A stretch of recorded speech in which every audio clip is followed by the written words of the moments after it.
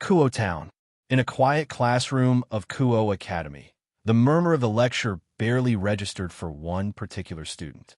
Among the attentive second years, a lone figure sat stiffly at his desk, eyes unfocused, as if the world around him had ceased to matter. Blake Silva didn't hear a word the teacher said. Instead, his mind reeled. Did I transmigrate? The whisper escaped his lips, inaudible to others. His fingers tightened around the edge of the desk as an overwhelming flood of memories, alien yet vivid, poured into him like a tidal wave. The name was the same, Blake Silva, but that was where the similarities ended. In his old life, Blake was average, black hair, dark eyes, and a face so forgettable he could vanish in a crowd. A typical high school orphan with no future, no legacy.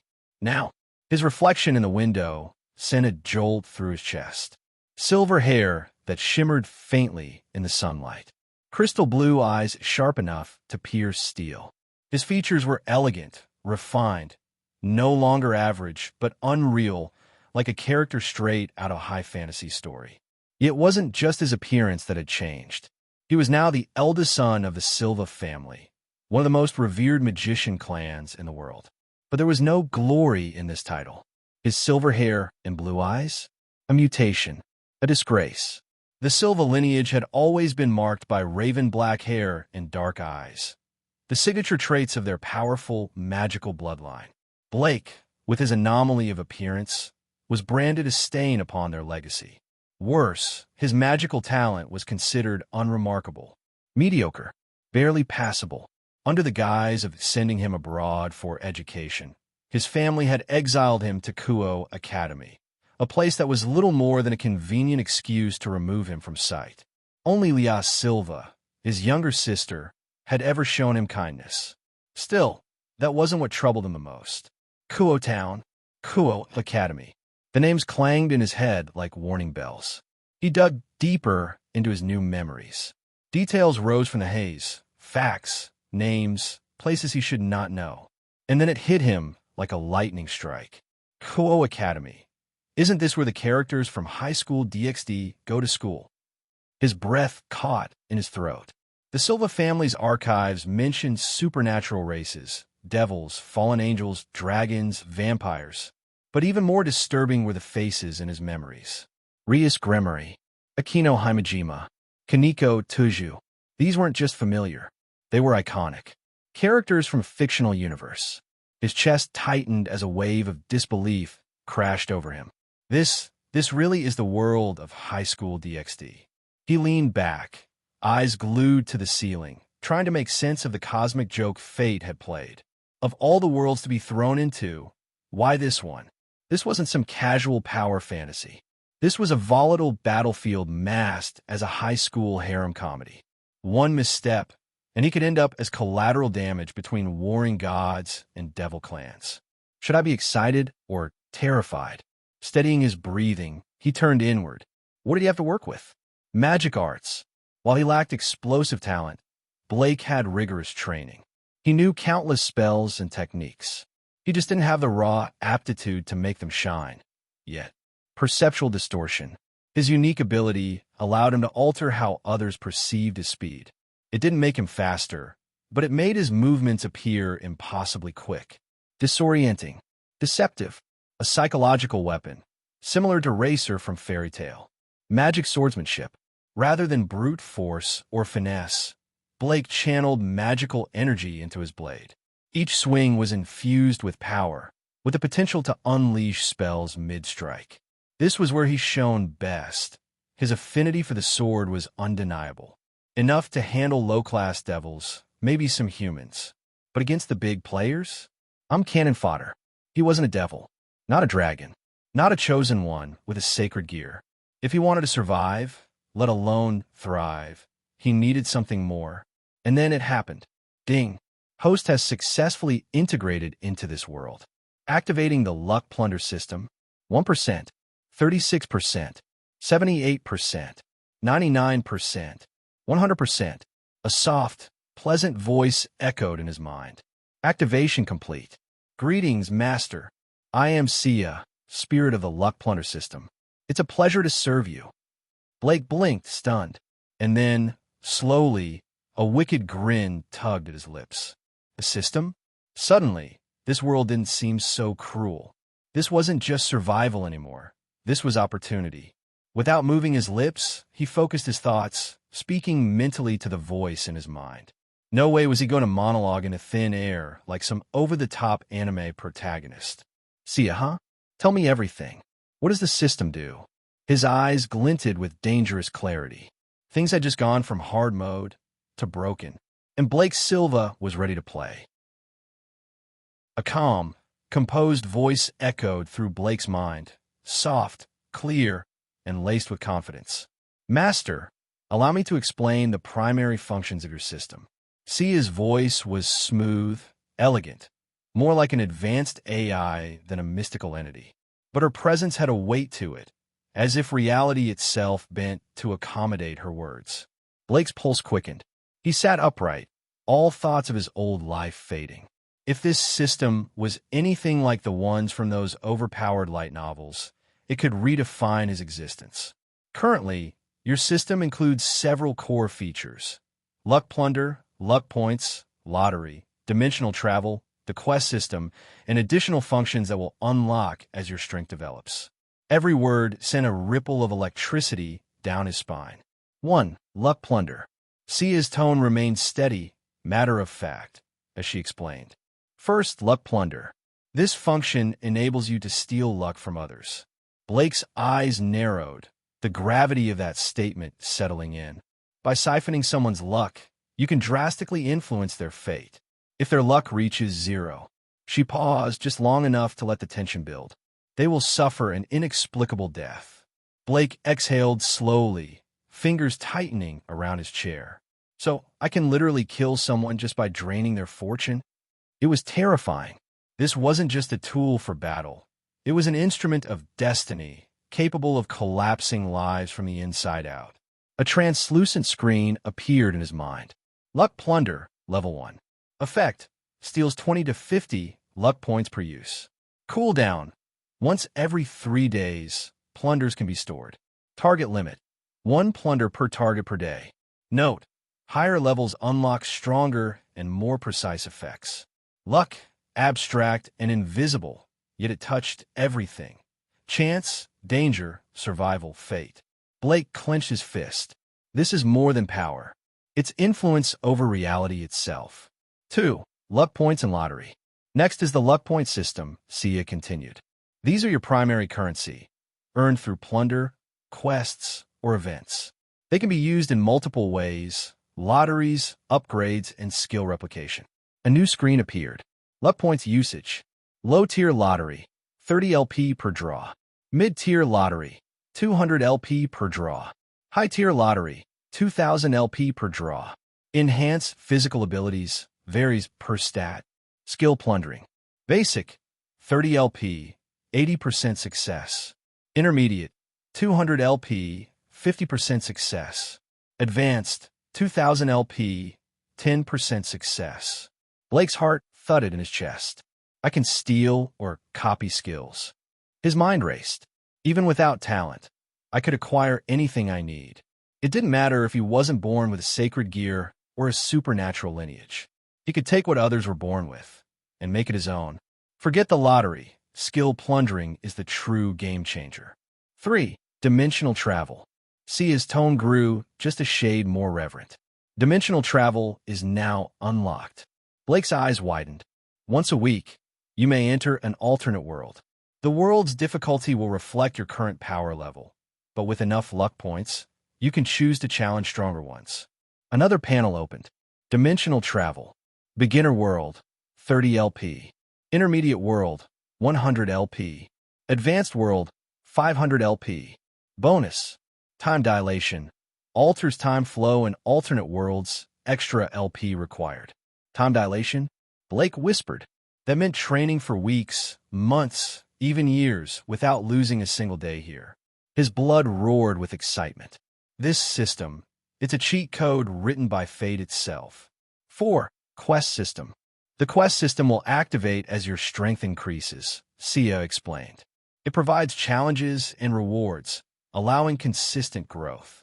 Straightforward, efficient. Each quest would mean more luck points, rare items, or new skills, stacking his progress one mission at a time. A feedback loop of power. He nodded. I'll abuse the hell out of that. 5. Scanning ability. Sia's voice softened, but there was an edge of pride to it now. The scanning feature has been installed. You may analyze any living target to reveal their abilities, weaknesses, and magical affinities. Blake grinned. A stat screen for enemies? That's exactly what I need in this madhouse world. Being outmatched was no longer an issue. With intel, he could prepare, counter, and dominate. Blake sat motionless, overwhelmed. Luck plunder, skill theft, dimensional travel, real-time scanning, time manipulation. The potential was absurd, overpowered even. This wasn't a lifeline. It was a throne waiting to be claimed. Sia's voice took on a cheerful tone. Master, before we end, I have a gift to help you begin your journey. A shimmering light pulsed before him, and a floating box materialized in midair. With a light touch, it burst open in a glow of ancient runes, revealing a book radiating with raw power. This is the Ether Energy Training Manual, she announced. Blake's eyes widened. Ether Energy? It is a malleable, high-tier magical energy that adapts to all types of spells. Elemental control, barriers, enchantments, even time manipulation. It integrates with any magic system without degradation. As he grasped the book, a surge of information flooded into his mind. The foundational structure of ether, the breathing techniques, the mental frameworks. It was vast, beautiful, alive. His aura shifted. His presence grew sharper, heavier, like the hum of a sword half drawn. This wasn't just a manual. It was evolution. Blake opened his eyes, pulse steady, thoughts clear. He was no longer an outcast, no longer a pawn. He was the variable, the anomaly, the player behind the scenes. Sia's final words echoed like a sacred promise. Master, the path ahead may be perilous, but with this system, you have the power to shape your own fate. A smirk tugged at Blake's lips. Good. His gaze drifted toward the window, where Kuo Academy shimmered under the sun. Let's shake this world to its core. Because from this moment on, Blake Silva was no longer playing the game. He was the game. Hey, everyone! If you enjoy my quantum audiobooks, you can support me by becoming a Patreon member. Your support helps me keep creating, and you'll get exclusive perks. You can also access my audiobooks directly through Google Drive. Check out the link in the description. Now, let's get started. When Blake finally snapped out of his trance, the school bell rang, signaling the end of class. He blinked, his sharp blue eyes now carrying a faint, ethereal glow. The change in his aura was subtle yet undeniable, like a fire that had been carefully stoked to burn brighter. The classroom was abuzz with hushed whispers, and more than a few girls shot lingering glances in his direction. Blake sighed inwardly. Great. Just what I needed, more attention. Ignoring the stares, he grabbed his cloth-wrapped sword from beside his desk and made his way out. Most students weren't allowed to bring weapons to school, but thanks to his sister's influence and Rias Gremory's special permission, he enjoyed a few privileges. As he walked through the corridors, the glances continued. Some were subtle, others not so much. Did he always look that cool? One girl whispered. I thought he was handsome before, but now he's like a mysterious noble prince. Another sighed dreamily. Mysterious noble prince? Seriously? Blake resisted the urge to roll his eyes. His aloof, distant demeanor wasn't just for show. It kept unnecessary trouble at bay. But deep down, he had to admit, it was amusing how easily people romanticize things. Putting those thoughts aside, he turned his focus inward. Sia, he asked mentally, if my family is so influential, why weren't they mentioned in the original story? Wouldn't Rias have tried to recruit me as a servant? That's because the Silva family didn't originally exist in this world, Master, Sia replied sweetly. Your presence altered reality, creating a background that seamlessly fits into this world's history. So, I'm essentially an anomaly? Blake mused. An anomaly with plot armor, Sia teased. Blake smirked. I can work with that.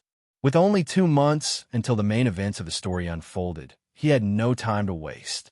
If he didn't grow strong enough, he'd end up as nothing more than background filler in a world crawling with devils, angels, and dragons. And there were certain characters, Rias, Aquino, Kaneko, who deserved a much better protagonist than Issei Haidu. As Blake was lost in thought, a sweet, familiar voice interrupted him. "Blake-kun, are you adjusting well to school life here?" Blake turned toward the voice, then promptly forgot how to breathe. What was the most breathtaking shade of red? The crimson of roses? The rich hue of rubies? The deep scarlet of a setting sun?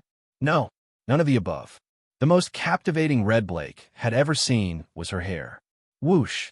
A gentle breeze swept through the campus, brushing past the track field, rustling through trees, and teasing the long, flowing crimson strands of the girl standing before him. She was tall, poised, and radiated an effortless elegance. One hand delicately tucked a strand of wind-blown hair behind her ear, while the other rested lightly at her side. Her features were breathtaking, so flawless they seemed unreal. But even her beauty paled in comparison to the fiery cascade of red that framed her figure. Rias Gremory. The moment stretched on longer than it should have. "Blake, are you all right?" Rias asked, tilting her head slightly. Blake blinked, snapping out of his momentary daze. "Ah, yes. Thank you for your concern, Rias-senpai. I'm fine." His cool demeanor returned almost instantly. Rias studied him for a second longer, as if trying to decipher something. Then, with a gentle smile, she said, "That's good to hear. It's almost time for club activities, so I'll leave you be." With that, she turned and walked away. Blake exhaled, shaking his head. Seeing her in person really is something else. He'd already known what she looked like from his memories, but experiencing her presence firsthand was different. Much different. Shrugging off the lingering effect of their encounter, he made his way toward the kendo club. Time passed quickly. After an intense kendo session, Blake wiped the sweat from his brow and finally left the campus. The night air was crisp, and the streets were mostly empty. As he walked through a narrow alley to take a shortcut home, his senses sharpened. Something felt off. ZZZT. ZZZT. A strange, static-like noise crackled in the air. Blake came to an abrupt halt. His gaze flickered toward the high walls of the alley, where a shadowy figure lurked. Whoosh! Without warning, a sharp whistling sound tore through the night. Blake's instincts screamed at him. He twisted to the side just in time. Thwack!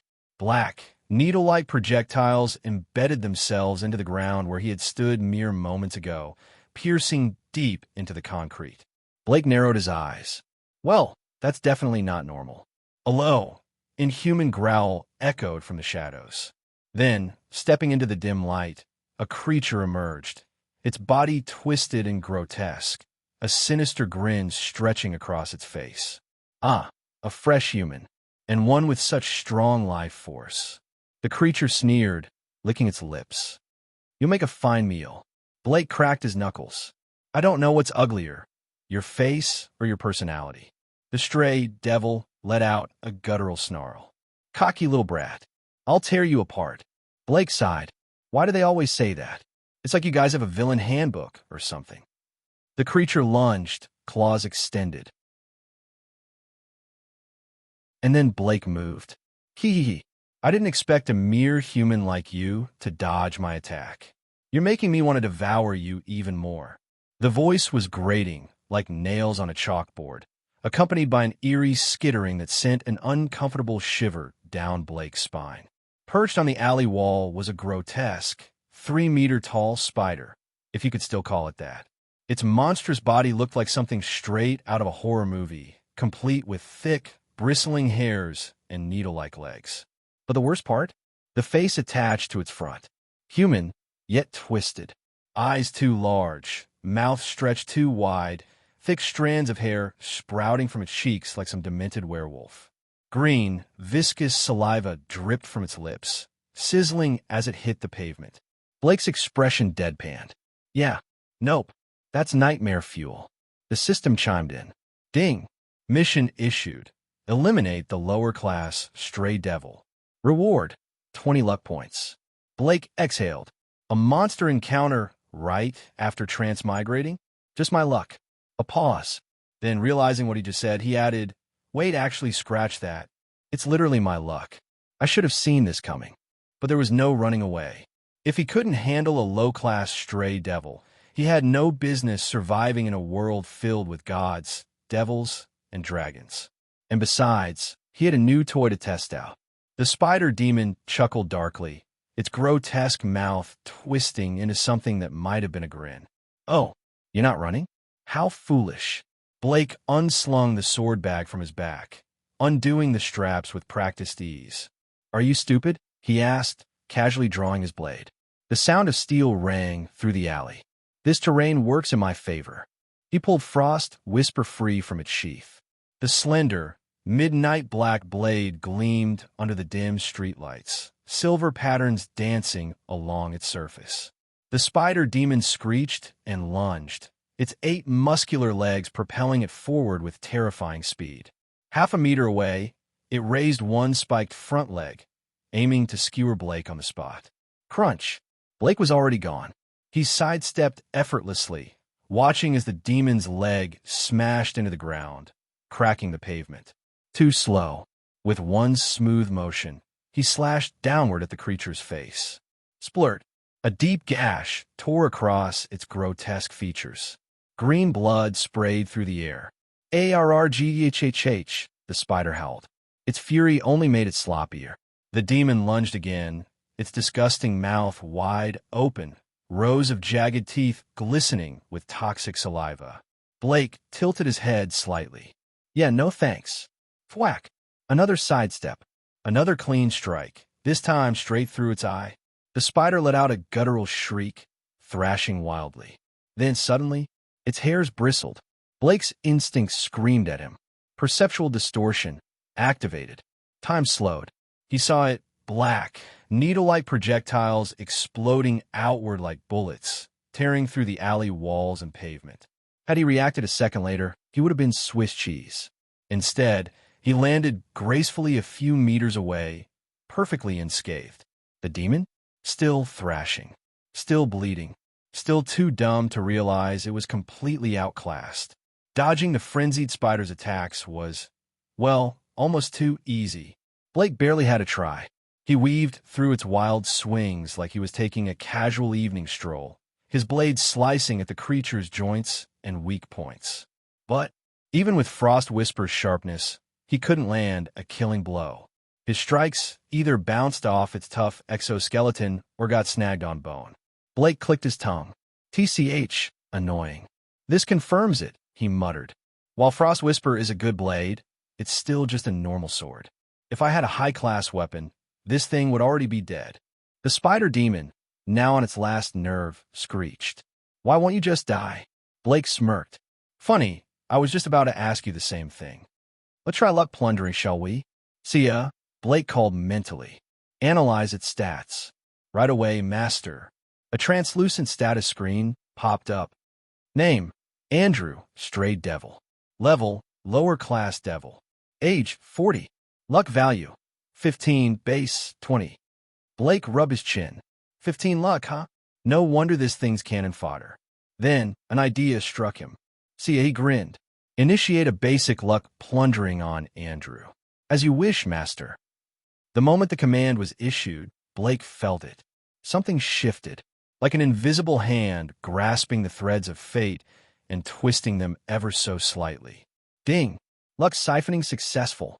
Andrew's luck reduced by 25 points. Current luck value, -10. Master's total luck is now 25. Blake barely had time to process the update before the night sky darkened. Thunder rumbled. A massive bolt of blue lightning tore through the heavens. Boom! The strike hit dead center. The spider demon screamed as electricity ripped through its body, searing its flesh, frying its insides. When the light faded, all that remained was a charred, smoldering corpse. Blake exhaled, lowering his blade. His heart still pounded from the rush of combat. See, his voice hummed in his mind. Master, you handled that quite well. Though I must say, that luck siphoning was a bit overkill. Blake snorted. Yeah, tell that to the spider roast over there. He glanced at the burnt husk of his former enemy, then back up at the sky. Okay, he admitted, cracking a grin. That was way cooler than I expected. Luck plundering wasn't just useful, it was terrifying. He could turn fate itself into a weapon. Blake sheathed Frost Whisper, stretching his shoulders. I still have a long way to go, he muttered. Then, smirking to himself, he added, but this is going to be fun. The sudden crack of thunder sent a shock wave through the night, startling pedestrians on the nearby streets. Confused murmurs spread through the crowd like wildfire. Did you hear that? A thunderstorm? But the sky's completely clear. Maybe it was an explosion? Should we call the police? Blake, standing amidst the smoldering remains of the spider demon, exhaled slowly. His ice-blue eyes flicked toward the charred corpse, the air still tingling with residual electricity. After a beat, he chuckled dryly. So, that's what happens when your luck hits rock bottom. Clear skies, and it still gets struck by lightning. Absolutely tragic. Ding. Congratulations, Master. Quest complete. Reward, plus 20 luck points. Current total, 45 luck points. Blake glanced at the notification, feeling the subtle surge of luck settle within him. He made a mental note. Lesson learned. Being unlucky in this world is downright fatal. Shaking his head, he sheathed Frost Whisper and turned to leave. But just as he stepped out of the alley, an amused voice chimed in his mind. If you hadn't stepped back, Master, you would have been caught in that blast. Blake smirked. I'll admit it. Good call, Sia. The voice carried a hint of pride. It's my duty to protect you, Master. Blake let out a small chuckle. You're starting to sound smug. I have no idea what you mean, Sia replied way too innocently. Rolling his eyes, Blake gave one last glance toward a dark corner of the alley before vanishing into the night. Unbeknownst to Blake, two pairs of eyes had been watching him from above.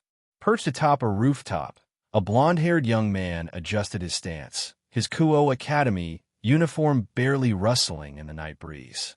He studied Blake's departing figure with a mix of curiosity and appraisal. President, his speed is impressive, he remarked, his tone even, though his attack power leaves much to be desired.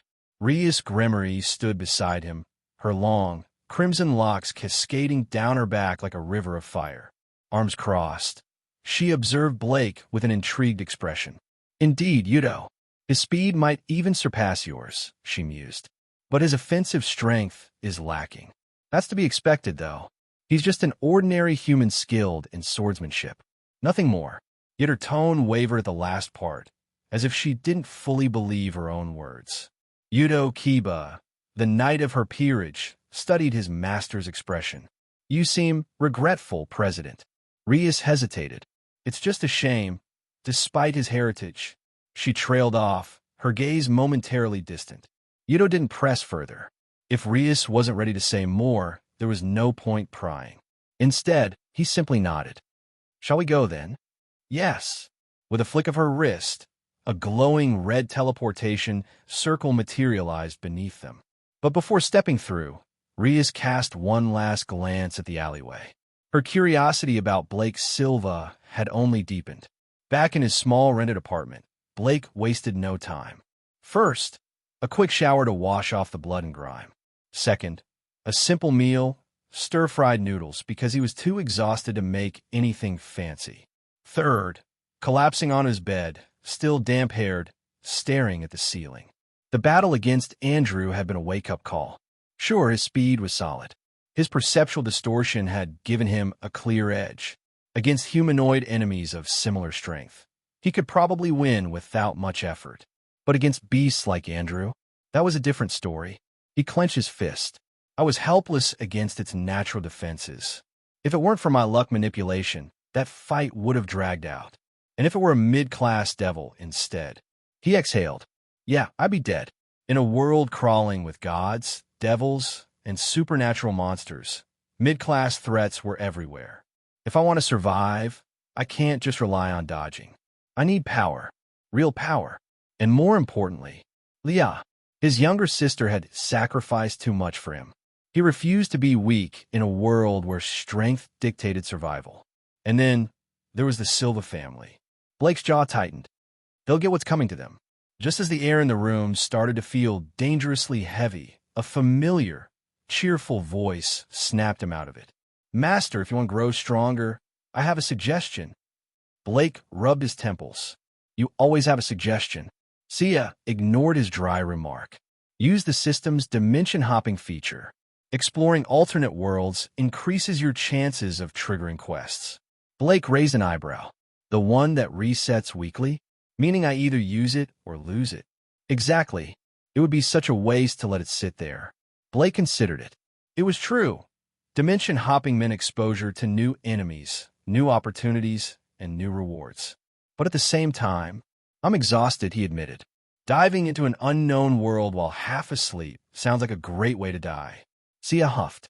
"A fair point, Master. Then we'll save it for tomorrow." Her tone softened. "Rest well." Blake sighed but smiled slightly. "Yeah, tomorrow." As exhaustion finally claimed him, only one thought remained clear in his mind. "No matter what comes next, I'll carve my own path." And with that, he drifted in his sleep, unaware of the curious red-haired devil who had set her sights on him. Whoosh! A breeze swept through as Blake's eyes fluttered open. The moment he took in his surroundings, the distant murmur of chatter and shuffling footsteps reached his ears. He blinked.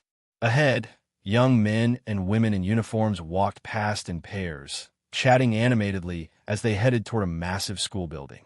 Some whispered, others openly stared at him, especially the girls, who practically sparkled with admiration. The guys? Less impressed. Jealous glares. Scowls. Some clenched their fists like they were already picturing his face as a punching bag. Blake sighed internally. Here we go again. His silver hair, crystal blue eyes, and chiseled features tended to have that effect. He didn't do anything special, yet people either idolized him or resented him. And then, his gaze landed on a large engraved sign near the entrance. St. Maple Academy. A pause. Blake squinted. Wait a second. St. Maple Academy? Isn't that? A memory surfaced, making him frown slightly. He'd definitely heard of this place before. Wasn't this from that cultured anime he watched in his past life? He exhaled. Either reality is playing a joke on me, or I ended up in a world based on that. Not exactly the high-stakes battlefield I was hoping for. Before he could dwell on it, a familiar, cheerful voice rang in his mind. Master, congratulations. You arrived exactly where you wanted. You're so lucky, Sia chirped. Blake rubbed his temples. Right. Luck. Sure. If he had a choice, he'd prefer a world more suited for training, somewhere with actual threats instead of, well, this. Still, he couldn't deny one thing. A new world meant new opportunities. And it seemed like one of those opportunities had just made itself known. Blake's senses tingled. His expression turned serious as he abruptly looked toward a spot about a kilometer away. A dense aura of malice. It was unmistakable. Something's happening over there. Without hesitation, he changed course, weaving through students before breaking into a light sprint toward the alley. At that same moment, deep inside the alley, a frustrated yet clearly annoyed voice echoed. I already told you. I don't want to go to the KTV. Why are you guys so persistent? The voice belonged to a girl. There was an edge of panic beneath her irritation, making it clear she wasn't just dealing with a pushy friend. 3 older students, 2 tall, 1 particularly burly, stood in front of her, their smirks oozing arrogance. The tallest sneered, crossing his arms. Watch your mouth, freshman. We're your seniors. Show some respect. The burly one chuckled. Relax, Akizuki-san. We're just inviting you to sing. That's all. Despite his seemingly polite tone, his eyes betrayed his real intentions. The way he scanned her figure made her skin crawl. She knew exactly what kind of guys they were. Even if they weren't stupid enough to do anything out in the open, their goal was obvious. And unfortunately for them, they were about to have a very bad day. Is this really how low you've fallen? Forcing a girl into something she clearly doesn't want to do. A cold, sharp voice cut through the air like a blade. The 3 boys snapped their heads around, only to find a silver-haired stranger standing at the alley's entrance. His casual attire made him seem relaxed, but the long object strapped to his back hinted at something far more dangerous. The tallest snarled, "The hell are you supposed to be?" The burly one frowned, taking a step forward. "Mind your own business, kid." Blake exhaled, already bored of their attitudes. "Yeah, see, that's the problem. I can smell the malice coming off you too, like cheap cologne." The tall one's eye twitched. "You." Bang. Blake's fist smashed into his face before he could finish his sentence, sending him flying backward like a rag doll. The burly one barely had time to react before Blake swept his leg out from under him, sending him crashing down hard onto the pavement. Thunk! A brief silence. Then, "God!" The two seniors howled in pain, clutching their injuries. Their eyes were wide with shock and terror, because as far as they could tell, Blake hadn't even moved properly before they were on the ground. It was like he had teleported between attacks. And now, he was staring down at them, his voice flat and emotionless. "Get lost. If I catch you pulling this crap again, I'll break your legs." A heavy silence fell over the alley. The two seniors scrambled to their feet, nodding frantically before practically tripping over themselves as they bolted out of sight. The moment they disappeared, a hushed murmur spread among the students who had been watching from a distance, especially the girls. Their eyes sparkled as they stared at Blake's back, admiration written all over their faces. He wasn't just handsome, he was strong. Some had fantasized about meeting their Prince Charming, but never in their wildest dreams had they expected to witness something straight out of a movie. Naturally, their gazes drifted toward the one girl at the center of it all, Eri Akazuki. Her golden blonde twin ponytails shimmered under the sunlight, emerald green eyes wide with surprise. Her delicate features were already stunning, but with her slight blush from the situation, she looked straight out of a fairy tale.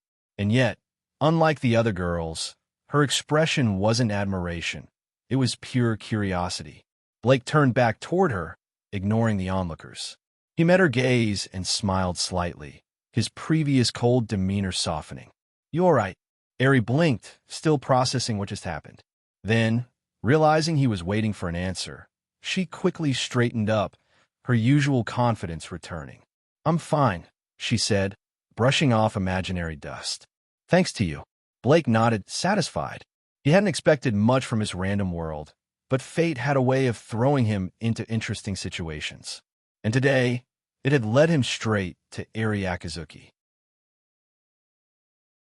Eri Akazuki's emerald green eyes lingered on Blake, still processing everything that had just happened. She wasn't the type to get flustered easily, but this entire situation had caught her off guard. Not only had she been cornered in an alley, but a silver-haired stranger had swooped in and effortlessly saved the day like some kind of action movie protagonist. And now he was just walking away? I'm fine," Eri stammered, snapping herself out of it. She waved a hand in front of her face, trying to appear unbothered. Blake nodded. "Glad to hear it. Be careful next time." He turned on his heel, clearly ready to leave. Eri's eyes widened slightly. Wait, that's it. Most guys would have at least tried to milk the moment, maybe acted smug or hinted at getting something in return. But Blake? He looked like he couldn't care less. That was new. "Hey, wait," she blurted out. "I'm Eri Akazuki. Just call me Eri. What's your name?" Blake paused, glancing over his shoulder. He smiled slightly, his crystal blue eyes gleaming with amusement. "Eri, huh? Got it. My name's Blake Silva. I'm a visitor from the USA. The playful tilt in his voice made her eyebrow twitch. "USA?" Eri folded her arms, studying him more carefully. A silver-haired, blue-eyed, drop-dead, gorgeous foreigner. And he just happens to be casually strolling through my school's alleyways? Yeah, sure. Totally normal. She wasn't buying it. But before she could question him further, Blake's entire demeanor shifted. His posture stiffened, and his gaze flickered toward the crowd. Eri noticed the change immediately. "Silva Cohen? What's wrong?" Blake didn't answer. Instead, his expression darkened, and he murmured under his breath. "He looks familiar." From within the gathering crowd, a pair of piercing eyes locked on a Blake with the intensity of a predator. Standing behind the students was a middle-aged man, dressed in an expensive-looking suit his sharp features twisted into a mask of barely contained rage. Blake met his glare head-on, his own gaze turning ice-cold. Malice. Pure, seething malice. Not just the petty jealousy he'd felt earlier from random students. No, this was something worse. Someone wanted him dead. "Sia," Blake murmured. Scanning. In a blink, Sia's sweet voice chimed in his mind, delivering the results. Human, Kuzu Akizuki. Age, 42. Luck value, 100. Evaluation, a child of luck in a low-tier world. Blake's eyebrow twitched. Oh, it's him, Aries' stepfather. The one guy he'd already pegged as trouble. And just because Blake had exchanged a few words with Aerie, this man was practically foaming at the mouth. Dude, chill. It's not that deep. Blake sighed, shifting his weight slightly as he glanced back at Aerie. Sorry, he said, his tone casual. I just remembered I have something to take care of. Looks like fate's on our side, though. I have a feeling we'll meet again. He flashed her one last lazy grin, then, in the blink of an eye, melted into the crowd. Aerie stared after him, dumbfounded. Then her fingers twitched in frustration. Really? He saved her, flirted with her, vanished without a trace, and didn't even leave his number. Aerie let out a huff, kicking a nearby rock. Seriously? What kind of guy does that? A deep scowl crossed Kuzu Akizuki's face as he pushed through the lingering students, his gaze locked onto Aerie. He had seen everything. His stepdaughter, the girl he had painstakingly raised, had actually smiled at another man. Worse, she had looked at that silver-haired brat with genuine interest. That was unacceptable. Kuzu reached Aerie's side, his voice dropping into a tense, forced calm. Why are you in this alley? Aerie, still annoyed at Blake's mysterious disappearing act, barely spared him a glance. What's it to you? Kuzu's eye twitched. I'm your father. Huh. Aerie scoffed, crossing her arms. Stepfather. The utter disdain in her voice hit like a slap. Kuzu's expression stiffened, his anger barely hidden beneath his carefully crafted mask of authority. She had never spoken to him like that before. And the reason was clear, Blake. That boy had already poisoned her mind. As Aerie turned on her heel and walked away, Kuzu's hands curled into fists, his nails digging into his palms. His teeth clenched, his face darkening with pure possessiveness. You forced my hand, Aerie. He slipped a hand into his pocket, fingertips brushing against a small vial, a liquid swirling ominously inside. No one else would have her. Not Blake. Not anyone. And as Kuzu turned, he didn't notice the silver-haired figure watching from a distance. Blake walked casually down the street, hands in his pockets, his expression unreadable. Sia. Yes, master. I need an identity here. Something official. Sia's voice perked up. Oh, you mean like forged documents, history, and a legitimate student record? Exactly, Blake muttered. If I don't have a proper background, it'll be a pain in the ass to move around. Sia giggled. I could do that easily. Want me to make you a third-year transfer student at St. Maple Academy? Maybe put you in a class next to Aries. Blake smirked. Make it happen. And while you're at it, set up my residence near the Akizuki estate. Sia whistled playfully. Stalking already, master? Blake rolled his eyes. More like preventative measures. I don't trust that bastard stepdad of hers. Sia hummed approvingly. Oh, protective much? Just do it. All right, but fabricating a fully functional identity will cost 10 luck points. Blake barely hesitated. Fine. After all, you have to spend money to make money. Or in this case, spend luck to change. Blake Silva, standing outside a newly assigned house next to the Akizuki residence. Blake Silva ran a hand over the wooden nameplate near the entrance. His gaze flickered with amusement. He hadn't expected the identity fabrication to go through so easily. Sia, truly, was an overpowered system. Before he could step inside to explore his new home, an intense wave of malice washed over him. Dark energy, thick, suffocating, and sickening, spilled from the direction of the Akizuki house, accompanied by a faint, desperate cry. Blake's expression darkened. Change of plans, he muttered, pivoting on his heel. He moved without hesitation, heading straight for the source of the disturbance. Inside the Akizuki household, Aries staggered backward, gripping the edge of a dresser for support. A burning sensation coursed through her veins, making her skin feel unbearably hot.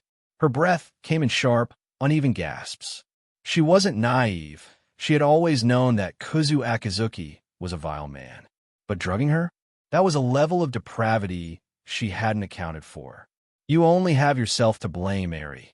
Kuzu purred, his voice dripping with false regret. He leaned against the doorway, the spray bottle still in his grip. If you hadn't taken an interest in that silver-haired brat, I wouldn't have had to act so soon. Eri clenched her teeth, willing herself to fight the effects of the drug. But her vision blurred, and a traitorous part of her mind whispered that her body was no longer hers to control. No, not like this. Her hand instinctively reached for her clothes, trembling. Desperation clawed at her throat. Somebody, please, help. And as if answering her silent prayer, bang, the door exploded inward. Kuzu barely had time to react before it slammed into his face, sending him crashing backward. Blake stepped inside, his piercing blue eyes scanning the room. He took an Aries' flushed, struggling form and the disgusting excuse of a man on the floor, and in that instant his decision was made. He hated scum like this. Kuzu groaned, clutching his nose as he staggered to his feet. Who the hell do you think? Crack. Blake didn't let him finish. He grabbed Kuzu by the collar, effortlessly lifting him off the ground. Then, with a single fluid motion, he slammed the man's head into the nearest wall. A sickening crunch echoed through the room. Kuzu's body went limp. Blood trickled down from his forehead as he crumpled to the ground, unconscious. Blake let out a breath, shaking off his hand as if ridding himself of filth. Trash. Turning to Eri, his expression softened. She was still dazed, her breathing uneven, eyes glazed over. Give me, she murmured, barely conscious. Her fingers weakly grasped at the hem of her shirt, her body betraying her mind. Blake's brows twitched. Yeah, not happening. Sighing, he scooped her up into his arms and carried her into a separate room. This wasn't ideal, but leaving her like this was out of the question. For the next hour, Aries struggled against the effects of the drug, making incomprehensible sounds that would have been wildly misinterpreted by anyone outside the room. Blake, maintaining what little dignity he had left, did his best to help her through it. Finally, after what felt like an eternity, her breathing evened out. The feverish heat subsided. Blake leaned against the wall, exhausted. Well, that was an experience. Eri, curled up in the blankets, slowly blinked herself awake. Her emerald eyes flickered with confusion, then realization, and then horror. You. Her voice was hoarse. What did you do? Blake raised a brow. Save your life. You're welcome. Aries' gaze darted around the room. She spotted the crumpled sheets, the sweat-soaked fabric of her clothes, and her face turned red. You. Blake held up his hands. Before you yell, I did nothing inappropriate. You had a drug in your system, and I helped you sweat out. Eri narrowed her eyes, clearly suspicious. But as she replayed what little she remembered, she reluctantly realized he was telling the truth. Fine, she huffed, crossing her arms. I guess I'll let you off the hook. You're so generous, Blake deadpanned. Despite her annoyance, Eri couldn't help but smile. The man had just saved her from something far worse. And for that, she was grateful. Then something clicked in her mind. Wait, why were you even near my house in the first place? Blake leaned back, stretching his arms. I just moved in next door. Eri blinked. You my new neighbor? Yep. A slow smirk spread across her lips. Well, looks like fate really wants us to keep meeting. Before Blake could respond, she suddenly latched onto his arm, pressing herself against him. Blake stiffened. Are you always this forward? You already took responsibility, so I might as well make myself comfortable, she teased. Blake sighed.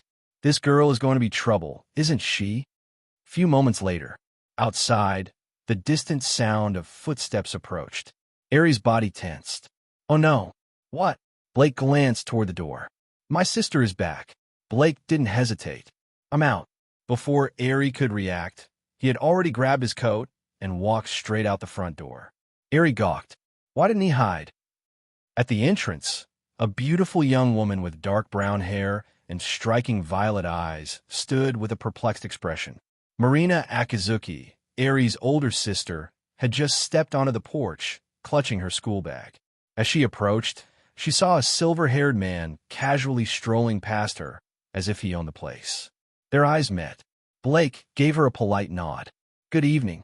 Marina blinked in confusion. "Good evening."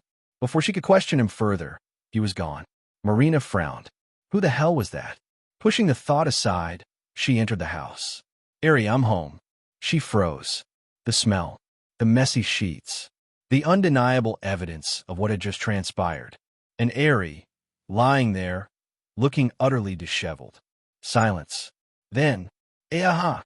Ari groaned and covered her face with a pillow. "It's not what you think." Meanwhile, Blake, already halfway down the street, smirked as a notification from Sia popped up. "Ding! Congratulations, Master, for completing the hidden task. Save Ari. Reward, 20 luck points. Current luck, 55. Not bad."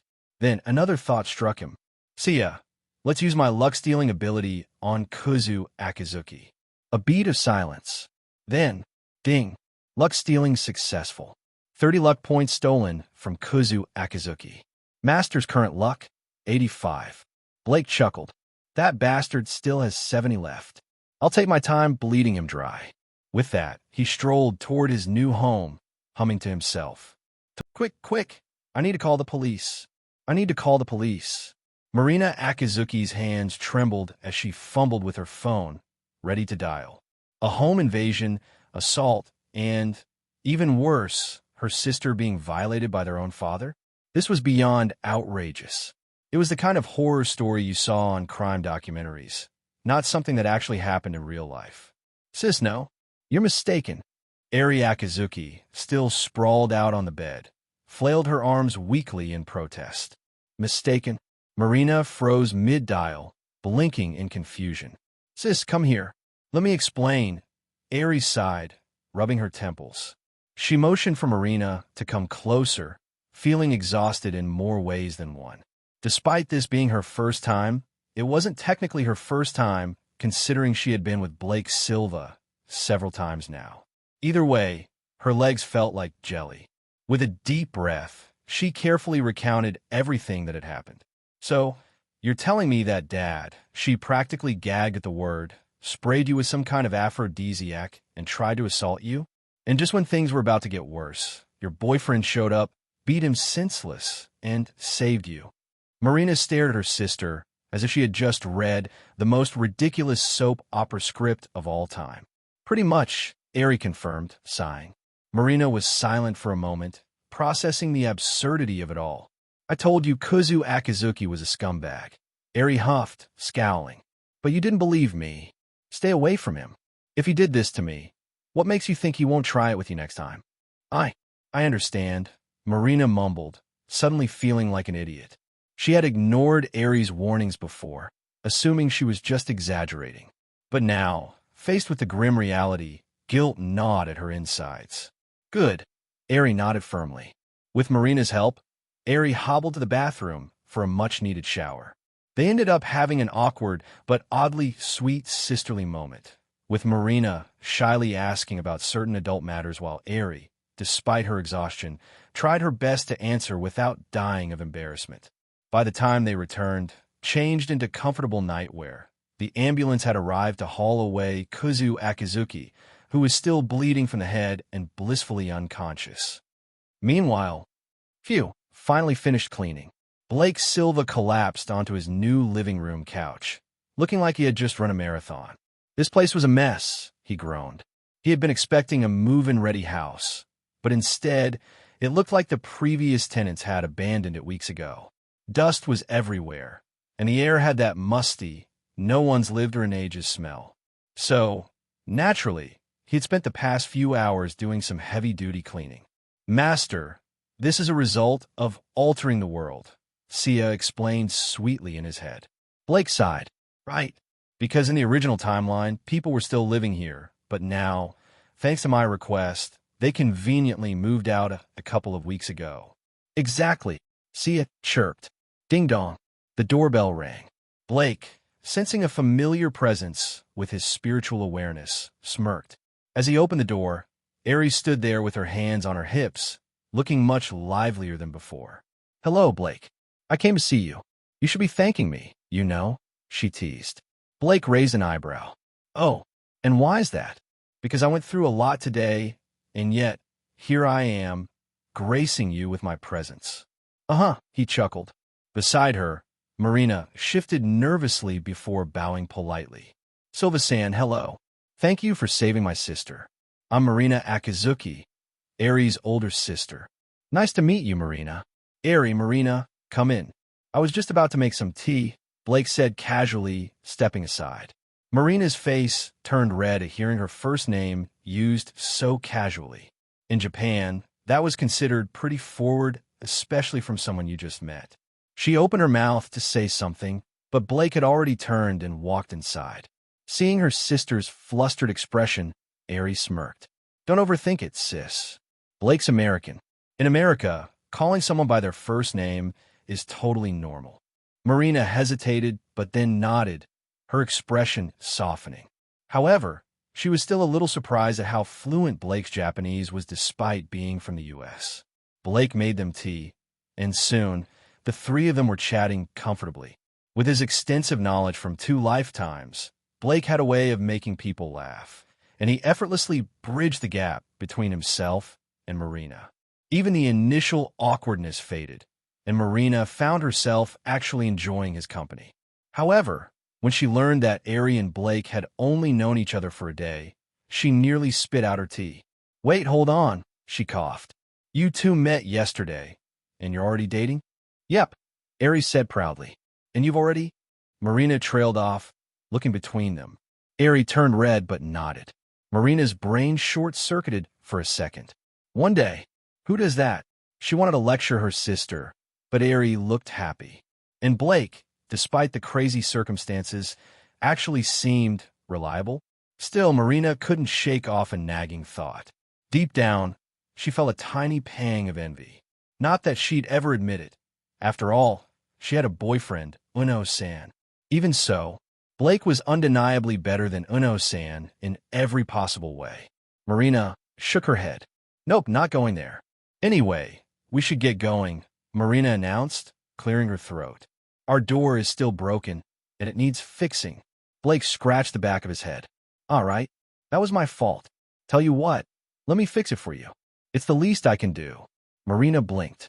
She had planned to use that as an excuse to leave, but now she couldn't exactly refuse his offer. All right, if you insist, she said, sighing. Meanwhile, at the hospital, Kuzu Akizuki groggily regained consciousness. His head was wrapped in thick bandages, and his entire body ached. I failed. I lost her, he muttered bitterly. His eyes burned with rage as he remembered Blake carrying Aries away.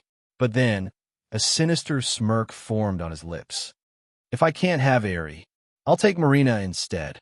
Ignoring the nurse's warnings, Kuzu angrily stormed out of the hospital, his mind filled with twisted plans.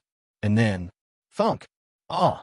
Kuzu tripped over a loose stone on the pavement, face-planting into the concrete with a loud crack. Pain shot through his body as something very sensitive took the full impact. Nearby, people gasped, but when they saw the absurdity of what had happened, they couldn't hold back their laughter. Did he just? He totally did.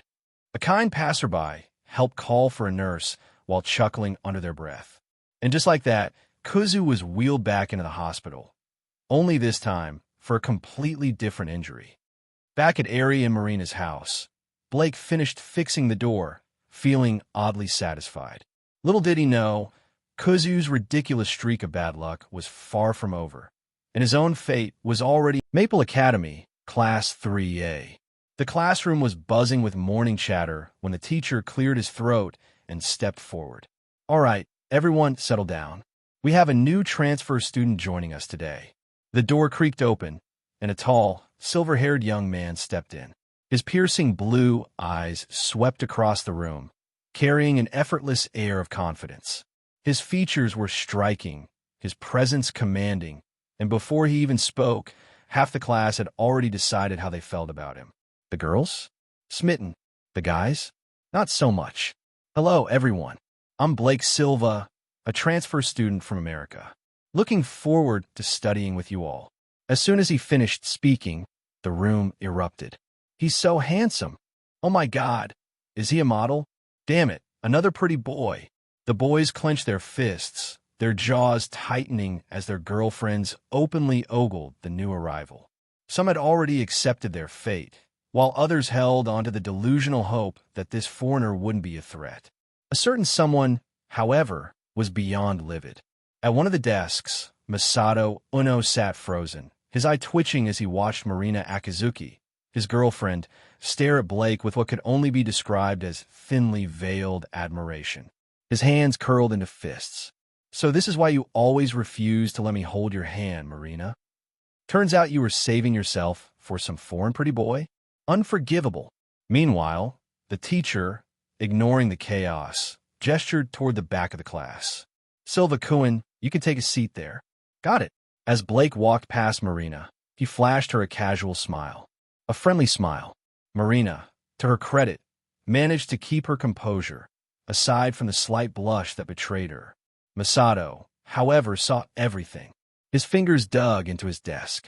This bastard, Blake, who was very much aware of the burning hostility radiating from one of his new classmates, casually sat down. Sia, scan that guy for me, he murmured under his breath. A soft chime echoed in his mind, and a small translucent display appeared in his vision. Name, Masato Uno. Age, 18. Luck value, 38. Assessment, minor character with decent luck. Successfully confessed to Marina Akizuki due to her gentle nature. Blake raised an eyebrow. Luck value, 38? Not bad. He smirked. Still, dude's got no poker face. He's glaring at me like I stole his life savings. Shaking his head, Blake leaned back and closed his eyes, deciding that Masato Uno wasn't worth a second thought. As soon as the lunch bell rang, Blake was immediately swarmed. Blake-kun, what's your favorite food? Do you have a girlfriend? Boxers or briefs? Blake blinked, momentarily caught off guard by the sheer enthusiasm of his female classmates. He had expected some attention, but this was something else. Meanwhile, the boys sat in the corner like a support group, mourning the loss of their classroom's female population. Masato, on the other hand, was seething. Then, salvation arrived. Silva-san, can I talk to you for a second? A soft, hesitant voice cut through the chatter. The girls turned to see Marina standing at the edge of the group, looking slightly nervous. Sorry, ladies, Blake said with a charming smile. Looks like Marina wants to talk to me. There were some disappointed sighs, but they reluctantly backed off. Masato, watching from afar, nearly snapped his chopsticks in half. He called her by her first name. That was it. His blood pressure officially hit the danger zone. Meanwhile, Blake and Marina stepped into the hallway for a private conversation. Meanwhile, Masato's internal monologue was in shambles. First name basis. When did that happen? Marina, my sweet, pure Marina, have you already been stolen from me? Masato sat at his desk, fists clenched, pupils shaking. His world was crumbling before his very eyes. The other guys, seeing his suffering, patted his back in silent condolence. One of them shook his head. Rest in peace, brother. Outside the classroom, Marina looked up at Blake, her cheeks a little pink. I didn't expect you to be the transfer student the teacher mentioned, and you're even in my class. Really? I thought I mentioned it yesterday. You didn't, she huffed, crossing her arms. Blake blinked. My bad. Guess it slipped my mind. Marina gave him a playful glare before sighing. Still, it's kind of nice. Blake smirked. Feels like fate, huh? Marina hesitated for a second before mumbling, maybe. Just as they were enjoying their moment, the door to the classroom creaked open. Masato Uno stood there, his expression a perfect blend of I'm totally fine and I want to throw myself off a cliff. Blake, seeing the sheer amount of bottled-up frustration on the guy's face, struggled to keep a straight face. This guy, he's really about to explode, huh? When the final bell rang, Marina approached Blake with an apologetic look. "Silva-san, I was going to show you around the school today, but I have a club meeting." "No worries," Blake said smoothly. "I need to pick up Ari anyway. Don't be late." Marina nodded and walked off, while Blake casually slung his bag over his shoulder, ready to leave. Masato, however, was frozen in his seat, staring at the doorway where Marina had just left. First name basis. Private hallway chat. Walking home together. It's over. I've lost her. Somewhere in the depths of his soul, Masato could feel the imaginary villain theme music playing in the background. Blake, meanwhile, yawned, stretched, and left the classroom, completely oblivious to the existential crisis he had just caused. Or maybe he wasn't oblivious at all. With a smirk, he glanced over his shoulder at Masato, who was still sitting there, looking like a man who had just lost everything. "Man," Blake muttered to himself, "this school is way more entertaining than I thought." St. Maple Academy, after class. Marina chuckled softly as she walked out of the classroom, her two friends flanking her. She had meant to greet her boyfriend, Masato Uno, on the way out. But the moment she turned to him, she stopped. Masato was staring at her, not with warmth, not with affection, with something cold, unsettling. Marina hesitated, instinctively shrinking back. There was something off about his expression, possessive, unreadable. And so, without a word, she left. "Phew, time to head out." After Marina left, Blake stood, stretching slightly, and casually walked out of the classroom. "Follow him." From the back of the room, Masato glared at Blake's retreating figure. Turning to his two companions, he commanded them in a low voice before trailing after Blake himself. Masato was seething. He had pieced together the closeness between Marina and Blake and was furious, though he wasn't ready to confront Marina directly yet. Losing the school beauty as his girlfriend was not an option. His plan? Scare Blake enough to keep him away. "Come out. Stop hiding." Blake deliberately led the trio to an isolated corner of the school. Turning abruptly, he leaned against the wall, fixing a cold gaze on the three hiding in the shadows. "Blake Silva, just because you're some transfer student doesn't mean you can act all high and mighty. Stay away from Marina, or I'll put you in the hospital." Masato stepped forward, his face dark with anger.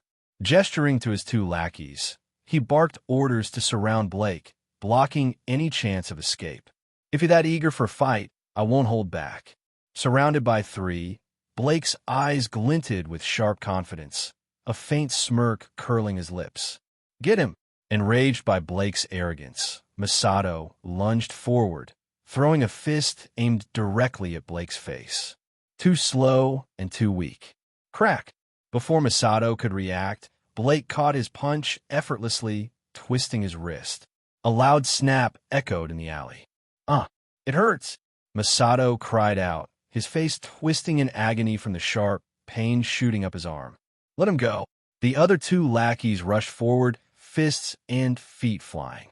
But Blake, ever composed, merely tightened his grip on Masato.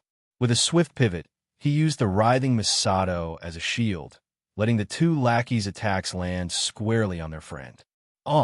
Blake watched as Masato let out a blood-curdling scream. One of the lackeys had landed a solid kick right where it hurt most, Masato's groin. "Masato, I didn't mean to."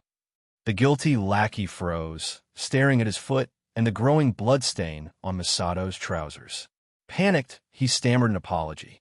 The ominous crack he'd heard during the impact only deepened his dread. Had he just permanently ruined Masato's future? Apologizing in a fight? That's a first. Blake's calm voice broke through their panic. He didn't plan to let this drag out any longer. Thud! Blake's swift kick sent the apologetic lackey sprawling to the ground. Picking up the barely conscious Masato, he hurled him at the remaining lackey. Both collapsed in a heap. "Take him to the hospital," Blake said, his tone as indifferent as ever. "If you're lucky, he might still be salvageable, though I wouldn't hold much hope for his descendants. Oh, and one more thing." Pausing, Blake glanced down at the trembling pair. "Tell him to know his limits before picking a fight." With that, he turned on his heel, walking away like nothing had happened. "This is bad, really bad." The two lackeys looked at each other, then at the groaning Masato. They scrambled to their feet, carrying him toward the school gates as fast as they could. Other students stared, whispering and snickering at the sight of Masato's blood-stained pants. Blake had barely stepped past the school gates when a cheerful voice called out to him. "Blake, did you come to pick me up?" Eri Akizuki approached, her steps light, her smile as bright as ever. Without hesitation, she slipped her arm around his. Blake glanced at her, his expression relaxing slightly. "Something like that," he said with a small smirk. "Transferred to St. Maple this afternoon." Eri's eyes lit up. "That explains why you were here yesterday." She tilted her head, a teasing pout forming. "But you were totally going to go home alone today, weren't you?" Blake chuckled. "Maybe. You're so neglectful." She huffed, though the glint in her eyes betrayed her amusement. Blake exhaled, shaking his head. "I'll make it up to you." "Knowing you, that probably means something ridiculous," she mused. He smirked, but said nothing. Eri, satisfied, held onto his arm a little tighter as they walked. Around them, students stared. Whispers spread through the crowd. Some watched with envy, others with disbelief. But Blake ignored them all. And as the two walked off, leaving the school behind, Masato Uno was carried toward the hospital. His fate 2 days later. Masato Uno lay in a hospital bed, his body bruised, his pride shattered. The official story? An accident. The truth? A humiliating defeat at the hands of Blake Silva. His so-called friends, too terrified of retaliation, refused to tell anyone what had really happened. They only whispered behind closed doors, spreading rumors that fed Masato's growing rage. Meanwhile, life moved on. Blake spent his days in quiet routine, training in the mornings, helping Marina with her studies in the afternoons, and losing himself in Eri's warm embrace in the evenings. But time had a way of stirring restless hearts, and Masato Uno's heart was drowning in madness. The school bell rang, marking the end of another day. Blake leaned back in his chair, stretching slightly before standing up. Another day had passed. Another evening with Eri awaited. But before he could leave, Marina checked her phone, her expression shifting. "Silva-san, I've got something to take care of. I'll head out first." She offered him an apologetic smile before hurrying out of the classroom. Blake frowned. There was something off about the way she moved, hurried, anxious. After a brief pause, he slipped his phone from his pocket and sent a message to Eri. Then, without a word, he followed. In a secluded alley behind the school, a figure stood waiting. Masato Uno. His once proud posture was gone, replaced by a sickly, frail frame. His skin was pale, his eyes sunken, but the fire inside him burned hotter than ever. His fingers trembled slightly as he shut his phone. A chilling grin spread across his lips. She finally showed up. Moments later, Marina hesitantly stepped into the alley. The second she saw him, she froze. "Uno-san." Her voice was barely above a whisper. Masato took an unsteady step forward, his face contorting into something ugly. "You took care of Silva while I was gone, huh? Bet that felt pretty damn good." His tone was mocking, but there was something else beneath it, something broken. Marina instinctively stepped back. "You're mistaken," she said carefully. "Silva-san and I are just friends." Masato's expression twisted further. "Just friends?" His voice rose, sharp with bitterness. "Then why are you always with him? Why spend every damn break by his side? You wouldn't even let me touch you, but him." His breath hitched, his fists clenching.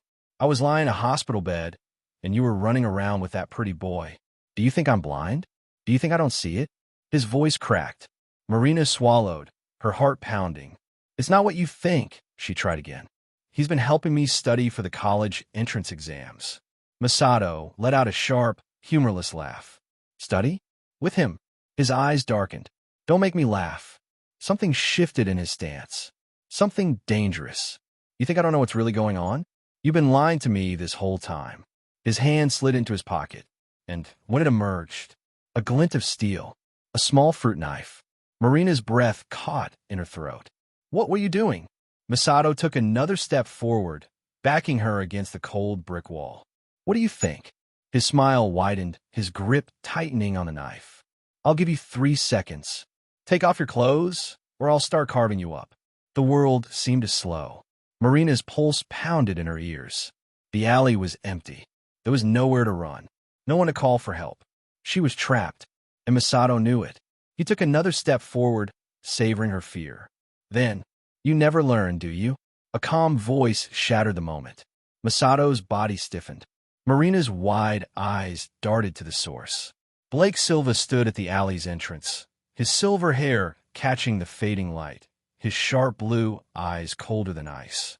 Masato turned his head stiffly, his expression contorting. His face paled, his pupils dilated. It was the same look a predator gave when it suddenly realized it was not the apex hunter. "Don't come any closer." Masato's voice cracked, his grip on the knife tightening. "I swear, if you do, I'll kill her." Blake didn't stop walking. Each step echoed against the pavement, steady and controlled. Masato swallowed hard. The last time he faced this man, he had barely been able to breathe through the pain. And yet, he was still trying to fight, still clinging to the last scraps of his pride. Masato forced himself to smirk, his fingers pressing against Marina's shoulder, keeping her in place. "She matters to you, doesn't she?" His voice wavered, but the arrogance remained. "Her life is in my hands. What are you going to do, Silva? Beg? Get on your knees and plead? Maybe if you do, I'll let her go." Blake finally stopped walking. For a moment, there was silence. Then, "You think I'm afraid of you?" His voice was quiet, steady. Masato flinched. "I'm not afraid. I'm angry." Blake's gaze dropped to the knife in Masato's shaking hand. A man who resorts to threatening a woman. His tone was laced with ice, let alone one who was supposed to be his girlfriend. His fingers twitched at his side. "Isn't even worth my time." Masato opened his mouth, but before he could react, crack, the world blurred. Pain exploded in his wrist as Blake moved like a shadow, twisting his arm and ripping the knife away. A split second later, Masato flew. Blake's grip shifted, and with one powerful motion, he hurled him over his shoulder. Thud! Masato hit the pavement hard. A ragged scream tore from his throat as agony lanced through his body, his wrist, his ribs, his already injured spine. For a moment, he lay there, gasping. Then nothing. No more words. No more fight. Just a broken boy, curled on the ground. Blake stood over Masato, his expression as cold as ice. He didn't move, sparing Marina from witnessing any further violence. "Stay back," Masato whimpered, his body trembling as he dragged himself away, ignoring the searing pain coursing through him. "See ya, Plunder's luck. The cool down should be over by now." Blake's gaze remained locked on him, his voice devoid of emotion. There was no way he'd let him walk away unscathed. "Understood. Beginning the process." Ding. Plunder successful. 40 luck points absorbed. Current luck, 125. Masato's luck plummeted to -2. A faint red glow flickered around him, like a warning of his impending misfortune. Blake watched him with complete indifference. "A guy like you isn't worth sparing." He let out a breath, satisfied. "If I hadn't drained him completely, I might have had to get my hands dirty again. That would have been annoying." Masato, still crawling away, didn't realize how much worse his life was about to get. Blake turned his attention to Marina, who stood trembling, her face pale with shock. With a gentler expression, he rested a hand on her shoulder. "You okay?" "I am fine. Silva-san, thank you for saving me." Her voice was shaky, but she managed a small nod. The warmth in Blake's eyes made her chest tighten, and for the first time since the ordeal began, she felt safe. If he hadn't shown up when he did, she didn't want to think about it. "When I saw you suddenly take off running, I knew something was wrong. Good thing I followed, or who knows what would have happened." Blake sighed, shaking his head. "Yeah." Marina swallowed hard and nodded. Then, despite her trembling legs, she took a step forward, then another. Masato was just about to stagger out of the alley when her voice rang out. "Ono-san, we're done." Her tone was firm, her resolve unwavering. Masato froze mid-step. He didn't turn around, but his body stiffened. His fingers curled into fists, nails digging into his palms. For a moment, silence hung in the air. Then, without a word, he forced himself up, wincing at the pain in his lower body, and bolted. He didn't dare look back, not when Blake was still standing there. Blake exhaled slowly, turning back to Marina. She had done it. But as she stood there, her head lowered, her body shaking, the weight of it all came crashing down.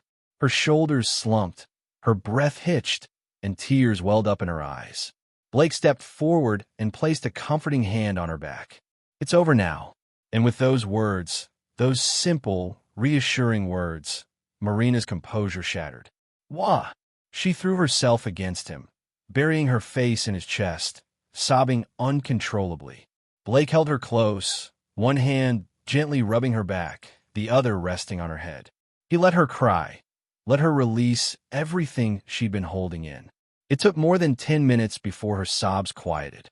By then, she was completely drained. Blake didn't hesitate. He scooped her up effortlessly, carrying her in his arms.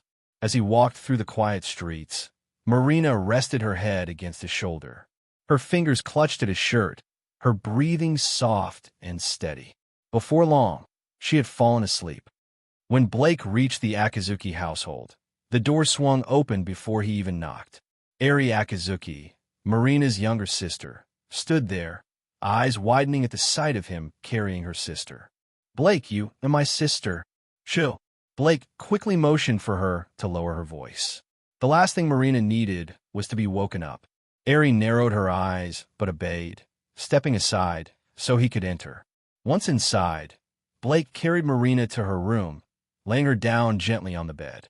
He tucked her in, making sure she was comfortable before stepping back. But the moment he turned around, Eri grabbed his arm and dragged him to the living room.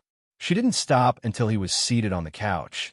Then, to his complete surprise, she straddled his lap, her arms crossed over her chest as she glared at him. "All right, spill it. What happened?" Her voice was sharp, her tone demanding. "And don't even think about lying, or I'll make sure some of your requests go unanswered tonight." Blake blinked, then swallowed. Eri was close, too close. Her breath brushed against his cheek, her body pressing against his. His heartbeat kicked up a notch. Damn it, what kind of guy wouldn't react in a situation like this? He was only human. Eri's eyes flicked downward for a split second, then back up. Her smirk was dangerous. "You better start talking," she murmured, leaning in ever so slightly. Blake rolled his eyes. All right, I'll tell you everything." He sighed, forcing himself to focus. Now was not the time to get distracted. I knew that guy was bad news. But will my sister listen? No.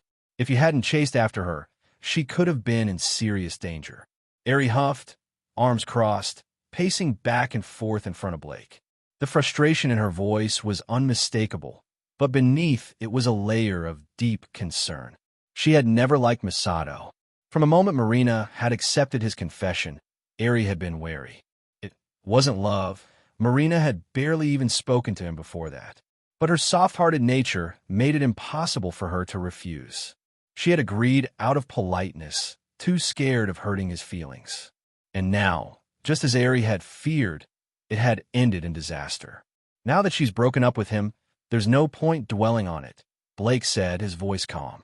The important thing is making sure Marina doesn't spiral. She's probably blaming herself. Eri paused, exhaling sharply. You're right. With a deep sigh, she ran a hand through her hair, letting go of her lingering frustration.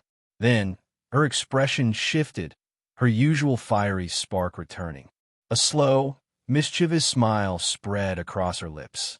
So, how should I reward you? She leaned in slightly, her eyes flicking downward.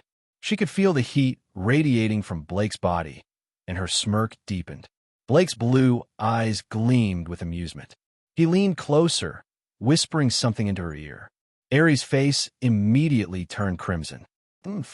Men are all the same, she huffed, turning her head away in fake defiance. But the teasing glint in her eyes betrayed her act. Then, in a quieter voice, she added, But since you saved my sister today, I'll allow it. Blake chuckled, pulling her into his arms. Having Eri as his girlfriend was the greatest blessing of all. Meanwhile, in Marina's room, the faint sound of voices carried through the house. Still groggy from sleep, she stirred, her violet eyes fluttering open. She followed the noise, rubbing her eyes as she wandered toward the living room. And then her breath hitched. Her hands flew to her mouth as she took in the sight before her, eyes widening. Face burning, she immediately spun around and bolted back to her room, diving under the covers. Her heart pounded. Why am I jealous of my own sister? She squeezed her eyes shut, trying to push the thought away. But sleep didn't come easily that night. Elsewhere, Masato Uno stumbled through the streets, his steps uneven, his head hung low. His mind churned with thoughts of revenge, dark and twisted. Passers-by glanced at him warily, some stepping aside to avoid crossing his path. His expression was wild, his body reeking of desperation and hatred. He clenched his fists. Blake Silva, the name burned in his brain like a curse. Just then, a blaring horn cut through the night. Moo! A truck barreled toward him, its headlights glaring like twin suns. Masato's head snapped up, his eyes widened in panic. For a split second, time seemed to slow.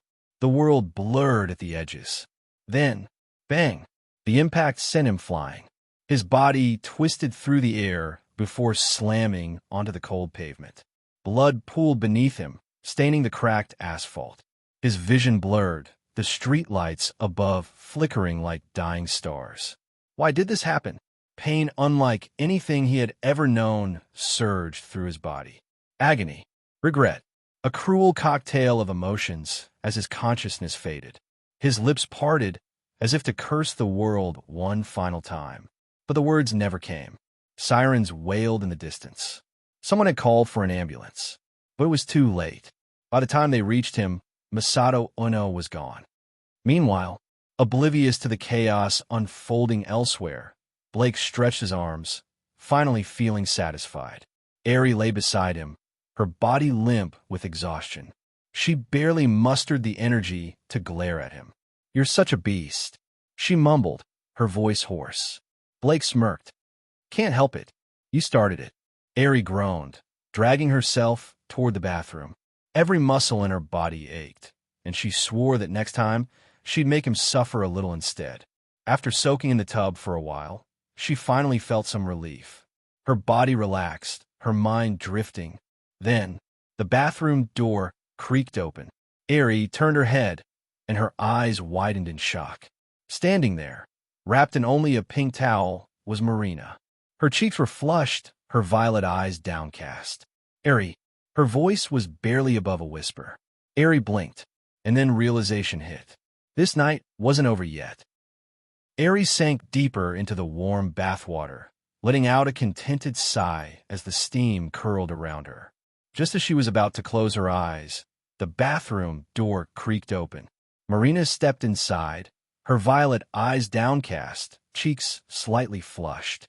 A soft pink towel wrapped snugly around her body, clinging to her delicate frame. Eri blinked in surprise. "Sis, your face is so red. Are you feeling okay?" Eri asked, tilting her head, concern laced in her voice. Marina hesitated before shaking her head. "No, I'm fine, but Eri, your face is even redder," she countered, her lips pressing into a small smile. "This?" Eri immediately sank lower into the water, her blush deepening. She knew exactly why her face was burning. 3 hours of rather loud activity with Blake had left her both exhausted and thoroughly embarrassed. Realizing that Marina had probably heard everything, Eri avoided her gaze, suddenly feeling awkward. Marina, on the other hand, let out a quiet sigh as she sat at the edge of the tub, absent-mindedly trailing her fingers through the water. Eri studied her closely and, after a moment, decided to bring up the elephant in the room. "I know what happened with Uno today," she said, her voice softer now. Marina flinched at the mention of his name, her shoulders tensing. "Silva told you, didn't he?" Her voice was quiet, almost defeated. Eri nodded. "Sis, don't waste another thought on him. You never even liked him, did you?" She let out a small scoff. "I always knew he was bad news." Marina was silent for a moment before nodding reluctantly. "I just didn't know how to say no back then," she admitted, hugging her arms around herself.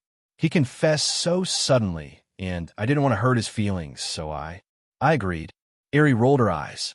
You're way too nice for your own good, sis. Then, a teasing smirk spread across her lips. That's why you need a man like Blake. Marina's head snapped up, eyes wide. W what? Ari chuckled. Oh, come on. Don't think I haven't noticed how you've been looking at him.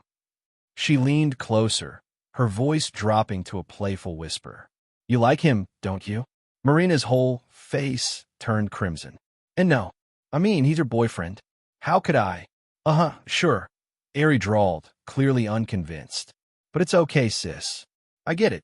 Blake's, well, he's something else. She let out a dreamy sigh before shooting Marina a mischievous grin. And honestly, I wouldn't mind sharing. Marina nearly fell into the tub. Ari, what? He's amazing, and we both like him. Ari flicked some water at her sister. Besides, Blake could probably handle both of us. Marina gasped, scandalized. I can't believe you just said that. Ari giggled. Oh, please, like you haven't thought about it.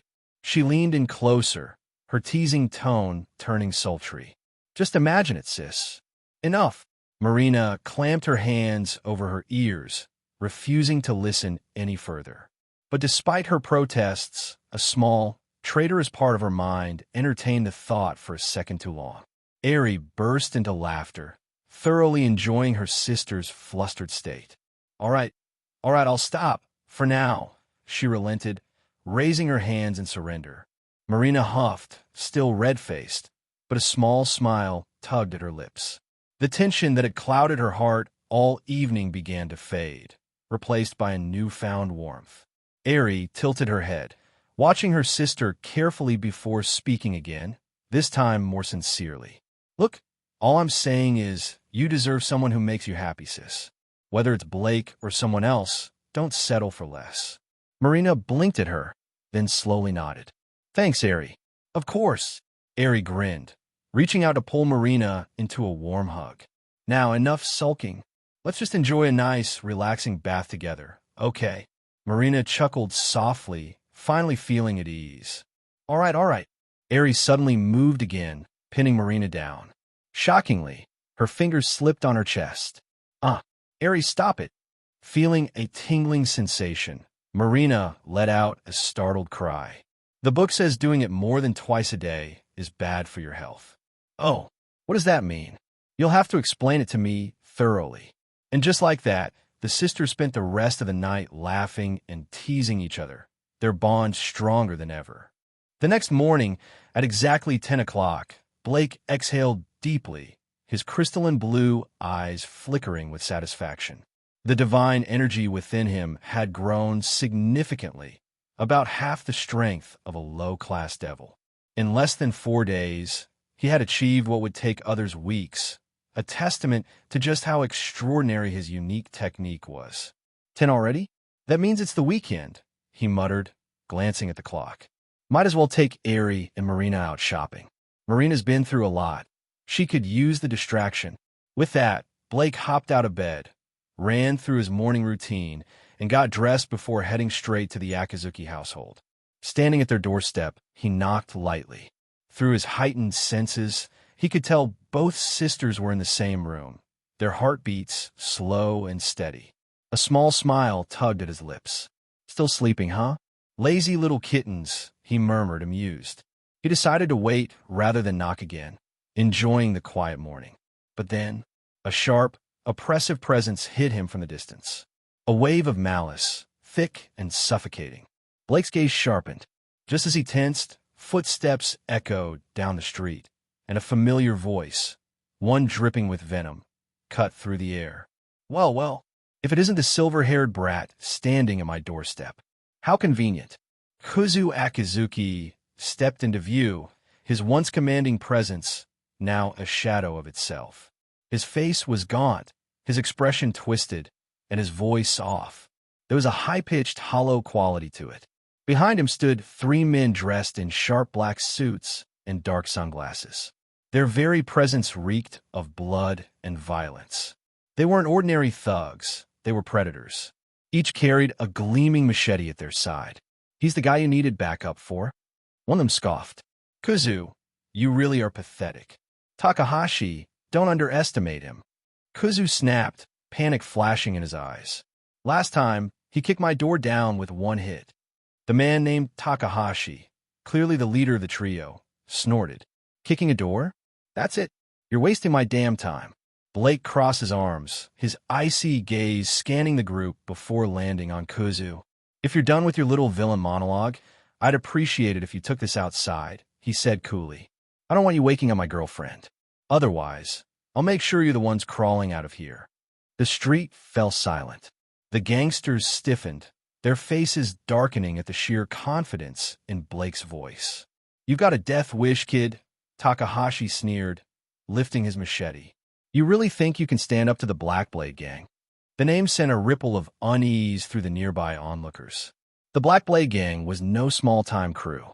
3 years ago, they were nothing but a ragtag group of criminals. But under their ruthless leader, Hideki Nozaki, they had absorbed rival factions one by one until they ruled the city's underworld with an iron grip. There was even a saying, it's better to piss off the mayor than cross the Blackblade gang. And Blake? He just crossed them. Kuzu's lips curled into a twisted smirk. His life was already in ruins, his pride shattered. All he had left was revenge, no matter the cost. His eyes gleamed with hatred. I don't care what happens to me. I just want you dead, he spat. And as for my daughters? Well, the boss only takes virgins, so I'll be taking Eri first. You won't mind. A crack filled the air. Blake's fingers clenched so tightly around the hilt of his blade that the air itself seemed to vibrate. His expression darkened to something unreadable. Then he moved. Too fast to see. A gust of wind blasted through the street. A wet, meaty sound followed. Squelch, clang. Takahashi's machete hit the ground. His right hand followed, right after, severed clean at the wrist. A stunned silence fell over the street.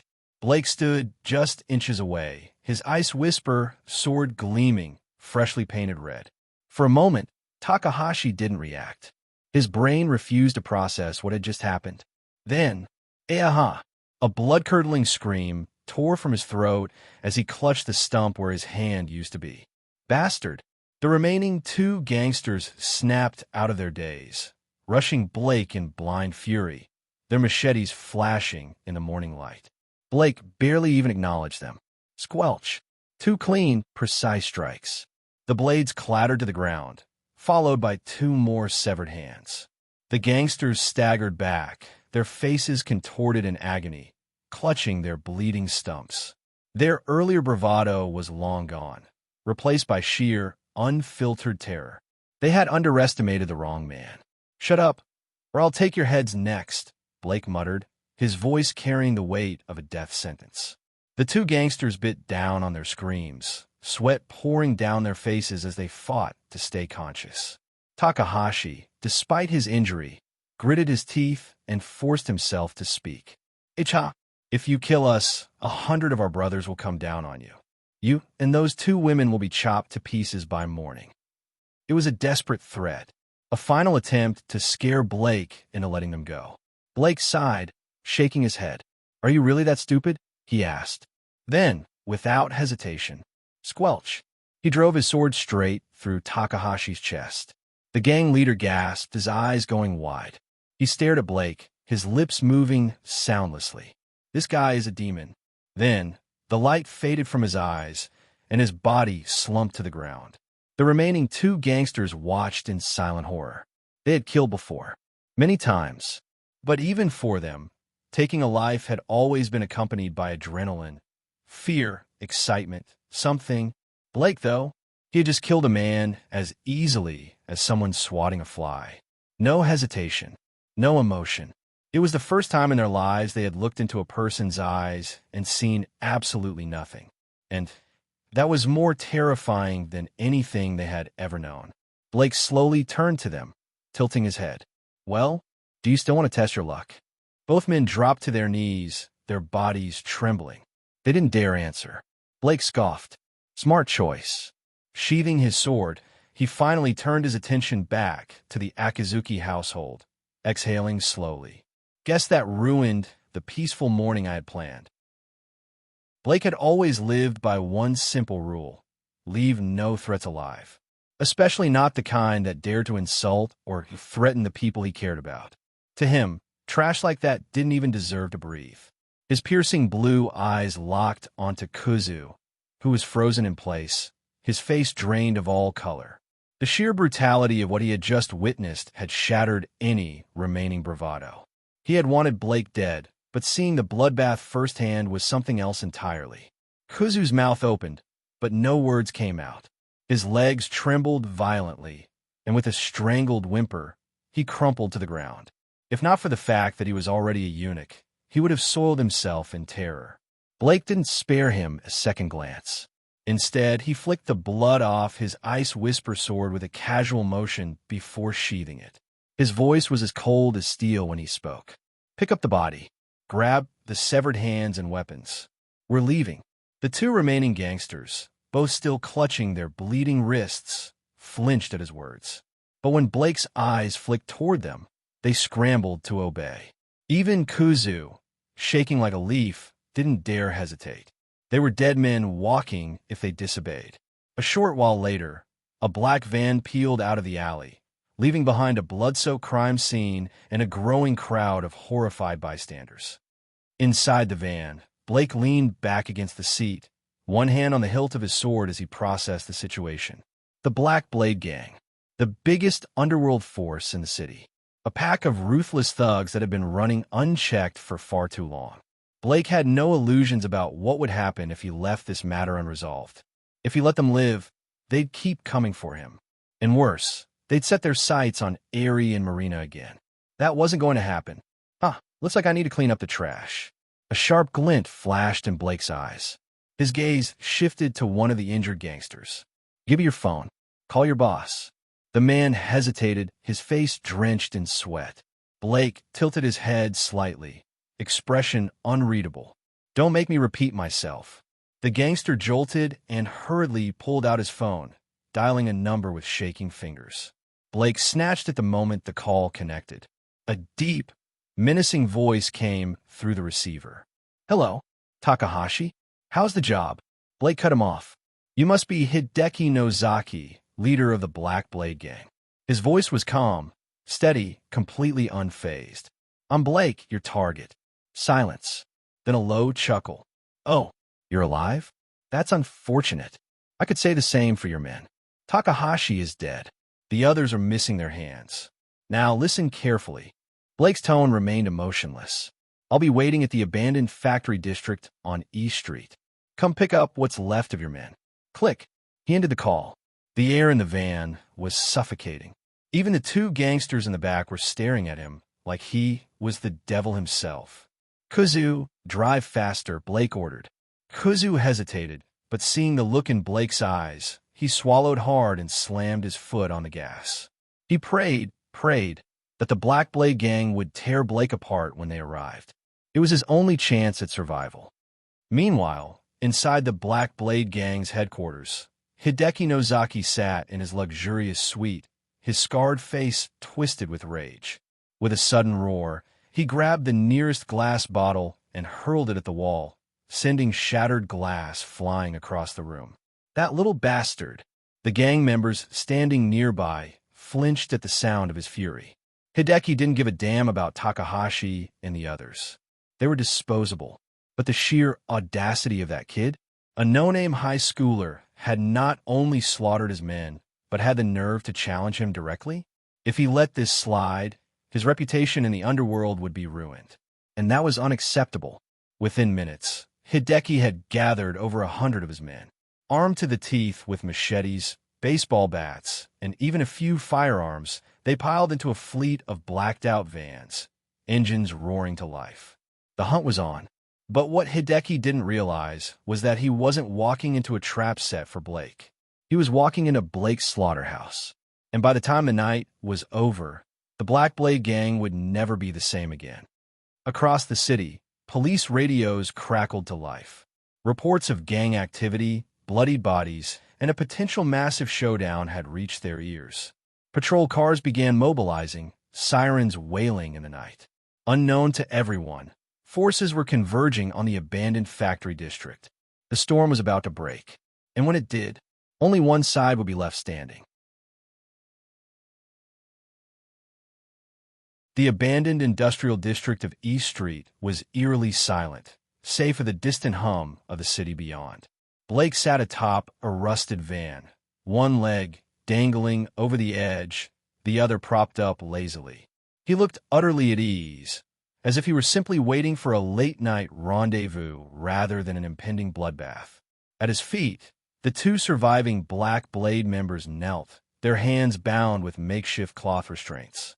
Kuzu stood nearby, his face pale, shifting uneasily as if he might bolt at any second. Blake's fingers idly tapped against the hilt of his Ice Whisper sword, a ghost of a smirk playing at his lips. Then he heard it, the low growl of engines, growing louder by the second. Blake's crystalline blue eyes lifted slightly, his smirk widening. "They're here." A convoy of vehicles roared into view, their headlights slicing through the darkness. At the front was a sleek black sports car, its aggressive design screaming wealth and power. Behind it, 10 armored vans followed like a pack of wolves, their tires screeching as they came to a halt. The moment the engines died, the doors burst open. A tide of Black Blade enforcers spilled out, clad in dark clothing, armed to the teeth with machetes, baseball bats, and hunting knives. Their faces were hardened, their eyes glinting with violence. Blake barely paid them any attention. His gaze was fixed on the man who stepped out of the sports car.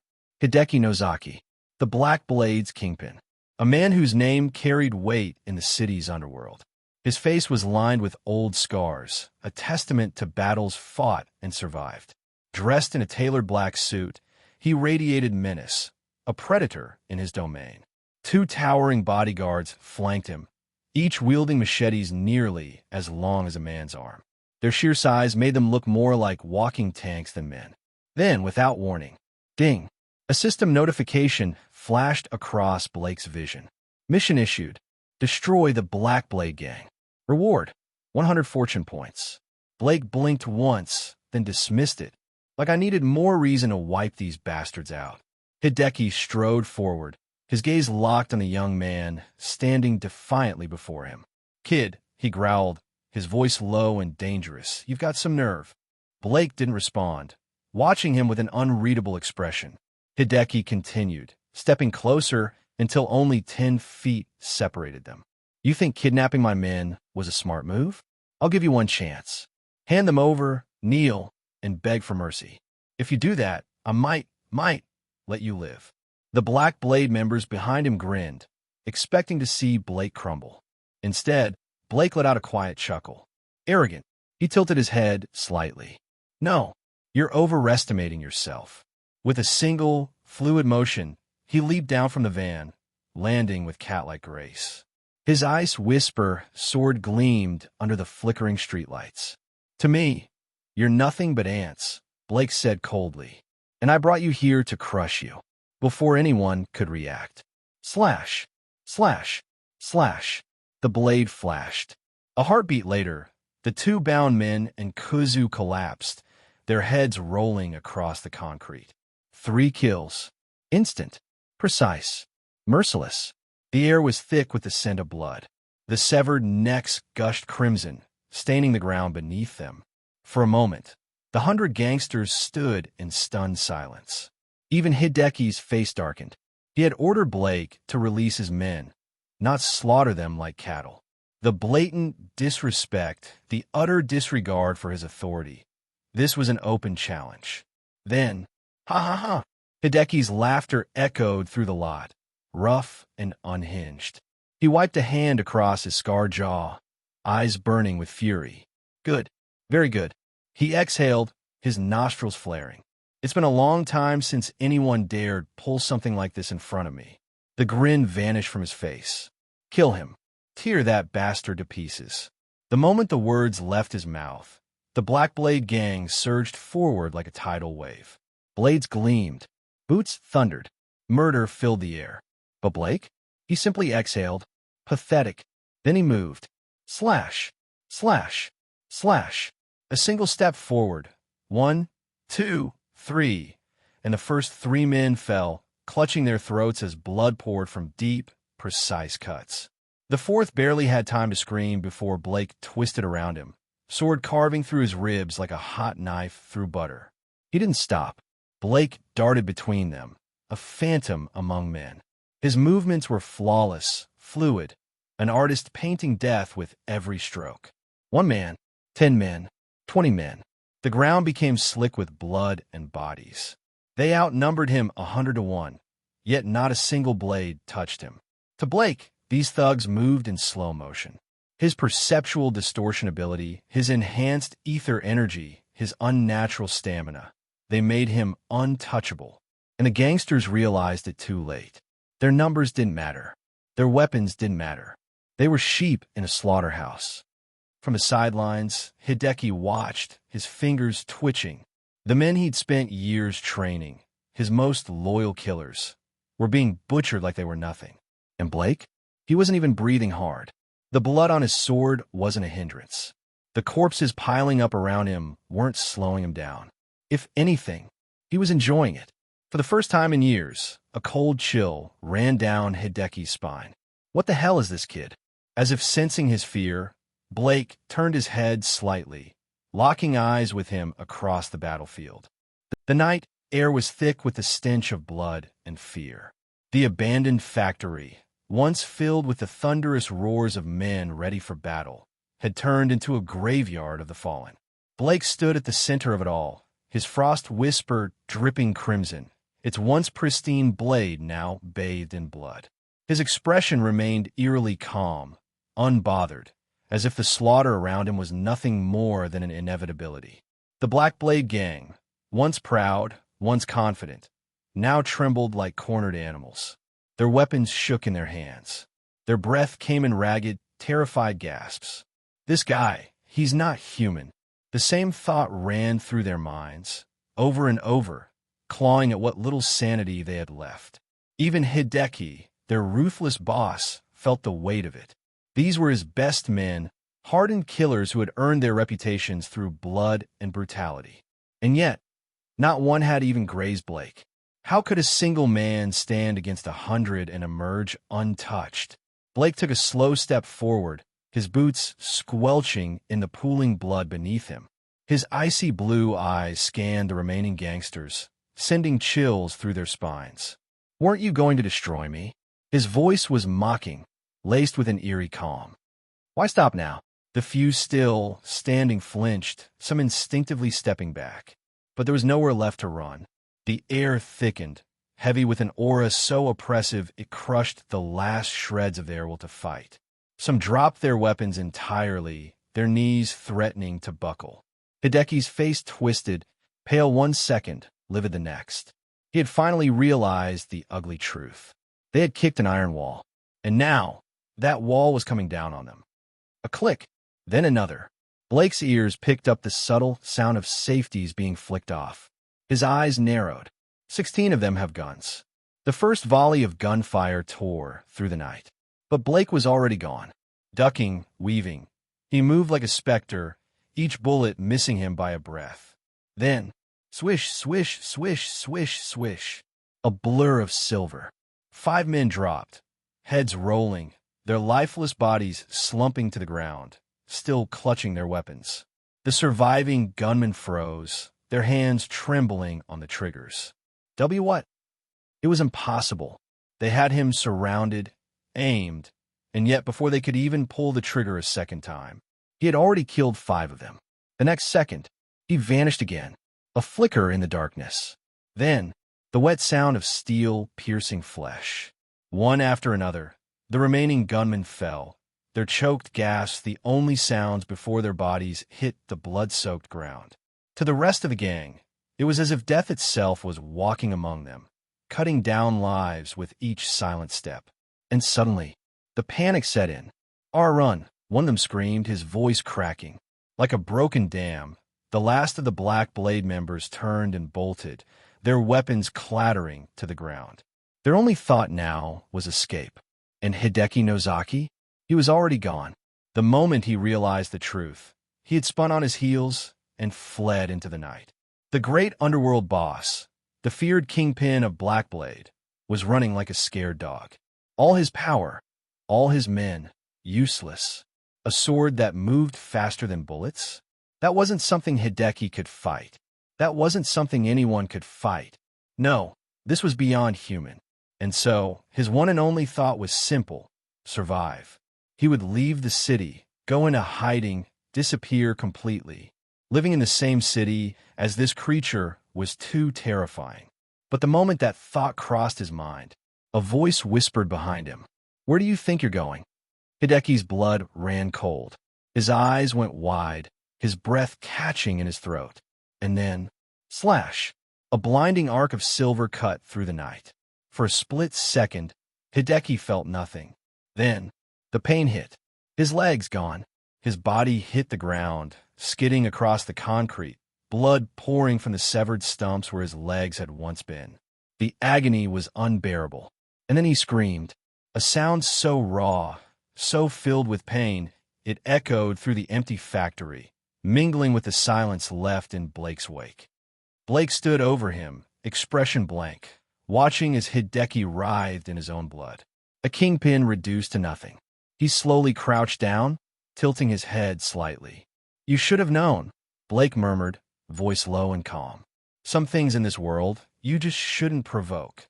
Hideki shuddered, his body convulsing in pain. But Blake? He just smiled. "Spare me, please. I'll give you everything. The Black Blade, my men. Just let me live." The once mighty Hideki Nozaki was reduced to nothing. He lay in a growing pool of his own blood, his severed legs twitching, his face twisted in agony. Dignity? Power? They meant nothing now. Survival was all that mattered. Slash! Blake didn't respond. Instead, he drove his sword through both of Hideki's hands, pinning them to the ground like an insect on display. Another blood-curdling scream tore through the night.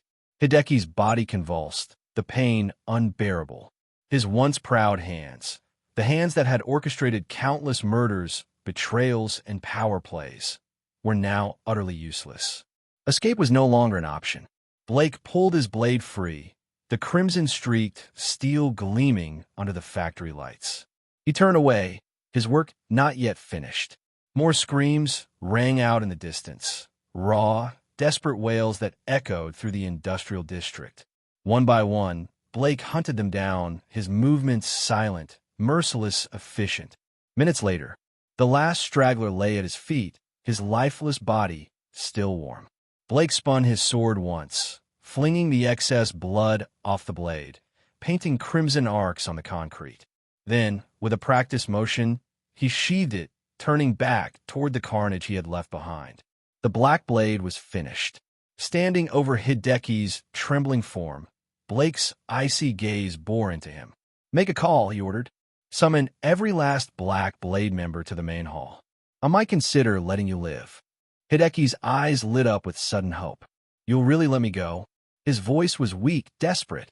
Blake's hand tightened around the black handgun he had taken from Hideki, raising it slightly. "Stop wasting time." His voice was impatient, cold. The thick, suffocating aura of death that surrounded him made Hideki's entire body tremble uncontrollably. He had no doubt this man would kill him without a second thought. Shaking fingers dialed a number. "Gadu? It's me." He forced his voice to stay steady, masking his terror. "Order every Black Blade member to assemble at Hall immediately. I don't care what they're doing. If they don't show, they'll answer to the first rule." The voice on the other end stammered a panic confirmation. Hideki exhaled sharply, hanging up. He looked up at Blake with a forced, pathetic smile, like a man clinging to a last lifeline. And then, bang! A single gunshot. The bullet tore through Hideki's skull, snuffing out his life in an instant. His body slumped, eyes still wide with shock. Why? Why kill him after he obeyed? Blake's expression remained unreadable as he tossed the gun aside. To still beg for life at this point, he let out a quiet scoff. Pathetic. He turned away, stepping over Hideki's corpse as if it were nothing more than discarded trash. Finding a supply of motor oil from the factory's forgotten storage, he doused the bodies. The sharp scent of gasoline filled the air. A flick of a lighter. The fire roared to life, consuming the remains of over 100 men. Without a second glance, Blake slid into Hideki's luxury black sports car, its sleek leather interior still reeking of expensive cologne and blood. With a smooth turn of the wheel, he disappeared into the night. 10 minutes later, a convoy of police cars screeched to a stop outside the abandoned factory. What they found inside stopped them cold. Flames devoured the corpses, casting dancing shadows on the blood-soaked walls. The officers stared in horror. Some staggered back, ball rising in their throats. A few turned and vomited outright. The Black Blade Group had been under surveillance for some time. The police had been preparing for a large-scale raid. But this was something else. The captain stepped forward, his face grim. "Captain, these are confirmed Black Blade members," an officer reported, his voice tight. "Looks like a turf war." The captain frowned. A turf war? But who else could match Black Blade in this city? No answer came, because deep down, they all knew the truth. This wasn't the work of a rival gang. This was the work of one man. And that thought sent a chill through every officer present. Main Hall. As the police tried to make sense of the massacre, Blake had already moved on to the next phase. Using the car's GPS, he pinpointed the Black Blade's main headquarters. Pulling up to the lavish building, he took a moment to observe it. Golden lights, intricate carvings, grand pillars. A monument to wealth and arrogance. A slow smirk spread across his lips. Leaving the roots intact only invites trouble. 2 young guards stood at the entrance, their postures relaxed, expecting to see their boss step out of the luxury car. Instead, they saw a silver-haired stranger, dressed in black, stepping out with a sword in hand. Their confusion turned to alarm. Who the hell are we? Swish! 2 clean strikes. The guards didn't even have time to scream. A thin red line appeared across their throats. Then, blood sprayed, and their bodies crumpled, choking on their own lifeblood. Blake didn't slow down. He stepped over their corpses without a second thought, his expression devoid of emotion. After killing so many, he had long since stopped wasting time on unnecessary effort. There was only one thing left to do, and the Black Blade, completely. The training hall of the Black Blade Gang was massive, designed for sparring and combat drills. It could easily accommodate over 300 members, and tonight it was packed. At the front of the room, 4 men sat on elevated chairs, their presence commanding immediate respect. These were the gang's 4 hall masters, seasoned criminals who had fought and bled for the gang's leader, their authority second only to his. Everyone else stood, waiting. "Hey, Gadu, any idea why the boss called us in?" One of the hall masters leaned in, irritation clear in his voice. "I was about to seal the deal with a fine little thing when you dragged me out." Gadu scowled. "No clue, but it sounded urgent. I heard he took nearly 100 men out earlier. Maybe it's got something to do with that. Could be those punks from the last turf war trying to claw their way back." None of them had any idea that their boss had sent those 100 men after a single target, Blake Silva, and that every last one of them was now dead. The heavy wooden doors groaned as they swung open. All eyes turned toward the entrance, expecting to see their leader, Hideki Nozaki. Instead, a lone figure stepped inside. Blake. His silver hair shimmered under the dim lights, but it was the blood-streaked sword at his hip and the quiet storm of killing intent radiating from him that sent a chill through the room. "Is everyone here?" His voice was calm, but the cold edge in his tone cut through the silence like a blade. Gada frowned. "They're all here. Did the boss send you?" His gaze flicked to the sword, unease settling in. The other hall masters weren't as slow to realize the danger. Their eyes narrowed, their hands subtly drifting toward the weapons at their waists. Blake didn't answer. Instead, he reached back and shut the doors, locking them with a quiet click. Then he moved, a blur of motion, a flash of silver. Gada gasped, his hands clutching at his throat as blood spilled between his fingers. His knees buckled, and he collapsed without another word. "Shit, he's an enemy," one of the hall masters roared, ripping a pistol from his jacket. The others followed suit, weapons drawn in an instant. But it didn't matter. Gunfire erupted, the sharp cracks echoing through the hall. The gangsters fired wildly, bullets tearing into walls and shattering lights, but none found their mark. Blake weaved through them like a phantom, his sword an extension of his will. Every strike was precise, every movement effortless. One by one, they fell. Throats slashed, chests punctured, lives snuffed out before they even understood what was happening. The battle lasted no more than 10 minutes. Then silence. The air was thick with the scent of blood. Corpses lay in heaps, the floors slick with crimson.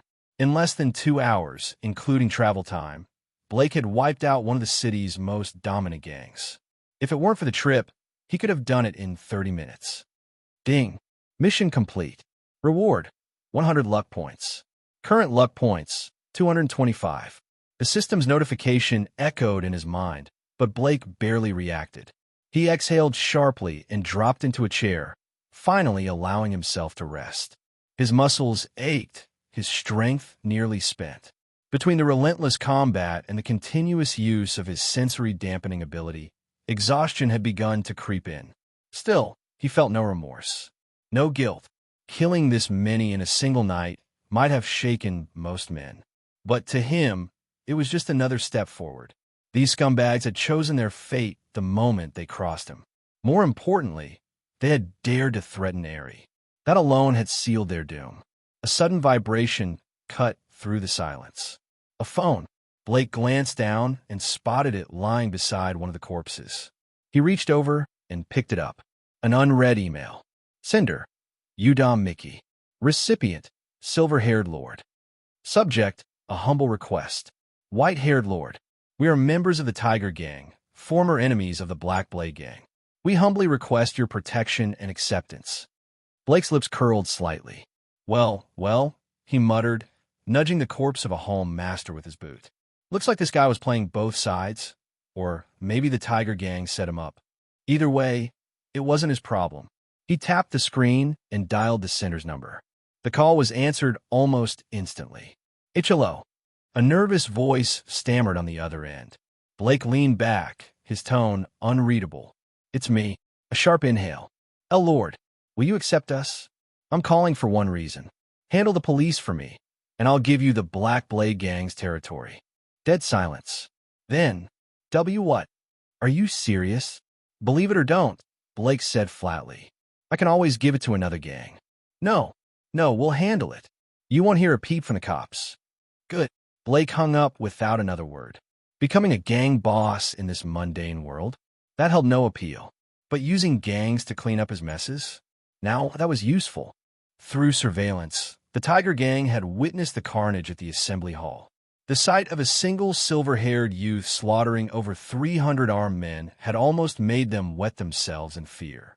However, the leader of the Tiger Gang, Udom Mickey, considered himself clever. Initially, he thought he would be the first to pledge loyalty to this godlike figure, seeing it as an opportunity. But to his surprise, the silver-haired young man simply handed over the Black Blade Group's territory as if it were a gift. Mickey immediately mobilized the network of connections and power he had accumulated over the years to help Blake clean up the situation, shouldering all the blame himself. He also issued strict warnings to his subordinates not to provoke Blake. If the opportunity arose, they were to assist him to the best of their abilities.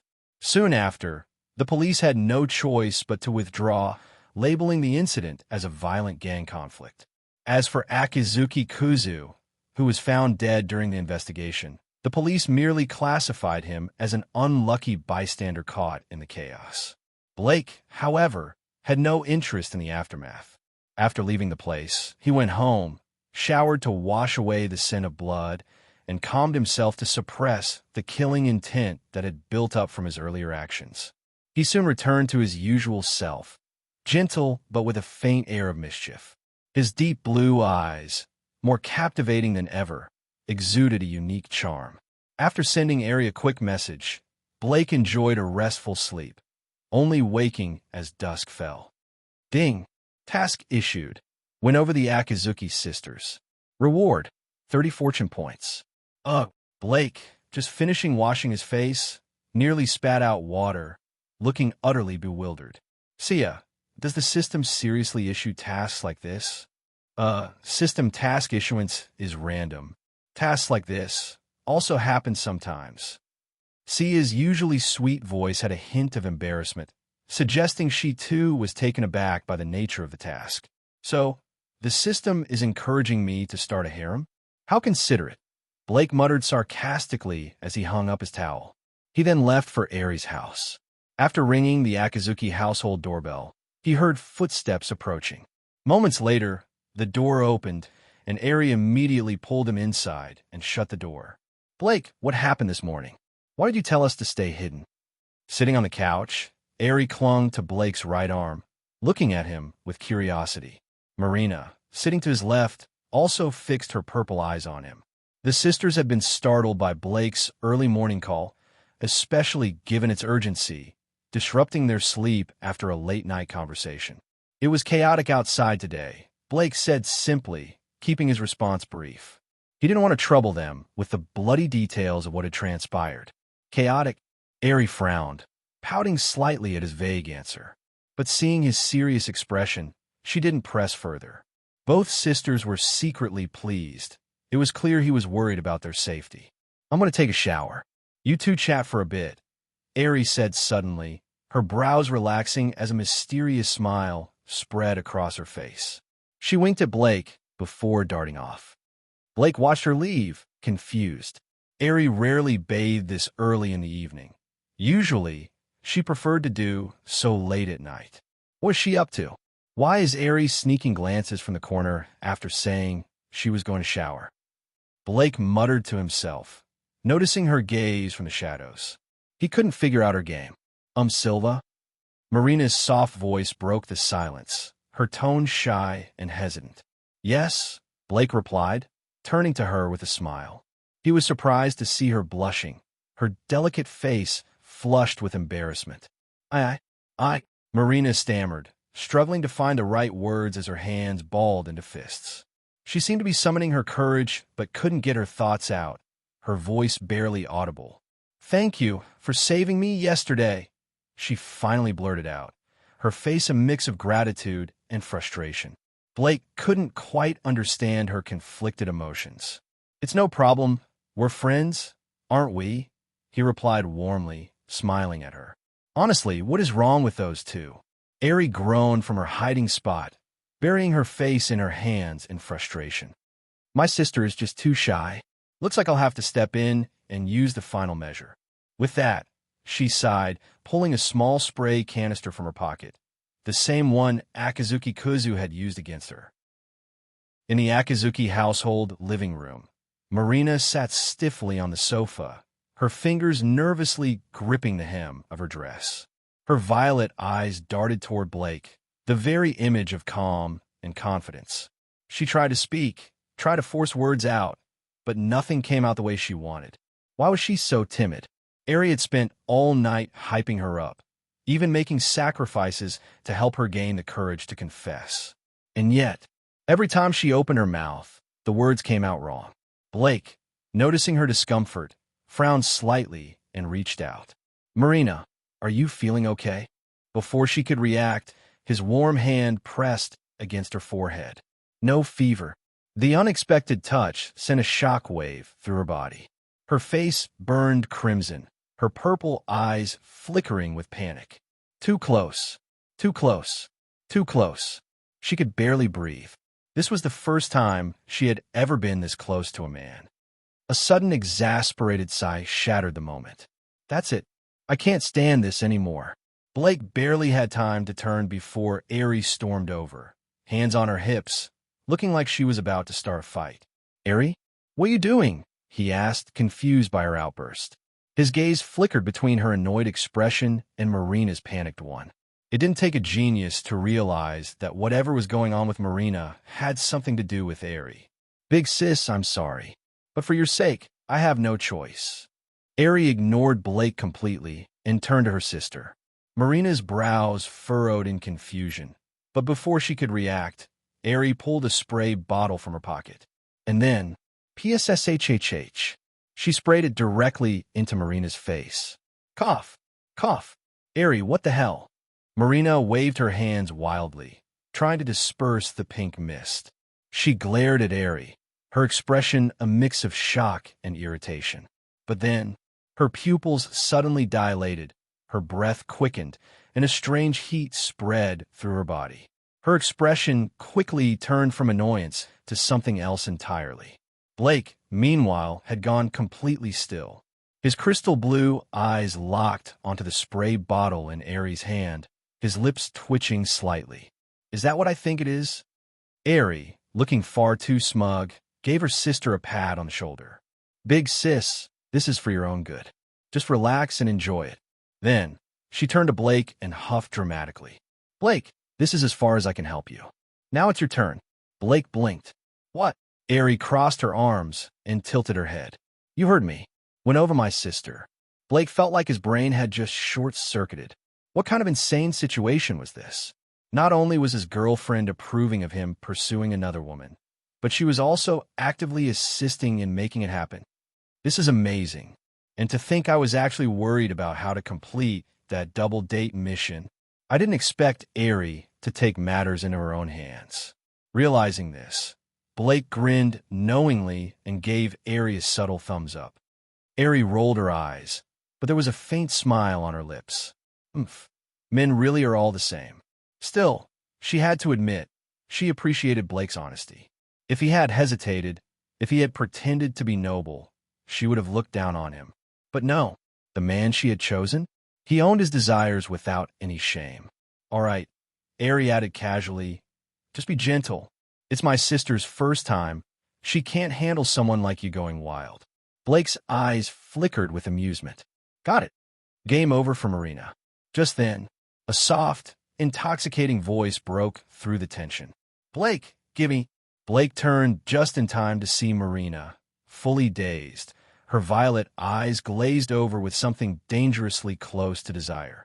Her fingers, trembling, were already pulling at his shirt. Blake exhaled. "Welp, no point in holding back now." From the sofa to the bed, Blake lay comfortably, a satisfied smirk playing on his lips. On either side of him, Aerie and Marina slept soundly, wrapped in nothing but silky white sheets. Their fair skin pressed against his, their arms draped around him like clingy octopuses. He exhaled. Now, this is life. He had expected Marina to take a lot longer to warm up to him. But thanks to Aerie's assistance, things had escalated much faster than anticipated. Ding! Mission accomplished. You've earned 30 luck points. Current total, 255 luck points. A notification chimed in his mind, but the system had been thoughtful enough to delay it until now. Sia was considerate like that. She never interrupted battles or other important moments. Blake chuckled. 255 luck points, not bad. His deep blue eyes flickered with thought. Sia, what kind of stuff is usually in a beginner-level lottery? Sia's voice purred in his mind. Master, beginner-level lotteries aren't great. It's mostly low-tier stuff like pistols or tissues. Blake raised an eyebrow. Tissues? Yep. Useless junk. But there are rare items, Sia continued, like the 7 Excalibur fragment from High School DxD. Blake's interest peaked. Excalibur fragments? Though only 2 of them, the Holy Sword of Domination and the Holy Sword of Blessing, are available in intermediate lotteries. Blake's mind immediately raced through possibilities. In High School DxD, Zenobia had wielded the Holy Sword of Destruction, a blade so powerful that a single swing could carve a massive crater into the ground. Irina, on the other hand, used the Holy Sword Mimicry, which could shift its form at will, making it incredibly versatile. And yet, these swords were just beginner-tier items? That was insane. Blake's eyes gleamed with ambition. Sia, initiate the low-level lottery. Sia, initiate the low-level lottery. Blake exhaled slowly, steadying himself. This was one of his favorite features. The multiversal lottery, a chance to pull anything from the farthest reaches of existence. Weapons, artifacts, powers, there was no telling what he might get. Understood. Deducting 30 luck points now. Sia's cheerful voice rang out. No spinning wheel. No glowing portal. Just silence. Then, boom, fireworks exploded in his vision, a shower of golden sparks illuminating the darkness. As the light faded, 2 rings materialized in midair, one black, one white. "Congratulations, Master," Sia chimed. "You've obtained the Judgment Ring from Chivalry of a Failed Knight. A solid beginner item." Blake's crystal blue eyes flickered as knowledge of the rings flooded his mind. Judgment Ring. Black ring, sin, absorbs incoming attacks. White ring, punishment, releases stored energy for a devastating counterattack. A slow smirk formed on his lips. The original owner of these rings had been a villain, but that hardly mattered. The ability to absorb and return attacks? That was an absolute cheat in battle, and now it was his. Blake's excitement only grew. "Sia, keep going. 3 more draws." The anticipation in his voice was unmistakable. The second draw was even better than the rings, a top-grade body refinement pill from a world called the Falling Star Immortal Cultivation Realm. Sia's voice practically sparkled as she explained. "Master, this is a huge find. This pill will permanently enhance your physique, strengthen your energy foundation, and expand your ether reserves." Blake raised an eyebrow. A pill that could permanently boost his body and energy levels? That was far more valuable than any equipment. But then, his luck crashed and burned. The third draw? A palm-sized blue diamond. Valuable, sure, but useless in combat. The fourth? A tenfold concentrated stink bomb. Completely worthless unless he wanted a weaponized body odor. Blake sighed, running a hand through his silver hair. "Looks like my luck peaked early." With 135 luck points left, he decided to quit while he was ahead. For draws had been more than enough for one night. He didn't immediately retrieve the items, either. Ari and Marina were still asleep beside him, their soft breathing filling the room. Waking them up with sudden flashes of energy probably wasn't a great idea. Just as he was about to settle in for the night, Sia's voice cut through the silence, this time with an unusual hesitation. "Master, Sia suggests you consider leaving this world soon." Blake's eyes sharpened. "You're saying I've hit a dead zone? No more missions here?" For all of Sia's bubbly personality, she never spoke without reason. If she was bringing this up, there was a problem. "Yes, exactly," she confirmed. "Time in the High School DxD world is still moving while you're here. Every week you spend in this world equals a day passing there." Blake frowned, fingers drumming against the sheets. So if he lingered too long, he'd return to High School DxD with weeks of lost time, potentially missing opportunities or leaving people wondering where the hell he went. Not ideal. His gaze flickered toward Ari and Marina. They had just begun to trust him. Leaving immediately after earning their affection felt wrong. "I'll stay for 1 more week," Blake decided. Leaving right after bonding with them would make me feel like a complete asshole. But Sia, as always, had a solution. "Master, for just 30 luck points, you can adjust the time flow. No matter how long you stay in another world, only a week will pass in High School DxD." Blake's tension melted. That was a game changer. That meant he could train, explore, and power up in other worlds without worrying about losing time in his original one. "Sia, I owe you one for that." Master is welcome." Blake let out a contented sigh, finally relaxing. The day had been long, brutal, and exhausting, but it had also been productive. He had secured powerful new items, gained a loyal partner, and now had a path forward. "Good night, Sia." "Good night, Master." Her soft voice faded into silence, leaving only the sound of slow, steady breathing. The tick of the clock, the rise and fall of his chest. For now, all was calm, but in the days to come, that would change. The week passed in a blur of warmth and stolen moments. During the day, Blake accompanied Ari and Marina on dates, strolling through bustling shopping districts, enjoying quiet cafe conversations, and indulging in the simple joy of companionship. At night, their connection deepened. It was a life of comfort, a glimpse of what could be, but never what should be. Blake knew better than to get too comfortable. News spread quickly that Masato Uno had died in a car accident, and Kuzu Akizuki had been gunned down in a gang shootout. Ari barely batted an eye, muttering, "Bad people always get what they deserve," while sipping her tea. Blake chuckled softly, but didn't comment. Marina, on the other hand, looked visibly relieved. The two men had tormented her for far too long. Now, with them erased from existence, the weight on her shoulders had finally lifted. When the week came to an end, Blake bid them farewell. "I have business back home," he told them, his words vague but firm. Ari pouted. Marina hugged him tightly. Neither questioned his decision.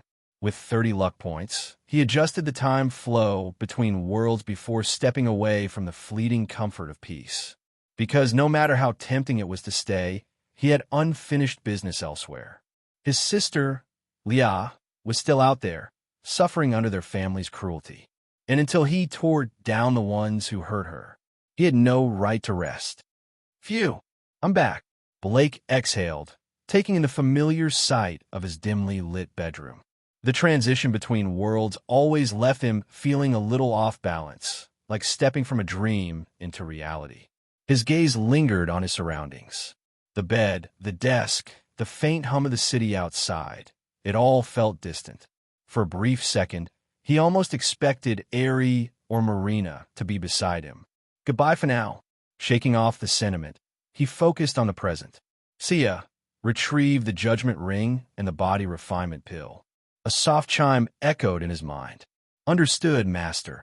With a faint shimmer, the two items materialized on his bed. A pair of rings, humming with restrained power, and a small porcelain bottle with an otherworldly glow. He placed the black sin ring on his left middle finger and the white punishment ring on his right. A single flex of his hand sent a ripple of energy through his body. Perfect. Then, without hesitation, he uncorked the bottle and swallowed the jade-like pill inside. A moment later, heat, a firestorm erupted inside him, surging through his veins like molten metal. His body trembled as black impurities oozed from his pores, coating his skin in a foul-smelling grime. His lips twitched in disgust. "I need a shower. Now." Rushing to the bathroom, he scrubbed himself clean at least 5 times before finally stepping out. Hair damp, muscles feeling light and powerful. Standing shirtless before the mirror, dressed only in shorts, he flexed experimentally. His crystal blue eyes gleamed with satisfaction. "This is insane. My strength, my endurance, even my ether reserves feel doubled." A casual punch into the air sent a sharp crack echoing through the room. Half a ton of force. Maybe more. With his full strength? Easily a ton. Walls? Gone. I could probably take on a mid-class devil now. But high-class devil? That was another story. Their magic could level mountains, and while the judgment ring could absorb damage, it had its limits. Still, this was a massive step forward. He wasn't just surviving in this world anymore. He was thriving. The sun had long since set by the time Blake decided to head out. His fridge was almost empty after his extended absence, and he needed to grab some food. As he walked through the dimly lit streets, the quiet hum of the city felt almost too peaceful. His mind drifted to his past. There had been a time when loneliness had been his only companion. If not for anime and novels, for the stories that fueled his escape, he wasn't sure if he would have made it this far. But now, he had power, he had purpose, and soon, he'd have vengeance. Then suddenly, the streetlight ahead flickered and went out. A wave of malice rolled over him. His body froze, not in fear, but in pure instinct. He wasn't alone. Slowly, he reached for Frost Whisper, unzipping the sword bag with deliberate ease. "Come out." His voice was calm, yet sharp. "I know you're there." A low, guttural chuckle echoed from the darkness. "Well, you're not an ordinary human after all." From the shadows, a figure emerged, and it wasn't human. A creature stood beneath the broken streetlight, holding a serrated blade in one hand and a severed woman's head in the other. Its black horns twisted upward, eyes gleaming with a predatory hunger. Blood dripped from its razor-sharp teeth, the scent thick in the air. The creature stepped forward, grinning. Again, a welcome from a stray devil. This just got interesting. "Kid, do you know what I hate the most?" The voice was guttural, thick with amusement. Blake's sharp gaze locked onto the one-horned devil, who was still gnawing on the face of a lifeless woman. Her final expression was twisted in sheer terror, frozen forever in death. I despise interruptions during my meals. The sound of flesh tearing under the creature's jagged teeth sent a sickening chill through the air. Blake's stomach twisted slightly, but he quickly pushed the feeling down. He had seen his fair share of death, but this was different. This was monstrous. Another stray devil? That's 2 in 3 days. Blake exhaled slowly, his crystal blue eyes narrowing as he took in the grotesque sight. "See ya. Scan its information." Understood.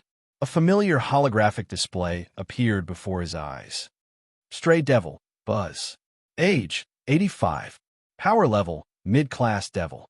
Luck value, 25/20. Blake's lips curled slightly. A mid-class devil? Not bad.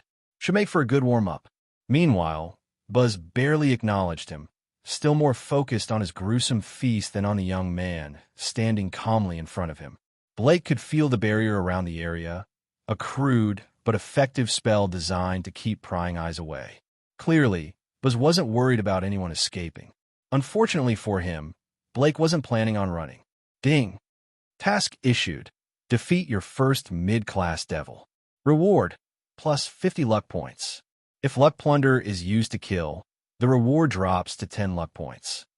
Blake chuckled softly at the system message. Well, that's basically free luck points. Slowly, he began walking toward the devil.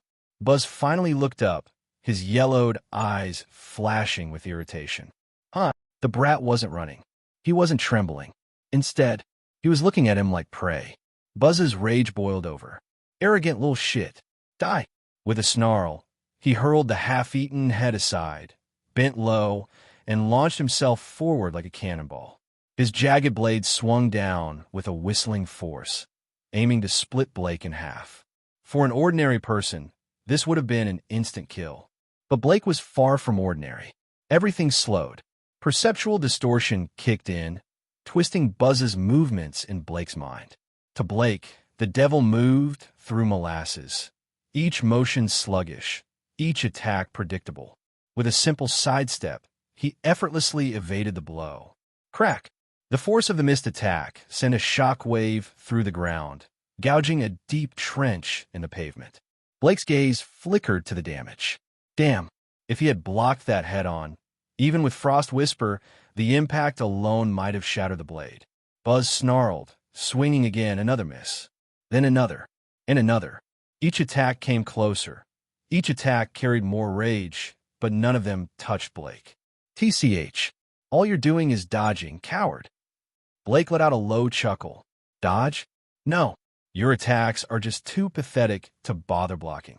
Buzz's face twisted in fury. You little. Before the devil could finish his words, his horn began to glow, crackling with dark energy. Shit, that's new. Blake barely had time to react before a thumb-sized gray energy beam exploded forward, heading straight for him at point-blank range. No dodging this one. But he didn't need to. Blake smirked, raising his left hand. Clang! The black judgment ring on his finger shimmered, absorbing the attack completely. Buzz froze. What? Blake's right hand lifted, fingers aimed directly at the devil's chest. A split second later, Buzz's own attack blasted back at him. Splurt! The gray beam pierced straight through Buzz's heart, sending a spray of dark crimson across the cracked pavement. The devil staggered, clutching at his gaping wound. His yellowed eyes widened in sheer disbelief. He had been killed by his own attack. And no, this can't. With one last gurgling breath, he collapsed. Ding. Task completed. Plus 50 luck points earned. Current luck, 155. Blake let out a slow exhale. Damn, that was easier than I expected. He glanced down at the judgment ring. This thing is way too useful.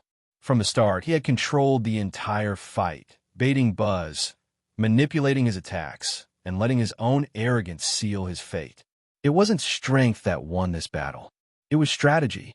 Blake surveyed the ruined battlefield. The pavement was a wreck. Cracks and gouges littered the ground where Buzz's attacks had missed, showcasing just how much destructive power mid-tier devils actually had. And he had just barely dealt with one.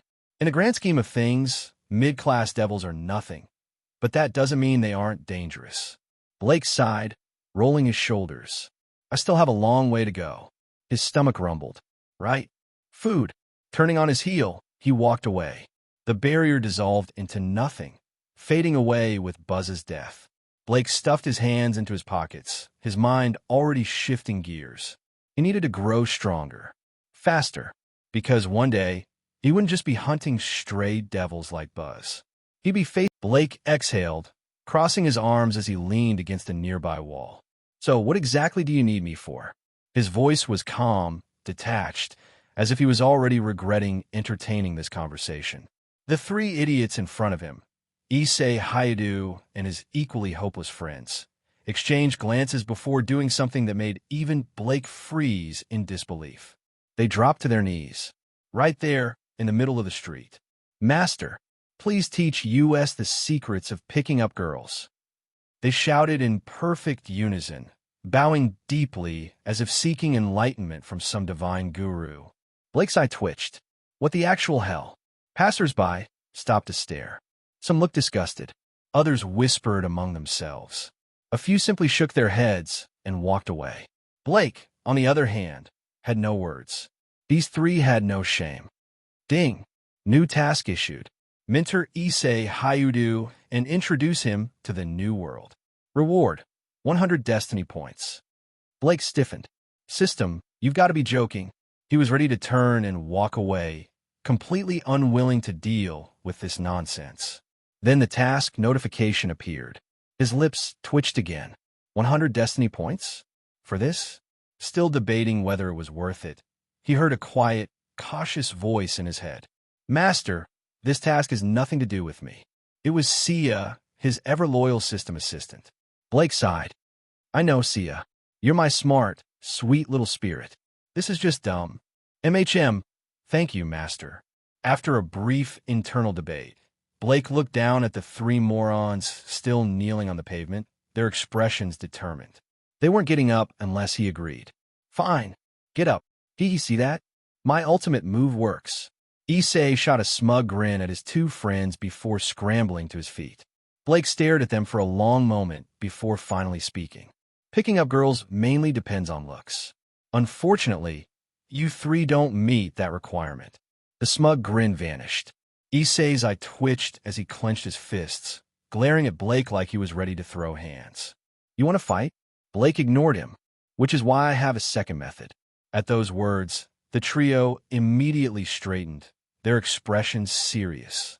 It was as if they were about to receive the secret to life itself. Blake barely suppressed a smirk. The second method is simple. Understand women. The three blinked. You need to win a woman's heart. That's the ultimate secret, the sacred path to success. Looks only take you so far, but understanding? That's the real cheat code. He waved a finger in front of them, his expression serious. Of course, Blake knew exactly what this task truly meant. The so-called New World. It could mean anything, cross-dressing, gender-bending, or something even more absurd. Blake had no intention of training Issei to be some kind of playboy. But screwing with him? That was a different story. Understand women? Win their hearts. The three exchanged confused glances. Blake nodded. Exactly. Think about it. If you truly understand women, you'll know what they want when they want it and how to give it to them. He took a step closer, his voice dropping into a conspiratorial whisper. Once you master this skill, you won't need to chase women anymore. The three gasped. They'll come to you. Issei's mouth fell open. His friends looked like they had just been hit with divine revelation.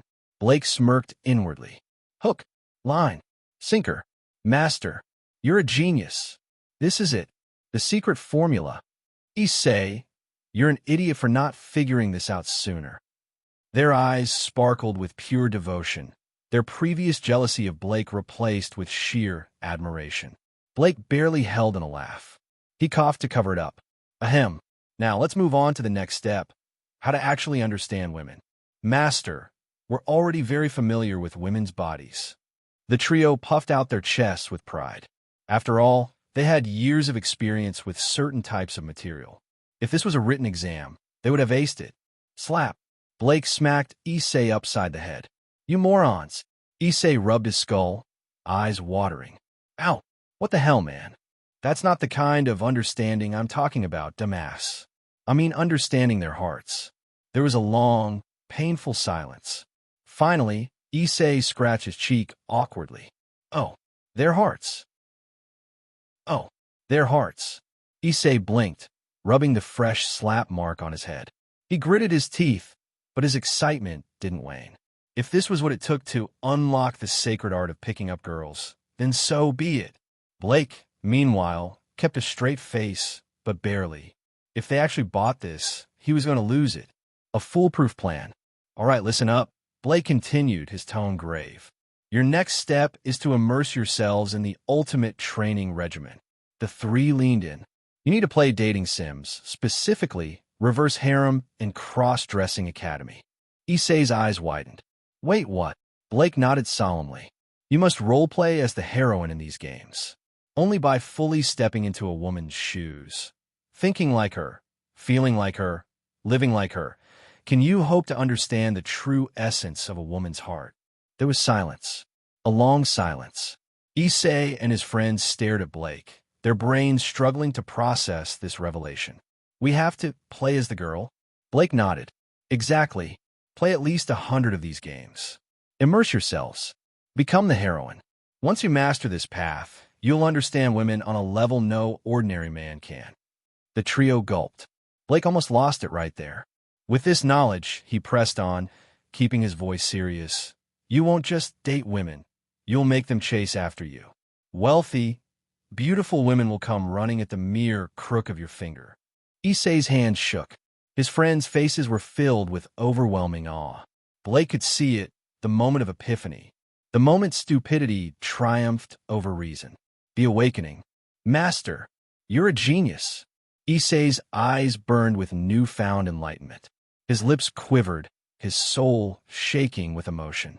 We've wasted our lives dreaming of harems, not realizing the true path to success. We were unworthy of a woman's attention. But you have opened our eyes. Tears glistened in his eyes. Blake coughed, keeping his smirk hidden. Well, I only had to master 50 games to get where I am today. But you guys? You might need 100. 50. They stared at him, their respect reaching godlike levels. Blake nodded sagely. I hope you can surpass me. Now, I have to head to the Kendo Club. He turned to leave, lifting a hand in a graceful, mentor-like farewell. Good luck, my disciples. Yes, master. The three dropped to their knees again, bowing so deeply that their foreheads nearly hit the pavement. Blake walked away with perfect composure. The moment he turned the corner, he burst out laughing. Let's go. We're starting now. As soon as Blake disappeared, Issei and his friends sprang to their feet. Ignoring the weird looks from nearby students, they bolted out of the school with one mission in mind: to buy every damn dating sim they could find. Meanwhile, the students who had witnessed the entire thing stood there, completely baffled. The puppet master. A soft, playful voice rang in Blake's mind. Master, you're so naughty. Blake smirked, adjusting the strap of his bag. It was for the mission. Otherwise, do you think I'd waste my time screwing with those three idiots? I'd rather be training. Sia giggled. But do you think it'll work? Blake's smirk widened. Oh, it'll work. Those kinds of games, they're a bottomless pit. Once you fall in, there's no getting out. He had seen it happen before. He had seen lives ruined. This world didn't know the horrors of trap-filled dating sims. A new challenger appears. By the time Blake reached the Kendo Club, the day was already winding down. The moment he stepped inside, heads turned. The club members watched in awe as he began his training, moving with effortless grace and power. Occasionally, he'd offer guidance to a certain female member, a character who appeared in the original story. The training stretched on, the sun sinking behind the horizon. Before long, the dojo was empty. Everyone had gone home, except Blake. After wiping off his sweat, he slung his sword bag over his shoulder and made his way toward the school gates. And that's when he felt it. A presence. A midnight duel? In the shadows near the school gate, a lone figure stood. Dressed in black, face hidden behind a mask, they clutched a long sword in their hand. Their stance was steady, focused. They were waiting, For him. Blake slowed his steps as he neared the school gate. His sharp eyes immediately locked onto the masked figure leaning against the wall. The way he stood, his stance, the way he gripped the knight's sword, it all screamed trouble. Blake's brows furrowed. So, he finally showed up. The masked figure pushed off the wall, stepping into the dim glow of the streetlights. His voice was cold, controlled. "You're finally here. I've been waiting for you." Blake remained still, studying him. Despite the icy tone, something was off. There was no killing intent, no malice, just forced hostility. Blake's lips curled into a smirk. This guy's not trying to kill me. He's testing me. Sia, scan him. As Blake casually unfastened his sword bag, he whispered the command. Sia's voice chimed in his head, cheerful as always. Got it, Blake. A moment later, the information materialized in his mind. Kiba Yudo, race, reincarnated devil, knight of Rias Gremory. Strength, mid-class devil. Luck points, 1,348. Sacred gear, sword birth. Evaluation, supporting character. Future close friend of the protagonist. Blake arched an eyebrow. Kiba Yudo, huh? What's with the dramatic entrance? Clang. Instead of waiting for an answer, Blake drew his sword. The moment Frost Whisper left its sheath, a cold gust whipped through the air, scattering dust around him. Tap! Kiba took that as his cue to attack. Like a phantom, he moved, fast, fluid, and precise. His speed was incredible, his footwork nearly impossible to track for an ordinary fighter. But Blake? Blake wasn't ordinary. The clash begins. Kiba was fast, no doubt. His sword birth, sacred gear, gave him an advantage in combat. But in terms of raw power, he was nowhere near the brute force Devil Blake had crushed the previous day. That meant one thing, this fight would be about skill. And when it came to swordplay, Blake had been training for over a decade. Kiba's blade shot forward, aiming straight for Blake's left shoulder. Ding! Blake's body moved before his mind even registered it. With perception distortion active, Kiba's movements slowed in his eyes, as if time itself had bent to his will. He barely had a try. A flick of the wrist. A subtle shift in his stance. Kiba's thrust missed, grazing past him harmlessly. Sparks flashed in the night as Blake redirected the attack and slid Frost Whisper along Kiba's blade, twisting the momentum into a counterattack. The blade arced downward, aimed straight for Kiba's hand. If this lands, he's losing a few fingers. Blake didn't hesitate. He never hesitated.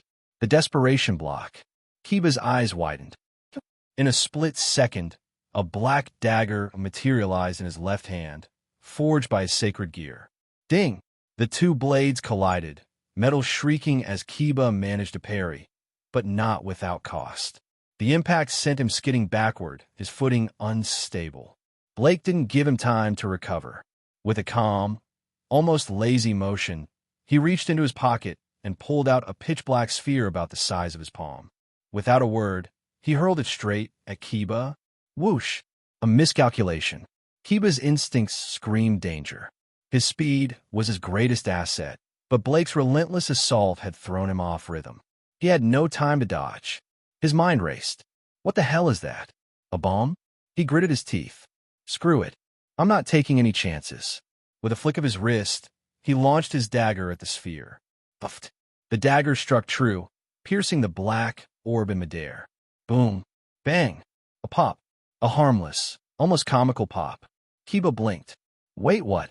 His brain barely had time to register the trick before it hit him. The smell. The ultimate weapon. Kiba's screams shattered the silence of the night.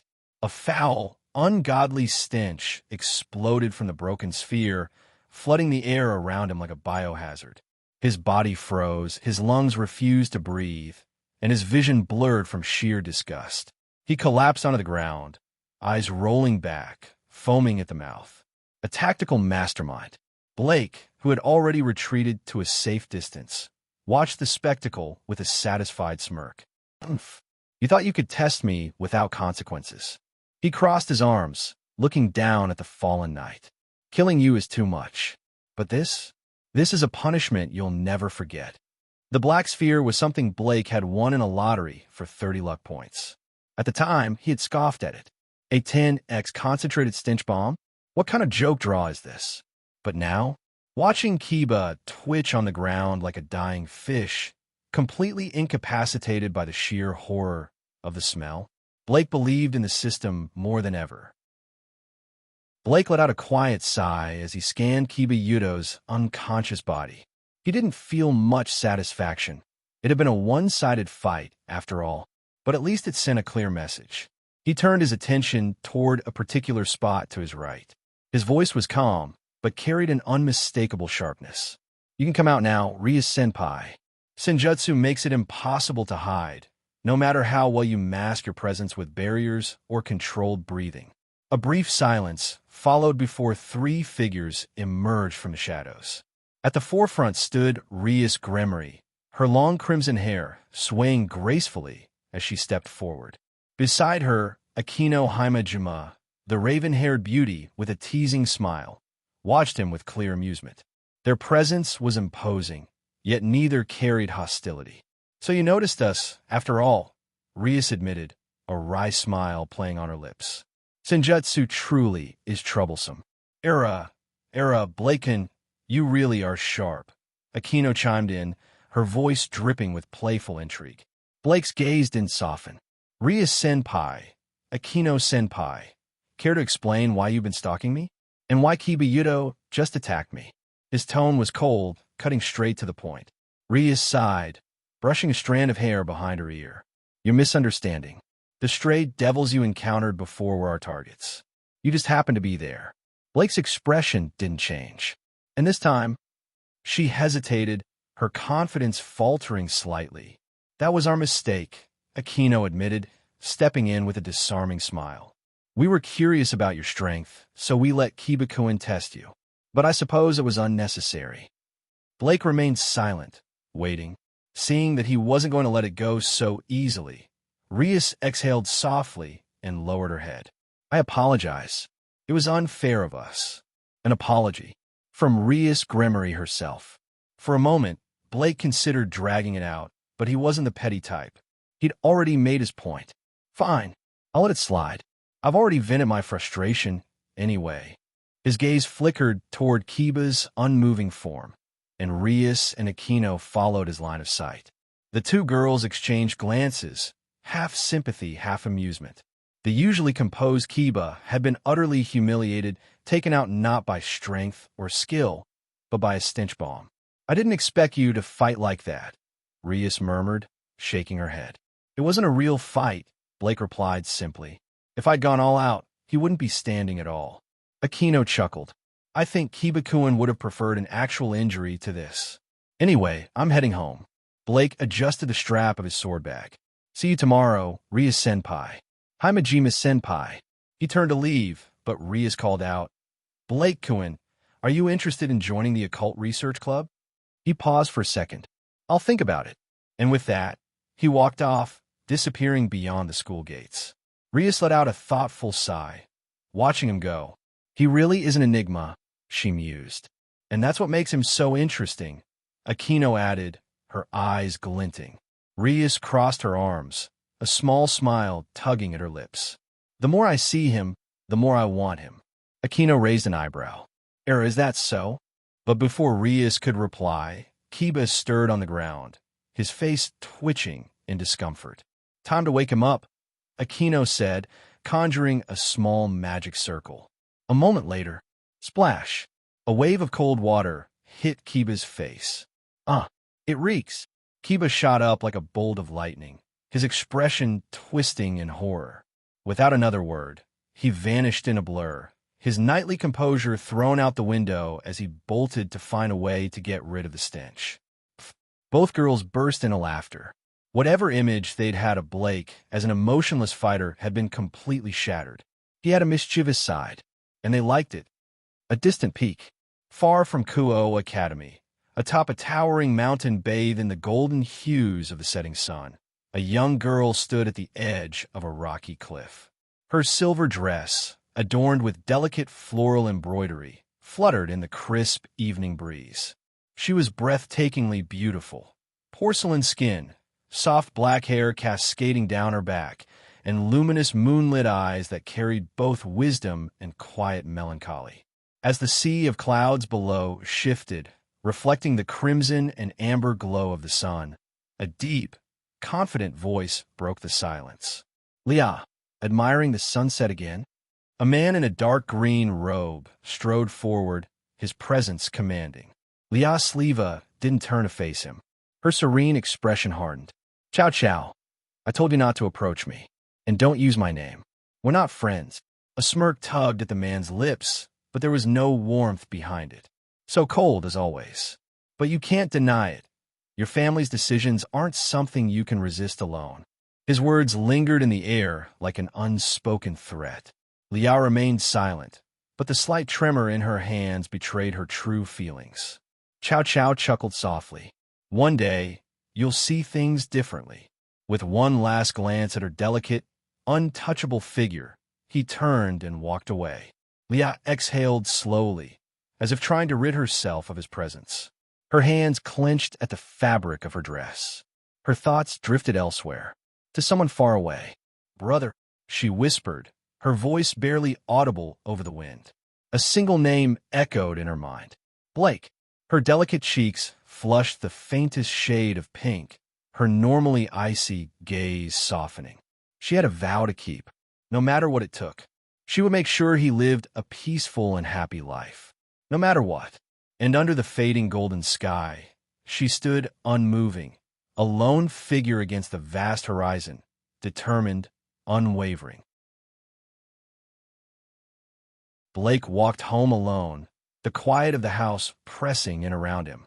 He set his frost whisper sword aside before heading into the kitchen, starting dinner and setting water to boil. Man, after getting used to Ari and Marina taking care of everything, spending a night alone feels weird, he muttered, settling at the dining table after finishing his tasks. His gaze landed on a piece of paper resting atop the TV, a faint magical energy pulsing from it. He narrowed his eyes. "Grant my wish." Picking up the slip, he studied the intricate magic circle drawn on it. A small smirk tugged at his lips. He knew exactly what this was, a devil summoning contract.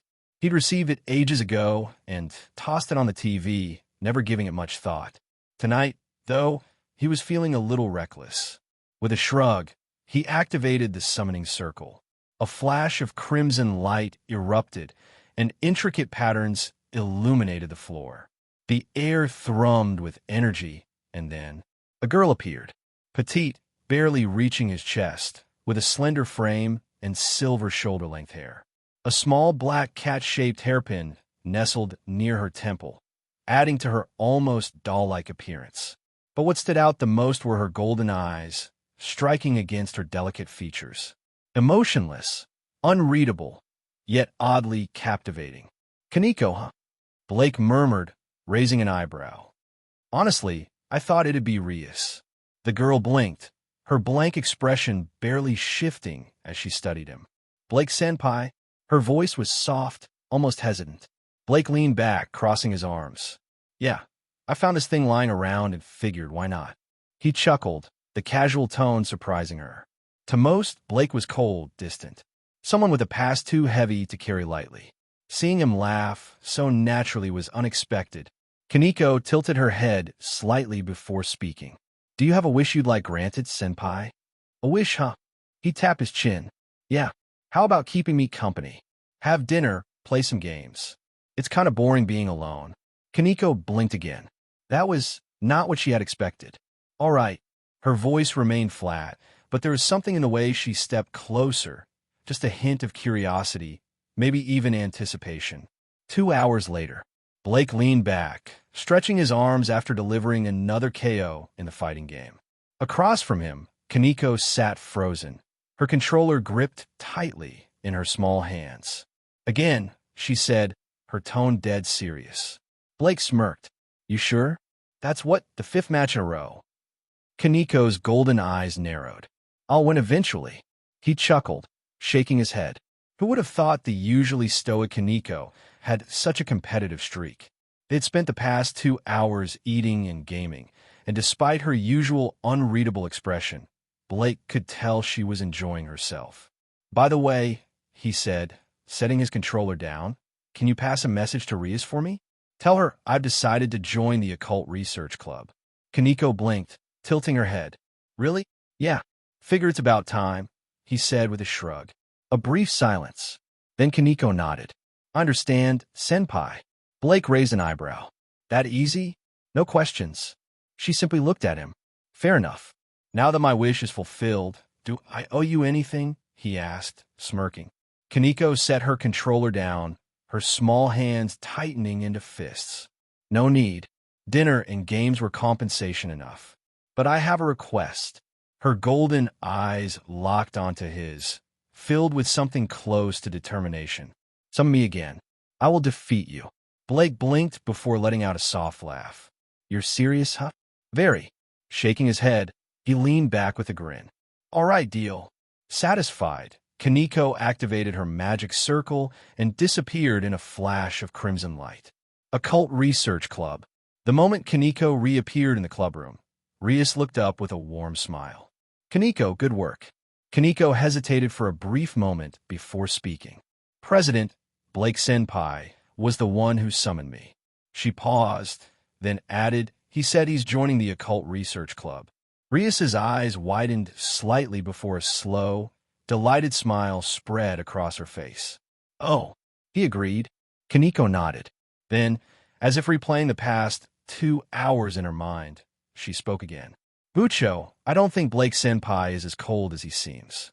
He's surprisingly gentle." Rias's expression softened. "Is that so?" She leaned back in her chair, emerald eyes thoughtful. Blake Silva, a man shrouded in mystery. Strong, confident, unreadable. Yet here was Kaneko, someone not easily impressed, calling him gentle. Rias smiled, fingers tapping lightly against the table. "Blake, what are you hiding beneath that facade?" "Bucho." Kaneko's voice pulled her from her thoughts. Rias shook her head. "Nothing. Let's call it a night." Kaneko nodded, following her out. As they walked, Rias glanced at the night sky, her smile turning wistful. "Leah, if you knew what kind of person your Occult Research Club." The warm glow of the setting sun bathed the old building in hues of orange and gold. As Blake walked down the quiet hallway, his footsteps echoed faintly against the wooden floor. He reached the door of the Occult Research Club, inhaled softly, and pushed it open. Click! The door swung inward with ease, revealing the familiar room. The air was warm, carrying the scent of tea and a faint trace of something floral. "Blake welcome to the club." "Oh my, welcome." "Welcome, Blake Senpai." 3 voices greeted him simultaneously. Rias, ever the charismatic leader, smiled brightly. Aquino, her teasing tone laced with amusement, poured tea with her usual grace. Kaneko, as stoic as ever, merely gave him a small nod. Blake smirked, stepping fully into the room. "You're all so welcoming. I might just get embarrassed." Aquino giggled. "Embarrassed? You? I'd love to see that." Blake took the tea Aquino handed him, nodding in thanks. "By the way, just call me Blake. I've been here long enough, and all this formality still feels odd." "Blake, huh? All right." Rias leaned forward slightly, her crimson locks cascading over her shoulders. Her deep blue eyes shimmered with curiosity. "You've hidden yourself well, you know, even from us." Blake chuckled. "No choice. I like my peace." Kaneko, who had been silently watching him, narrowed her golden eyes. She had always been intrigued by him, someone who carried a weight similar to hers, yet still managed to maintain a composed, even gentle, demeanor. "Blake," Rias suddenly spoke, crossing her legs and fixing him with a determined gaze. "Join me. Become one of my servants." Blake stilled, his fingers tightening slightly around the teacup. He set it down, meeting her gaze with a serious expression. "Are you serious?" "Dead serious." Blake exhaled, leaning back in his chair. "You do realize the consequences, right? Even if I'm the abandoned son of the Silva family, that title still holds weight. They won't take kindly to this." Rias smiled, unwavering. "I'm Rias Gremory. I don't answer to them." Blake studied her for a long moment, a faint warmth spreading through his chest. He could see it, her genuine desire to protect him. By becoming her servant, he'd gain her protection, her backing. It was a tempting offer. And yet, no. Silence fell over the room. Rias blinked, her confident smile faltering. Aquino raised an eyebrow, while Kaneko tilted her head slightly. None of them had expected that. Can I ask why? Rias finally spoke, her tone softer. Blake smiled, though this time it was different, more personal, more direct. Because I don't want to be your servant, Rias. I want to be your boyfriend. Rias's breath hitched. Blake leaned forward, his blue eyes locked onto hers. I may not have known you for long, but I've already fallen for you. Your strength, your kindness, your beauty, it's hard not to. Aquino's amused hum broke the silence. Oh my, what an unexpected turn. I think I'm a little jealous. Kaneko's usual expressionless face flickered with the faintest hint of pink. Rias, on the other hand, stared at him, her cheeks flushing. Blake, you shouldn't joke about things like this. I'm not joking. His voice was steady. Rias swallowed, suddenly feeling as if the air in the room had thickened. She had always been surrounded by admirers, but this was different. Blake wasn't worshiping her from a distance. He was standing at her level, looking her straight in the eye, challenging her. She didn't dislike it. Blake's smile faded slightly, his tone more serious now. How about this? Give me 6 months. If I can't make you fall for me, I'll drop it and take the role of your knight instead. Rias studied him, her fingers brushing against her sleeve as she considered. A challenge, huh? The idea of being pursued so openly, it was bold, unexpected, and oddly thrilling. She exhaled, smiling despite herself. All right, let's see if you can win the heart of Rias Gremory. Blake smirked. Then, I'll be in your care. Just as Rias was about to respond, the door swung open. A disheveled Kiba stepped inside and froze. The moment his eyes landed on Blake, panic flashed across his face. Without a second thought, he turned and bolted. Oi, Kiba, wait, Blake called after him, but the so-called Prince of Kuo was already halfway down the hall. Blake sighed, running a hand through his silver hair. Guess I left too strong of an impression. Rias covered her mouth, laughing. You did nearly break him yesterday. Moments later, Kiba cautiously re-entered, his expression unreadable. He exhaled slowly before bowing his head. I apologize for attacking you. Blake waved it off. No hard feelings. Rias and Aquino already apologized. Kiba nodded, visibly relieved. You're surprisingly understanding. Surprisingly? Blake raised an eyebrow. Do I not seem like a reasonable guy? Kiba chuckled. After seeing what you did with a sword, I half expected you to be a war god. Blake grinned. Well, I'll take that as a compliment. Rias, Aquino, and Kaneko exchanged glances. The air of tension that had existed between Blake and Kiba seemed to dissolve in an instant. It was an oddly amusing sight. 2 of Kuo Academy's princes standing there, exchanging what was essentially businesslike flattery. This is just weird, Kaneko muttered under her breath. Rias smiled. You'll get used to it. Later that evening, to celebrate Blake's official induction into the club, not as a servant, but as something more, the group decided to go out. The sight of Kuo Academy's most popular students walking together was enough to cause a stir. Beautiful women, a strikingly handsome swordsman, a perfect knight, and a tiny but fierce mascot. Whispers followed them wherever they went, but none of them paid it any mind. For the first time in a long while, they simply enjoyed themselves. Blake, however, had something else on his mind. Saturday morning, departure day, dressed and ready. He finished his breakfast, stretching his shoulders. See ya. Is the travel system reset? Yup. You can enter a new world anytime now. Also, your plundering ability has 4 uses currently, and it'll reset after time travel. So you get 5 total. Blake smirked. Perfect. His leave from school had been handled. There was nothing tying him down. With a deep breath, he gave the order. Let's go. A golden light engulfed him, and in the next instant, he was gone.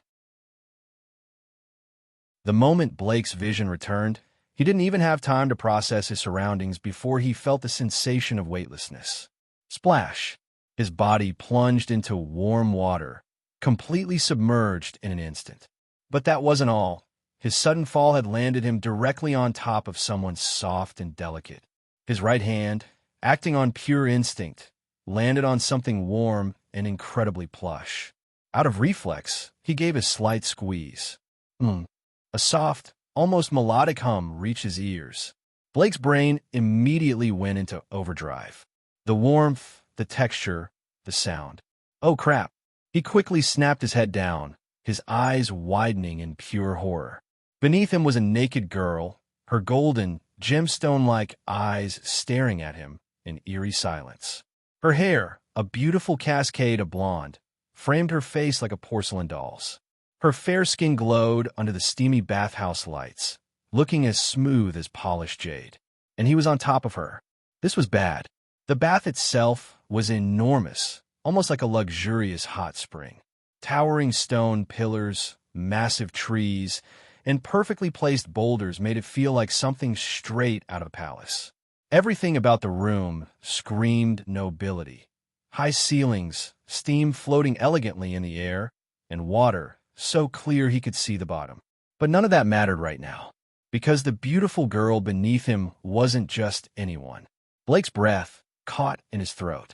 Ace Wallenstein, the Sword Princess, the legendary adventurer, and he was straddling her completely naked. Welp, I had a good life, Blake thought grimly. Sorry.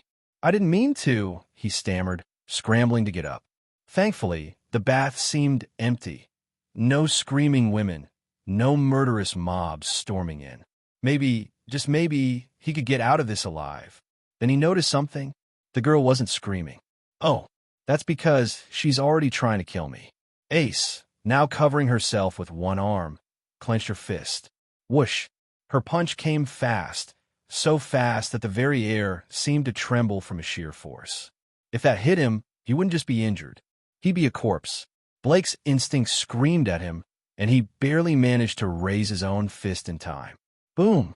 The impact sent a shockwave through the bathhouse, blowing away the mist and sending ripples through the water. Blake winced as his arm absorbed the force, his sin ring dispersing the attack. Ace blinked, surprised. Not wasting a second, she spun, her leg flashing like a whip as she delivered a devastating roundhouse kick. You gotta be kidding me. Blake gritted his teeth and raised his right arm, blocking the kick with a heavy thud. It didn't matter. The sheer impact sent him flying. Crash! His body blasted through the bathhouse wall like a human cannonball, debris flying everywhere. Blake tumbled into the night air, soaring like a shooting star before landing hard on the mansion grounds. Groaning, he sat up and rubbed his aching ribs. On the bright side, I'm still breathing. Up above, Ace hesitated for a moment before quickly getting dressed. Just then, several distinctive figures arrived at the scene. Ace, what happened? A red-haired woman with sharp eyes stormed into the bathhouse, scanning the room like a bloodhound. Her expression turned dark as she saw the giant hole in the wall. A silver-haired, blue-eyed man attacked me. Ace said plainly, her tone unreadable. Silence. Then, what? The red-haired woman, Loki, practically exploded with rage. Some bastard tried to peep at Ace. Unforgivable.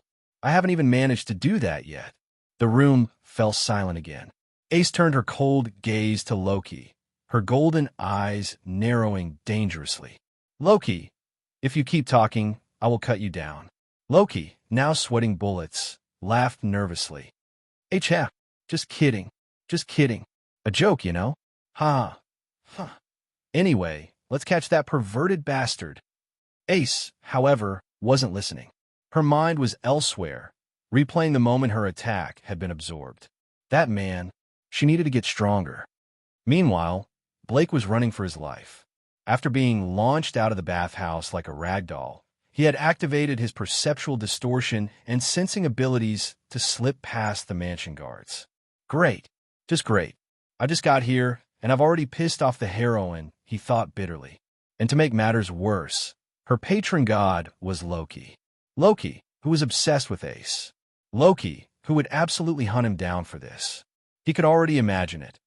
wanted posters with his face plastered all over Oreo by sunrise. Blake sighed. Forget it. If this really is the world I think it is, then the dungeon will help me grow stronger. And besides, a small smirk tugged at his lips. The legendary bestia exists here, right? His train of thought was interrupted by a commotion nearby. No, this is Lily's hard-earned money. Pfft, you stole anyway, so just hand it over, you little rat. Blake's brows furrowed. He felt the negative emotions before he even saw the scene. Fear, malice, and deep-seated hatred radiating from an alleyway up ahead. His expression darkened. He hated bullies. In the dimly lit alley, a small girl, barely over a meter tall, was curled up on the ground. She wore a loose, cream-colored robe, her hood pulled low over her face. Though she looked no older than 11 or 12, she clutched a bulging bag to her chest, as if her life depended on it. Standing over her was a towering brute of a man, a massive sword strapped to his back. He sneered down at her, his boot pressing against her frail leg. "I'll say it again, hand it over. Or do you want me to break your legs, huh?" The girl whimpered, her grip on the bag tightening. She knew she had no choice. If she didn't hand it over, he'd do it, just like every other adventurer who thought they could take from a weak. Her trembling hands reached for the purse. "That's more like it," the thug scoffed. "You little rats always act tough until you get a real beating. You even bully little girls? Man, you're actual garbage." The man froze. A killing intent unlike anything he had ever felt flooded the alleyway. It was suffocating, primal. His instinct screamed at him, "Run." He didn't even turn around. He bolted. Blake stepped forward, his piercing blue eyes landing on the girl. "You okay?" he asked. The girl flinched. Then, without a word, she pulled her hood lower and ran. Blake blinked. "Do I really look that scary?" A soft chime echoed in his mind. "Master, the thug's luck points was 42. Your current luck value is now 197. A virtual screen appeared, displaying detailed information on the girl. Lil Ruka Arde. Age, 15. Luck value, 425. Occupation, supporter. Blake smirked. "So, this another main character Damachi." The streets of Oreo were still bustling despite the arrival of night. Lanterns and magical lights cast a warm glow over the city, illuminating the paths where adventurers and citizens mingled. Blake walked along the road, his sharp gaze sweeping over the diverse crowd. Though the streets weren't as packed as during the day, the mix of different races caught his attention. This world felt like something straight out of Western mythology. Elves, dwarves, orcs, Amazons, fantasy races of all kinds coexisted here. And at the heart of it all stood Oreo, the Labyrinth City. A massive metropolis built atop the infamous underground dungeon. Oreo was a hub of adventure, commerce, and intrigue. Governed by an organization known as the Guild, the city thrived on the risks and rewards the dungeon provided. Beneath Oreo lay the ever-changing labyrinth, a vast subterranean world teeming with monsters. Creatures born from the depths, hostile to all who dare to challenge them. The Guild oversaw dungeon exploration, regulating the adventurers who ventured into the unknown to battle these beasts and claim the treasures hidden within. Adventurers came in all shapes and sizes. Elves, beastmen, halflings, Amazons, and humans alike. They fought not only for wealth and glory, but to survive in this unforgiving world. Blake had already encountered one such adventurer earlier, a large brute with a rotten personality. But scum or not, even he was part of Aurario's grand cycle of survival. However, adventurers weren't the only ones who made Oreo their home. The city was also host to deities, gods who had descended from the heavens to experience mortal life. Over 1,000 years ago, these celestial beings had sealed away their divine powers, choosing instead to live among mortals in a more human-like existence. They sought entertainment, pleasure, and distraction from the boredom of eternity. Thus, they created familias, factions built around their divine authority. Each familia revolved around its patron deity, with purposes as varied as their gods. Some focused on dungeon exploration, others on trade, agriculture, or even politics. Though their goals differed, all familias granted one common advantage: the power of divine blessings. A god's blessing could transform an ordinary person into an adventurer of incredible strength. Those who received these blessings, fauna, could grow stronger through experience, battle, and training, evolving beyond human limits.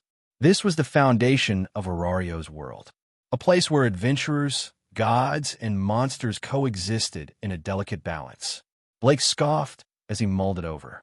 A familia, huh?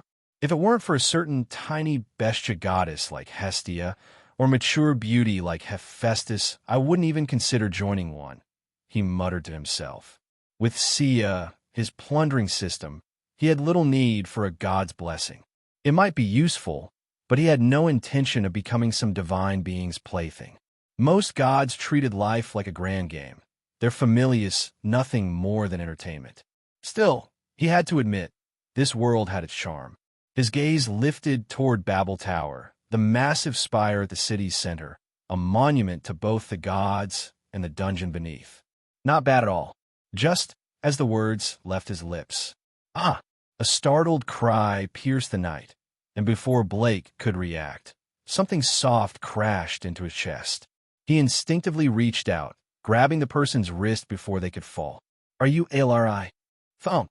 Before he could finish his sentence, his world spun. His balance faltered, and the next thing he knew, he was tumbling forward, straight onto the person he had tried to catch. And then, their lips met. MMM. The girl beneath him let out a muffled sound of shock.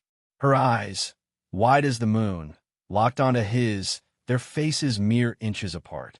She struggled, flailing her arms against his chest, her entire body radiating embarrassment.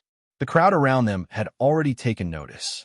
How bold, kissing a goddess in public like that. Truly fearless. A few murmurs drifted through the night air, some amused, others skeptical. But none were outright angry, which meant, wait, goddess? Blake's heart skipped a beat as he took in the girl beneath him. Dark, glossy twin tails cascaded over her shoulders. A youthful, round face framed large, sky-blue eyes that mirrored his own shock. She looked no older than 14 or 15, yet her body possessed an undeniable allure that defied her childlike features. But it wasn't just her beauty that caught his attention. His gaze drifted downward. A blue ribbon, big breast. Realization hit him like a bolt of lightning. Hestia, the bestia. Of all the ways he imagined meeting her, crashing into her and stealing her first kiss hadn't been on the list. Blake quickly composed himself, forcing down the mix of embarrassment and amusement swirling inside him. He cleared his throat, pushing himself up and extending a hand to help her. "Are you all right?" Hestia, still dazed, hesitated before taking his hand. A deep blush burned across her cheeks, her lips slightly parted, as if she couldn't quite process what had just happened. Blake, on the other hand, couldn't help but smirk internally. Oreo was already proving to be quite the interesting play. My first kiss, I've saved it for millennia, and now it's just gone.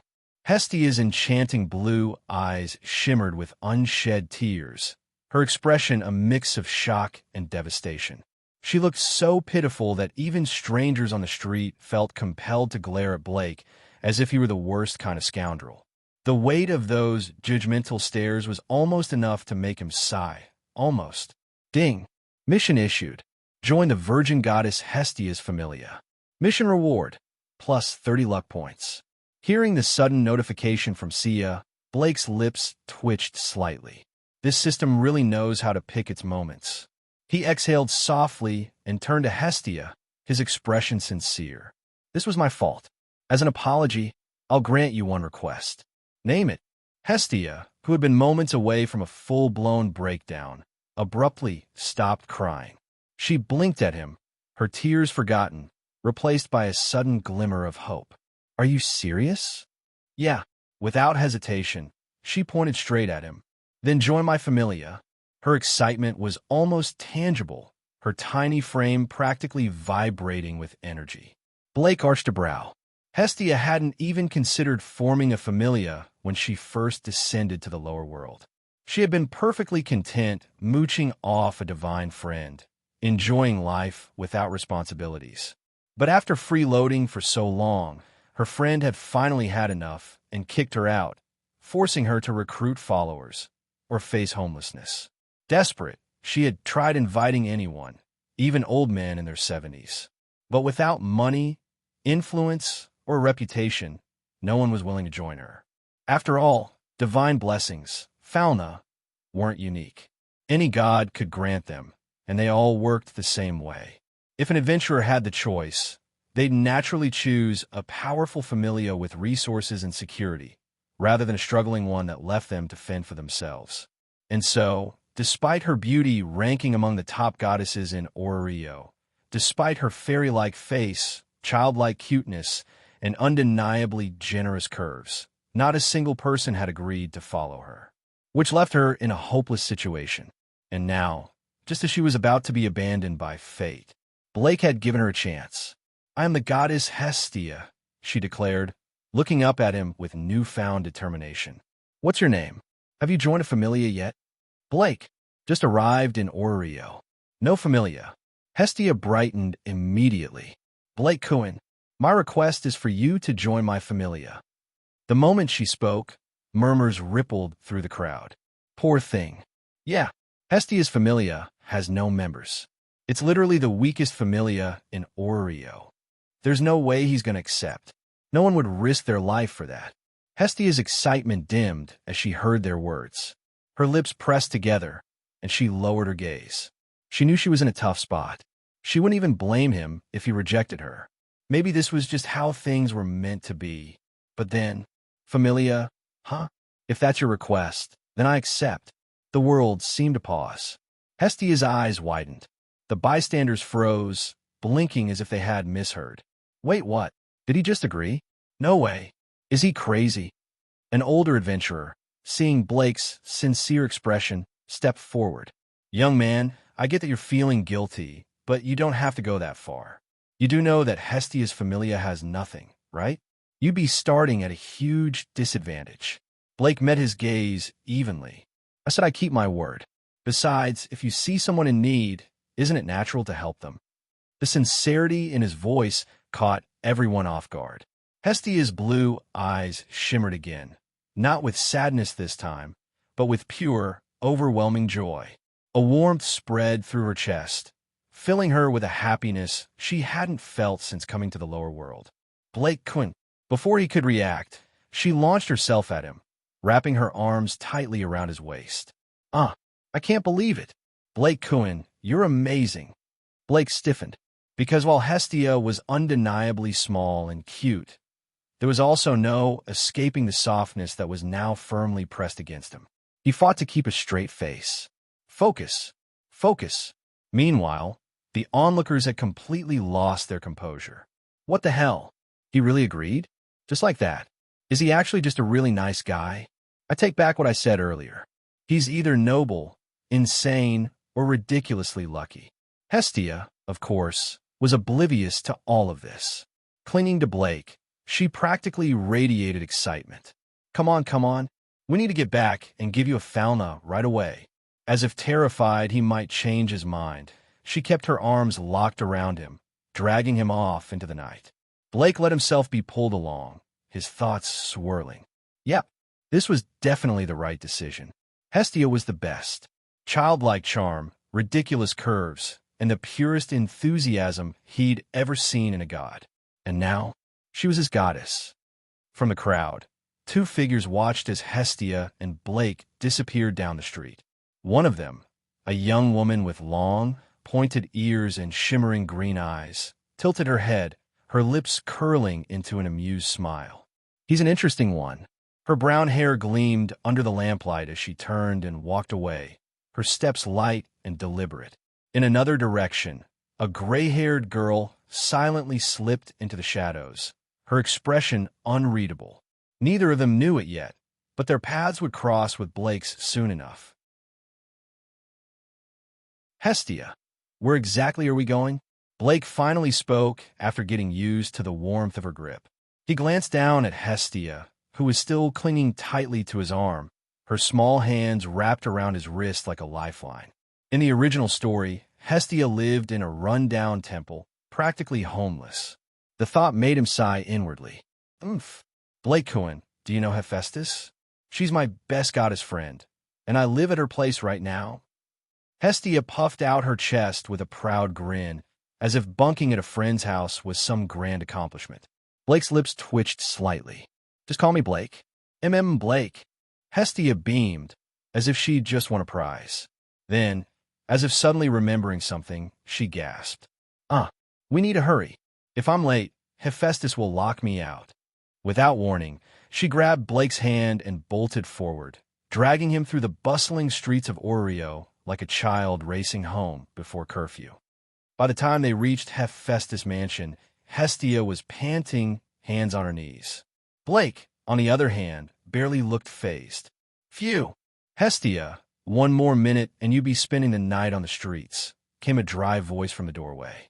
The mansion door swung open, revealing a tall woman with short, fiery red hair. A black eye patch covered her right eye, but her left burned with sharp intelligence.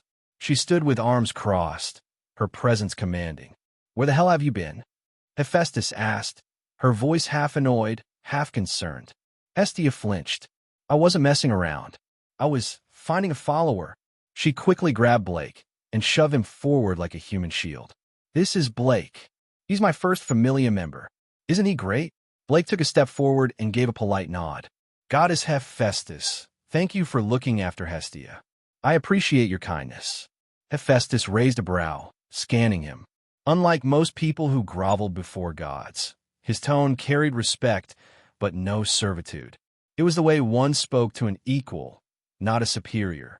Interesting, Hephaestus murmured. Hestia, you might have actually found yourself a decent one. She wasn't just referring to his words. His soul was clear, untarnished by greed or darkness. Not many in Oreo had such purity. Hestia practically glowed with happiness. He's amazing, right? Let me tell you how we met. But as she recounted the events leading up to this moment, she reached the part about her stolen first kiss, and her face turned a deep shade of crimson. Hephaestus smirked. All right. Less talking, more blessing. Get to it. Hestia pouted but nodded. Come on, Blake. Let's go to my room and get you your felna. Inside a modest but cozy bedroom, Blake lay on his stomach, shirtless, while Hestia straddled his back. The position was intimate. He could feel her warmth through the thin fabric of her dress. His senses were painfully aware of her small hands resting on his bare skin. All right, Blake, you're new to Oreo, right? How much do you know about the blessing? Hestia's voice was light and teasing, but she sounded genuinely curious. I know a little, Blake admitted, but I'd love to hear your explanation. Hestia grinned, proud to be the one teaching for once. Well, the blessing isn't some magic power-up like boom. Instant strength. It's just a key that unlocks your hidden potential. You see, all mortals have untapped abilities, but without guidance, they go undiscovered. What we gods do is bring that potential to the surface, turning it into measurable progress. She leaned down slightly, her breath brushing against his ear. Think of it like a seed buried underground. Depending on how you live, your experiences, your training, it can grow into something powerful or wither away. Blake listened attentively, letting her words sink in. In short, Hestia continued, your growth isn't something we give you. It's something you earn. The blessing just lets us track it. She paused expectantly, waiting for his reaction. Blake smiled. That was an excellent explanation, goddess. Hestia giggled, clearly pleased. Of course. I've been studying the lower world for a long time now, you know. Blake chuckled. Her excitement was contagious. All right, now let's get to the actual blessing. Hestia pricked her finger with a small needle. A single drop of divine blood welled up before falling onto his back. The moment it touched his skin, whoosh, a surge of energy pulsed through his body, like ripples spreading across a lake. A faint blue glow emerged, forming ancient, intricate symbols that hovered above his back. They shimmered, shifting, aligning into sequences, as if responding to some unseen force. Hestia's expression turned serious as she traced the symbols with her fingertips. The globe brightened, revealing an ornate crest on Blake's back, a furnace-like design surrounded by sacred script. In this world, an adventurer's body was like a book, and the fauna was the pen that wrote their journey. Every battle, every challenge, every triumph, all of it would be recorded in this sacred script, shaping his path. Hestia's bright blue eyes widened as she saw the completed status. Blake, LV1. Strength, I0. Endurance, I0. Dexterity, I0. Agility, I0. Magic, I0. Magic. Skills, fortune's favored. Wah! Hestia's breath hitched. For a moment, she just stared at the paper, blinking in disbelief. Then, I knew it. I hit the jackpot. Before Blake could react, she threw herself onto his back, rubbing her cheek against his skin like an overjoyed cat. You're amazing, Blake. This is crazy. Fortune's favored. Do you even realize what this means? Blake glanced over his shoulder. Should I? Dummy. Luck is something even we gods can't control. It's fate itself. But this means you're blessed by fortune itself. Hestia pulled back slightly, her excitement turning into pure wonder. And you have 3 magic slots. 3. Most adventurers don't even get one. Your potential is beyond anything I've ever seen. Blake's eyes narrowed. So that's what it means. He had always wondered why his own luck value never appeared in Sia's system. She had called it a restricted parameter, something even she wasn't authorized to access. But now, staring at his status, he finally had an answer. Fortune's favored. Even he didn't know exactly how far this skill could take him. But one thing was certain. Fate itself had chosen him, and he intended to take full. Blake, do you understand? Hestia leaned over him, still pressed against his back, pointing at the paper with a gloved finger. Each basic ability has 10 stages. The more you train, the stronger you get. Right now, you're at 0 because you haven't started yet. She explained how proficiency worked. Each stage had a limit of 99 before moving to the next rank. I, 0 to 99. H, 100 to 199. G, 200 to 299. F, 300 to 399. E, 400 to 499. D, 500 to 599. C, 600 to 699. B, 700 to 799. A, 800 to 899. S, 900 to 999. To improve, he just had to use his abilities. Strength, endurance, dexterity, agility, and magic. Each skill would evolve with effort. But once he got close to the cap of 999, progress would slow to a crawl. And look at this. You have 3 magic slots. Most adventurers don't even have one. Hestia said excitedly. Blake chuckled at her enthusiasm. I see. That's a good thing, right? Of course. Magic is everything in battle. A strong sword is great, but if your opponent turns the ground beneath you into a pit of lava, what then? She had a point. Magic was a game changer, a power that could turn an ordinary fighter into an unstoppable force. I get it, Hestia, Blake said, offering a small smile. But while she was thrilled about his stats, he was more distracted by how close she was, her soft body pressed against him. Tomorrow we're moving out of Hephaestus' house, so let's rest well tonight. And don't forget, we need to register at the guild in the morning. Hestia's familia is finally official. As if realizing something, Hestia finally climbed off him, humming happily. Blake wasted no time getting up. I'll be heading out first. Before she could react, he was out the door in record time. Staying any longer would have been dangerous for his sanity. Geez, it's not like I bite. We could have just slept together. Hestia pouted, folding her arms as she watched him leave. Leaning against the door outside, Blake sighed. That goddess was a handful. You handled yourself well, a voice said. Blake turned to see Hephaestus approaching, exhaling a slow smoke ring from her cigarette holder. Hestia is completely open-hearted with those she cares about.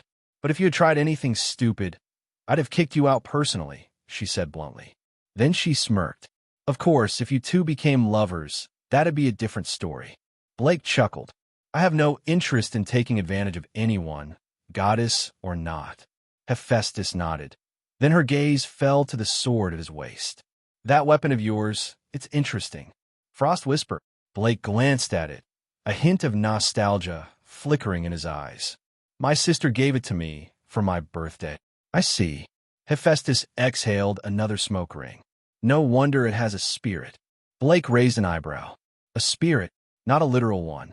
But weapons absorb their wielders will over time. Yours has been cherished, not just used. That's rare. A genuine compliment from the goddess of forging. That was unexpected. As a gift to celebrate Hestia's new familia, let me modify it. Blake hesitated. I appreciate the offer, but I don't want to change her. If she changes, it won't be Frost Whisper anymore. Hephaestus studied him for a moment, then smirked. You really do love your sword, huh? Relax, I'm not going to change it. I'll just add an indestructibility effect. No matter what happens, she'll never break. Now, that was an offer Blake couldn't refuse. All right, I'd be grateful for that. Good. Come back in a week to pick it up. Oh, and your room's just down the hall, she said, turning away. Blake watched her leave, then muttered, Thank you. The next morning, after saying their goodbyes to Hephaestus, Hestia practically dragged Blake to the guild headquarters. The building was massive, designed like a grand temple, with towering pillars and intricate carvings. Inside, the first-floor hall was bustling with adventurers, some forming parties, others cashing in their earnings. Hestia, practically bouncing with excitement, ran off to register her familia, leaving Blake alone. Bored already, he muttered to himself. That's when the entrance doors swung open, and a group of four entered. Blake froze. Of all the people to walk in, among them was someone he already knew, Ace Wallenstein, the famous sword princess. The very same girl who had inspected him like a rare specimen when he first arrived in Rio. Great, he muttered, rubbing his forehead. Just my luck. Just stay calm, act natural, and maybe, just maybe, they won't notice me. Blake sighed, casually turning his face away. It wasn't like he was avoiding responsibility. If it were just Ace, he could apologize and move on. But with Loki, the mischief-loving, troublemaking goddess, standing right there, yeah, no thanks. She'd turned this into a full-blown spectacle. Of course, the gods had a twisted sense of humor, and the more he tried to avoid trouble, the faster it came charging at him. With a sinking feeling, he watched as Loki, grinning like a cat who'd found a cornered mouse, made a beeline for Hestia. Well, if it isn't the little virgin goddess, Loki teased, her smirk growing. What are you doing at the guild? Shouldn't you be at Hephaestus' place? Freeloading, as usual? Hestia froze, her hair practically standing on end. What did you just say? She spun around, hands clenched into fists, glaring daggers at Loki. This goddess was a menace, constantly getting under her skin. If you must know, I'm here to register my familia, she declared, puffing out her chest. Loki raised an eyebrow. Oh, a familia, huh? So you finally tricked some poor sucker into joining. Hestia turned red, partly from rage, partly from the sheer audacity of that statement. I did not trick him. Blake joined willingly. At that moment, Ace, who had been standing quietly, suddenly tilted her head. Her golden eyes locked onto a silver-haired figure trying, and failing, to disappear into the background. It's him, she murmured. Loki immediately perked up, her eyes snapping toward where Ace was looking. The moment she spotted Blake, her smirk widened. Silver hair, blue eyes.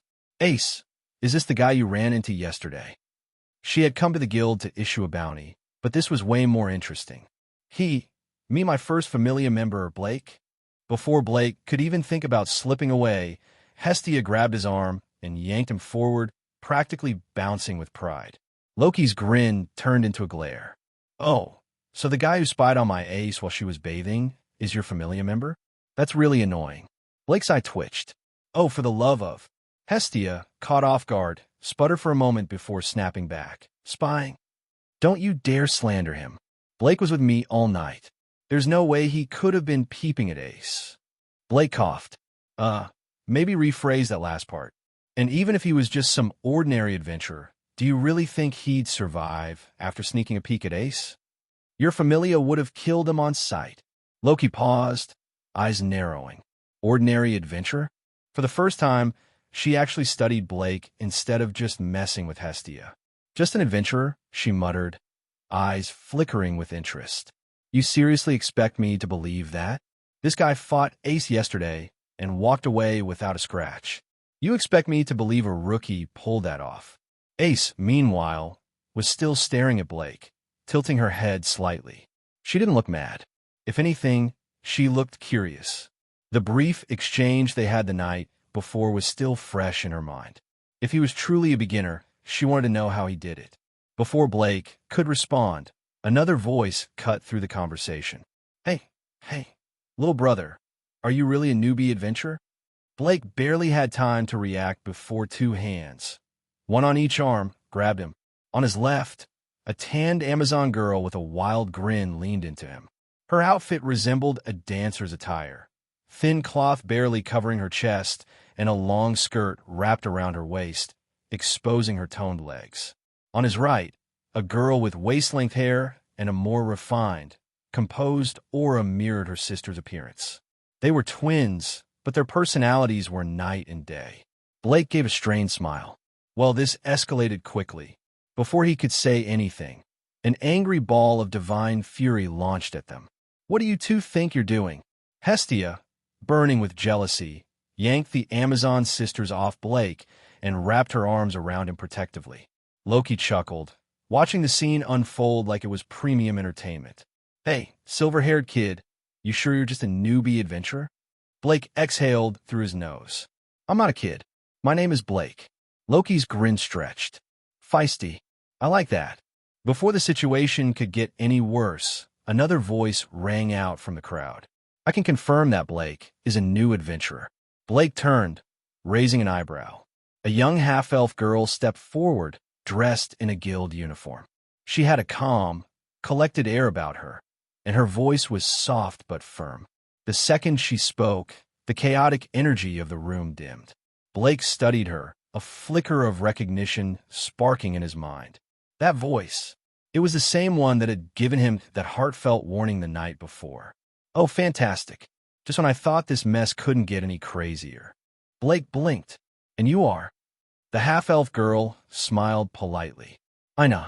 I'm a receptionist at the guild, and I'll be your supervisor from now on. Her voice was calm and composed, but Blake could tell she had stepped in to de-escalate the chaos before it spiraled even further.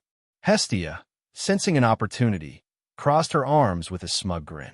Heh, Loki, what do you have to say now? I've got a witness. Or are you actually trying to convince me that my ordinary Blake somehow fought a level 5 sword princess to a standstill? Loki didn't answer. She was too busy staring at Blake like he was a newly discovered treasure. Her mind raced. Ace never lied, and she'd clearly confirmed that Blake had clashed with her. Not to mention, there had been physical evidence in the form of battle damage at the scene. If all of that was true, then Blake wasn't just good. He was something else entirely. And that meant one thing. No way in hell was she letting that tiny brat keep him. Loki narrowed her eyes and suddenly smirked.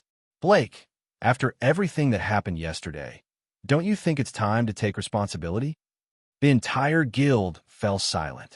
The Amazon twins, who had been watching from the sidelines, perked up, now even more intrigued.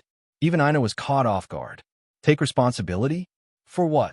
The surrounding adventurers were struggling to keep up. A supposedly normal guy had fought Ace, and now Loki was demanding he take responsibility? What exactly had happened between them? Wait, Blake, is this true? Hestia, her confidence wavering, turned to look at him with wide, teary eyes. If Loki was pushing this hard, it wasn't just a baseless accusation. Blake exhaled slowly. He'd tried to explain earlier, but things had escalated too quickly for him to get a word in. Yeah, he admitted reluctantly. It happened. SSSS. The room collectively gasped. Blake wasn't sure what was more uncomfortable, the stunned expressions or the sheer envy radiating from every male adventurer in the room. The idea of anyone standing toe-to-toe with Ace was almost blasphemous. Hestia's lip quivered. "Be Blake." Meanwhile, Loki's grin widened like she had just won a prize. "So you admit it? Well then, spying on Ace while she was bathing is a serious crime, my friend. So tell me, what's your plan for fixing this?" Blake pinched the bridge of his nose. "Look, I'm sorry. How do you want to settle this?" Loki's smirk turned devious. "Simple. Leave that tiny familia and join mine." Hestia stiffened. The smugness drained from her face, replaced with pure, unfiltered rage. You can't just try to steal my Blake in public like this." The temperature in the guild seemed to drop 10 degrees. The crowd, which had been waiting for some kind of punishment, was now completely thrown off. Wait, aren't they supposed to be punishing him? Why does this feel more like a goddess-love triangle? Is Loki trying to seduce him away? Hestia grabbed Blake's arm and yanked him protectively toward her. "Back off, Loki. Blake is my family." Loki, undeterred, shrugged. "Oh, come on. I'm doing this for his own good. He's obviously wasted on you." The smug look on her face was infuriating. She was enjoying every second of this. The bystanders, meanwhile, were witnessing something truly historic. A public goddess cat fight. Over a man. Even Ace seemed mildly interested, her golden eyes shifting between the two goddesses and Blake, as if trying to piece together what exactly was happening. Blake sighed. "Sorry, I refuse." The bickering stopped instantly. Hestia looked up at him, eyes shimmering with emotion. "Blake." Loki, on the other hand, frowned. "You sure about that, silver-haired brat? Do you really understand the consequences of what you're saying?" Blake's expression didn't waver. "Yeah, yesterday's accident aside, I won't leave Hestia. I owe her." Hestia clung to his arm like he had just saved her life. "Blake, you're the best," she sobbed dramatically. Loki, however, wasn't done. "Owe her, huh? That's cute and all, but you still haven't explained how you ended up in our bathhouse." Blake sighed. "You think I wanted that to happen?" Loki's eyes narrowed. "Then how did it happen?" Before Blake could answer, Ace suddenly spoke. Loki stopped threatening him. The room tensed. Ace's voice was calm, but something about the way she said it silenced any further arguments. Blake blinked. Did she just defend me? Loki visibly twitched. Ace never spoke up like this. Not for anyone. The other adventurers were just as dumbfounded. Wait, hold on. Why is Ace defending him? Did something happen between them? The way Ace said Blake's name so casually only made things more suspicious. Loki turned to her prized adventurer, still visibly thrown. Ace, completely unfazed, simply looked back at Blake, as if waiting for his answer. The silence stretched on, filled only by the unspoken questions hanging in the air. For once, even Loki didn't have a comeback. Loki threw her hands up in frustration. "Ace, I'm doing this for you." She wasn't even sure what she was saying at this point. Sure, she'd started this whole mess trying to steal Blake from Hestia, but now Ace was outright defending him. And if Ace was fine with it, how was she supposed to keep pushing this angle? Hestia, sensing an opportunity, puffed out her chest triumphantly. "Huh, see? Even Ace isn't mad about this, and you're still making a big fuss. Just admit it. You're just trying to steal my Blake." Loki's eye twitched. "Your Blake? Oh, for the love of you." Loki pointed an accusing finger, but no words came. Ace wasn't backing her up, and Hestia had completely outmaneuvered her. On the sidelines, Ina's sighed, rubbing her temples. Is this seriously happening? A goddess cat fight, over a man, first thing in the morning? Meanwhile, Blake, fed up with the endless bickering, exhaled and turned to Ace. "Wallenstein, thanks for understanding. I really appreciate it. I'm sorry for the, misunderstanding, but if you ever need help, just ask. I owe you one."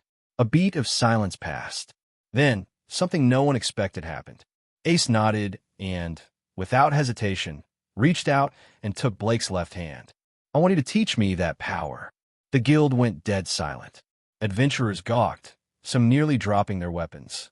Others openly stared in disbelief. The hell did she just say? Did the Sword Princess just ask him for guidance? Who was this guy?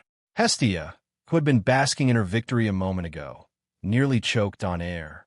Wait. Well, whatever. Just because you help my Blake doesn't mean you can just steal him. She pointed at Ace with a dramatic flourish, looking as if she'd just caught someone cheating on an exam. Ace, completely ignoring her, stood there with her golden eyes fixed on Blake, her expression unwavering. Blake, meanwhile, was just now realizing how much attention she was drawing. Dressed in a white and blue battle dress, slightly backless, with a sword at her hip and long golden hair cascading down her back, Ace had the kind of ethereal beauty that could stop traffic. Her doll-like face, delicate yet unreadable, only added to the effect. And now, this literal legend of Orario was standing in front of him, holding his hand, looking at him like he held the secrets of the universe. This wasn't helping his reputation at all. The power from yesterday, Ace repeated, tilting her head slightly. I want to learn it. Blake blinked. That power?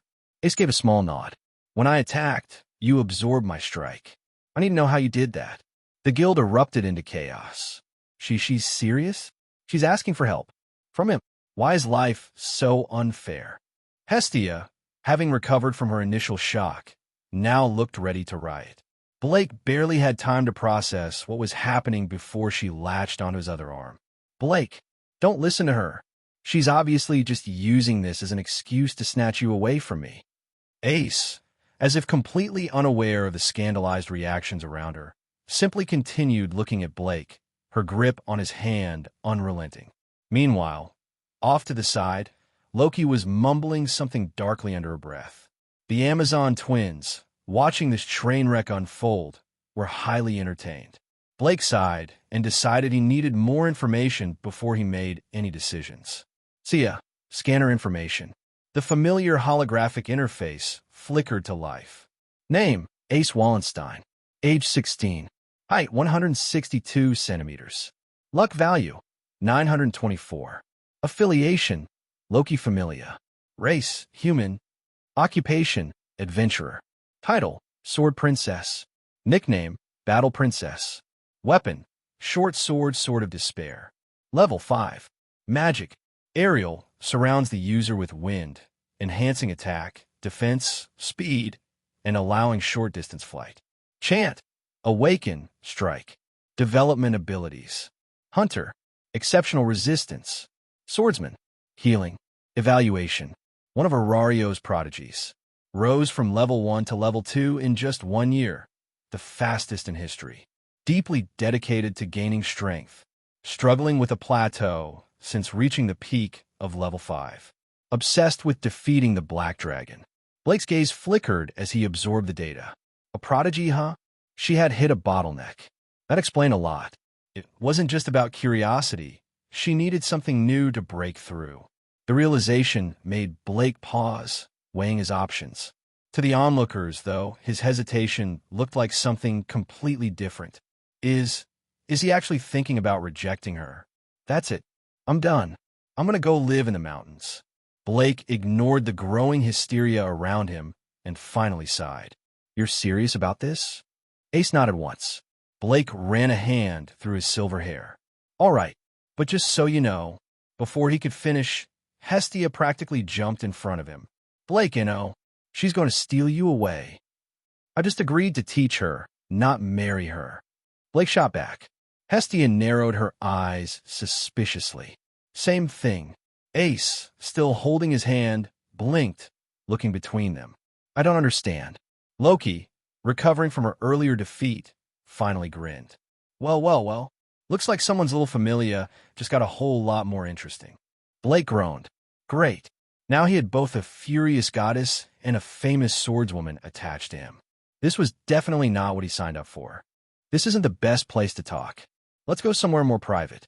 Blake glanced at the gathered adventurers, their faces filled with varying degrees of shock, envy, and confusion. He gently pulled his hand away from Ace's soft grip, speaking in a calm but firm tone. Ace's golden eyes flickered with anticipation. He hadn't refused her. That was all that mattered. Hestia pouted, her small hands gripping the hem of her dress. She wanted to say something, anything to stop this. She didn't know the full extent of Blake's abilities, but the fact that the Sword Princess, one of Arario's strongest warriors, was asking him for guidance spoke volumes. If Ace learned Blake's techniques, the entire Loki familia could gain an advantage. That was the last thing she wanted. But Ace had been fair. She hadn't blamed Blake for the earlier misunderstanding. She had even spoken up for him. Could Hestia really just shoot her down now? Yeah, even though you turned me down, I'll give you credit for your sincerity. Loki smirked, leaning lazily against the counter. Still, such a waste, being tied to the pipsqueak. Hestia's head snapped toward her rival, her blue eyes blazing with fury. You, Blake sighed. Here we go again. Knowing that stopping their endless bickering was a lost cause, he simply turned on his heel and headed out. Ace followed without hesitation, while Loki and Hestia continued their verbal war. The Amazon twins, sensing the shift in tension, casually leaned against the counter, blocking any nosy adventurers from following. Away from prying eyes, in a quiet alley, Blake turned to Ace. She was staring at him expectantly, waiting for an answer. The power I used wasn't skill. As he spoke, he removed 2 black and white rings from his fingers and held them out for her to see. These are called the Judgment Rings, a type of spirit gear. The black one, the Ring of Sin, absorbs the power of an opponent's attack. The white one, the Ring of Punishment, lets me release that stored energy as my own attack. That's how I was able to match you. Ace took the rings, her slender fingers brushing against their surface. A strange energy pulsed from them. She murmured their names under her breath, her golden eyes reflecting the faint glow they emitted. The rings felt familiar, as if she had seen or felt something like them before. If you want them, I'll give them to you, Blake said, his voice warm but casual. Consider an apology for what happened earlier. Ace hesitated. She wanted them. More than that, she needed them. But no. She shook her head and handed them back. These are yours. The dungeon is dangerous. A new adventurer like you needs all the help you can get. Blake was a little surprised. Given her obsession with strength, he had expected her to take them immediately. But she had turned them down. He gave her a nod of appreciation and slipped the rings back onto his fingers. Well, that's that. If you ever need help, you can find me. Ace nodded in return. She glanced at him one last time before turning and heading back toward the guild. Blake, see you next time. The flirtatious voices of the Amazon twins reached him as they sauntered past, throwing him winks before following Ace and Loki. As soon as Blake re-entered the guild, he felt something small and soft latch onto his arm. Blake, what did the Sword Princess want? Tell me everything.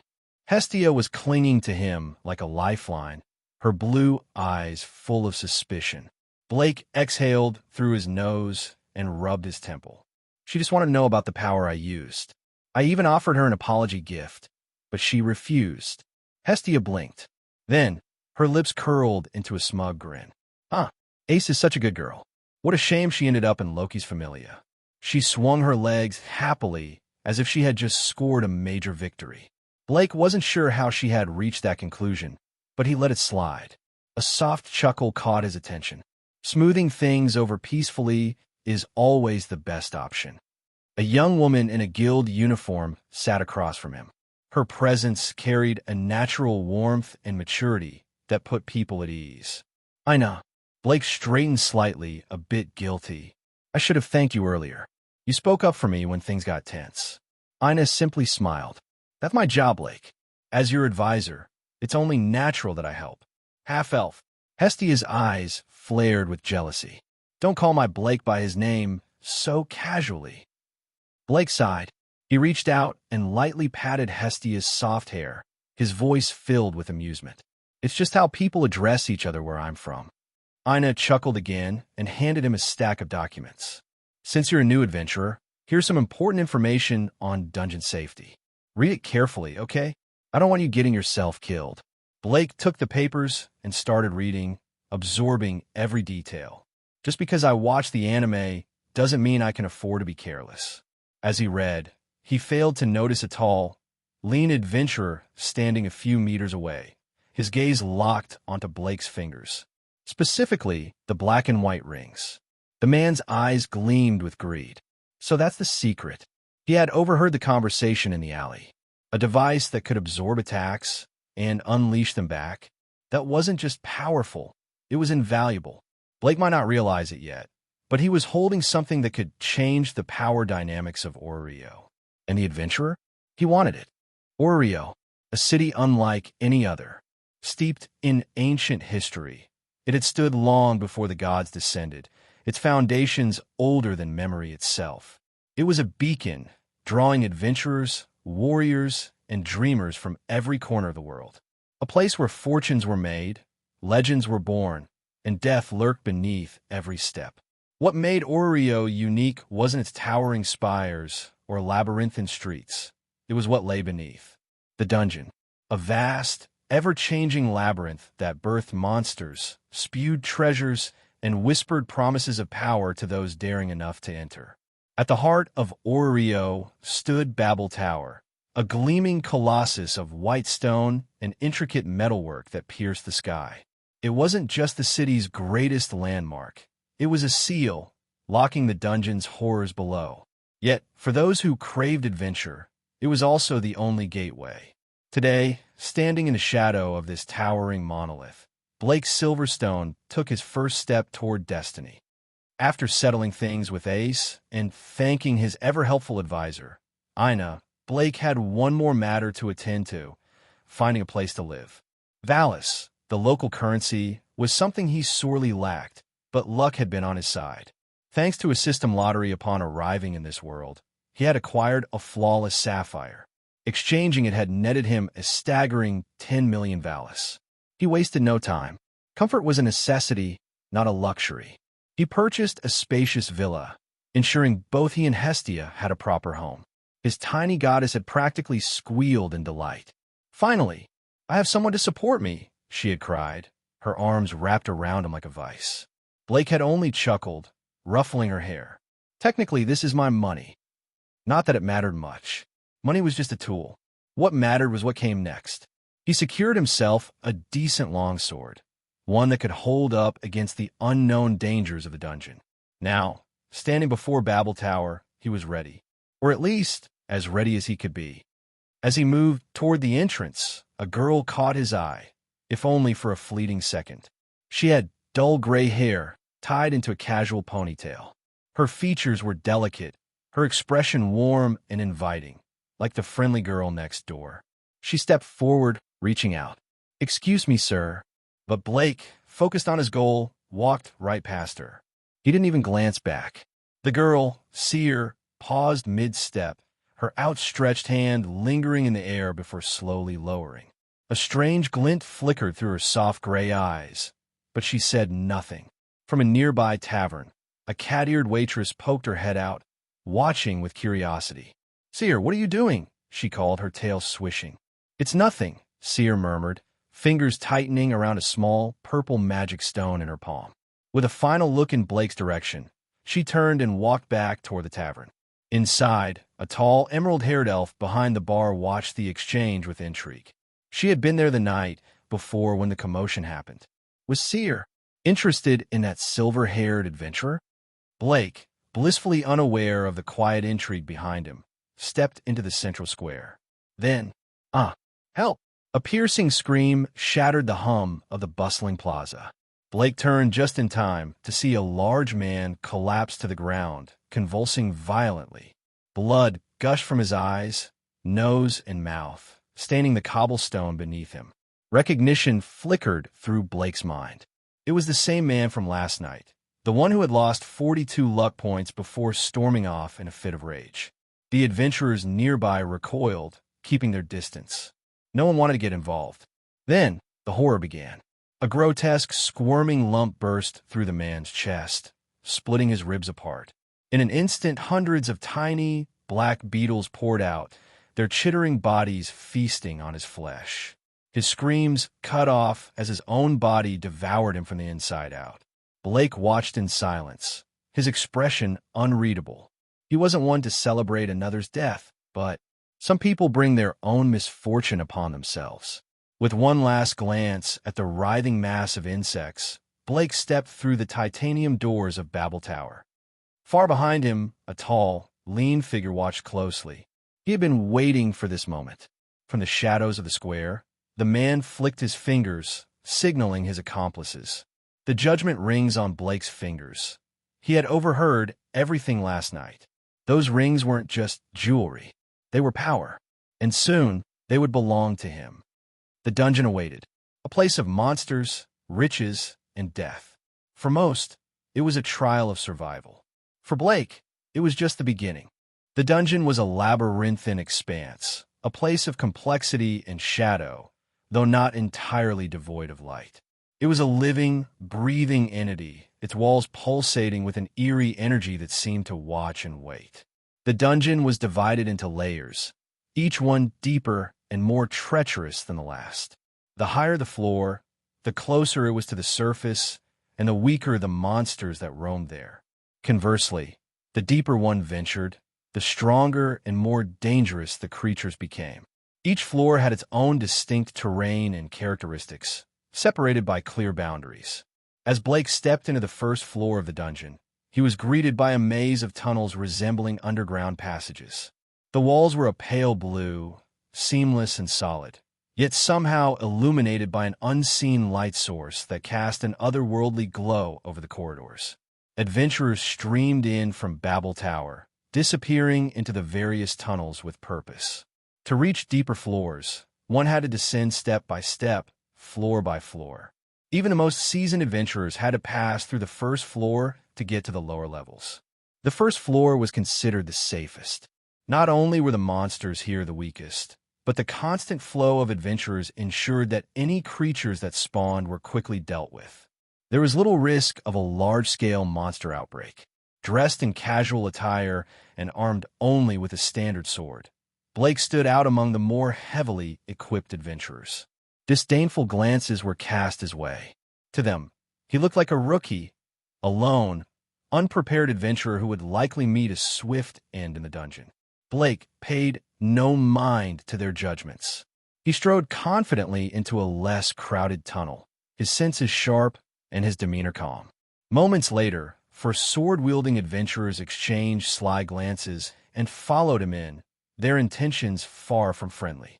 After walking some distance, Blake paused as a crisp crack echoed through the tunnel.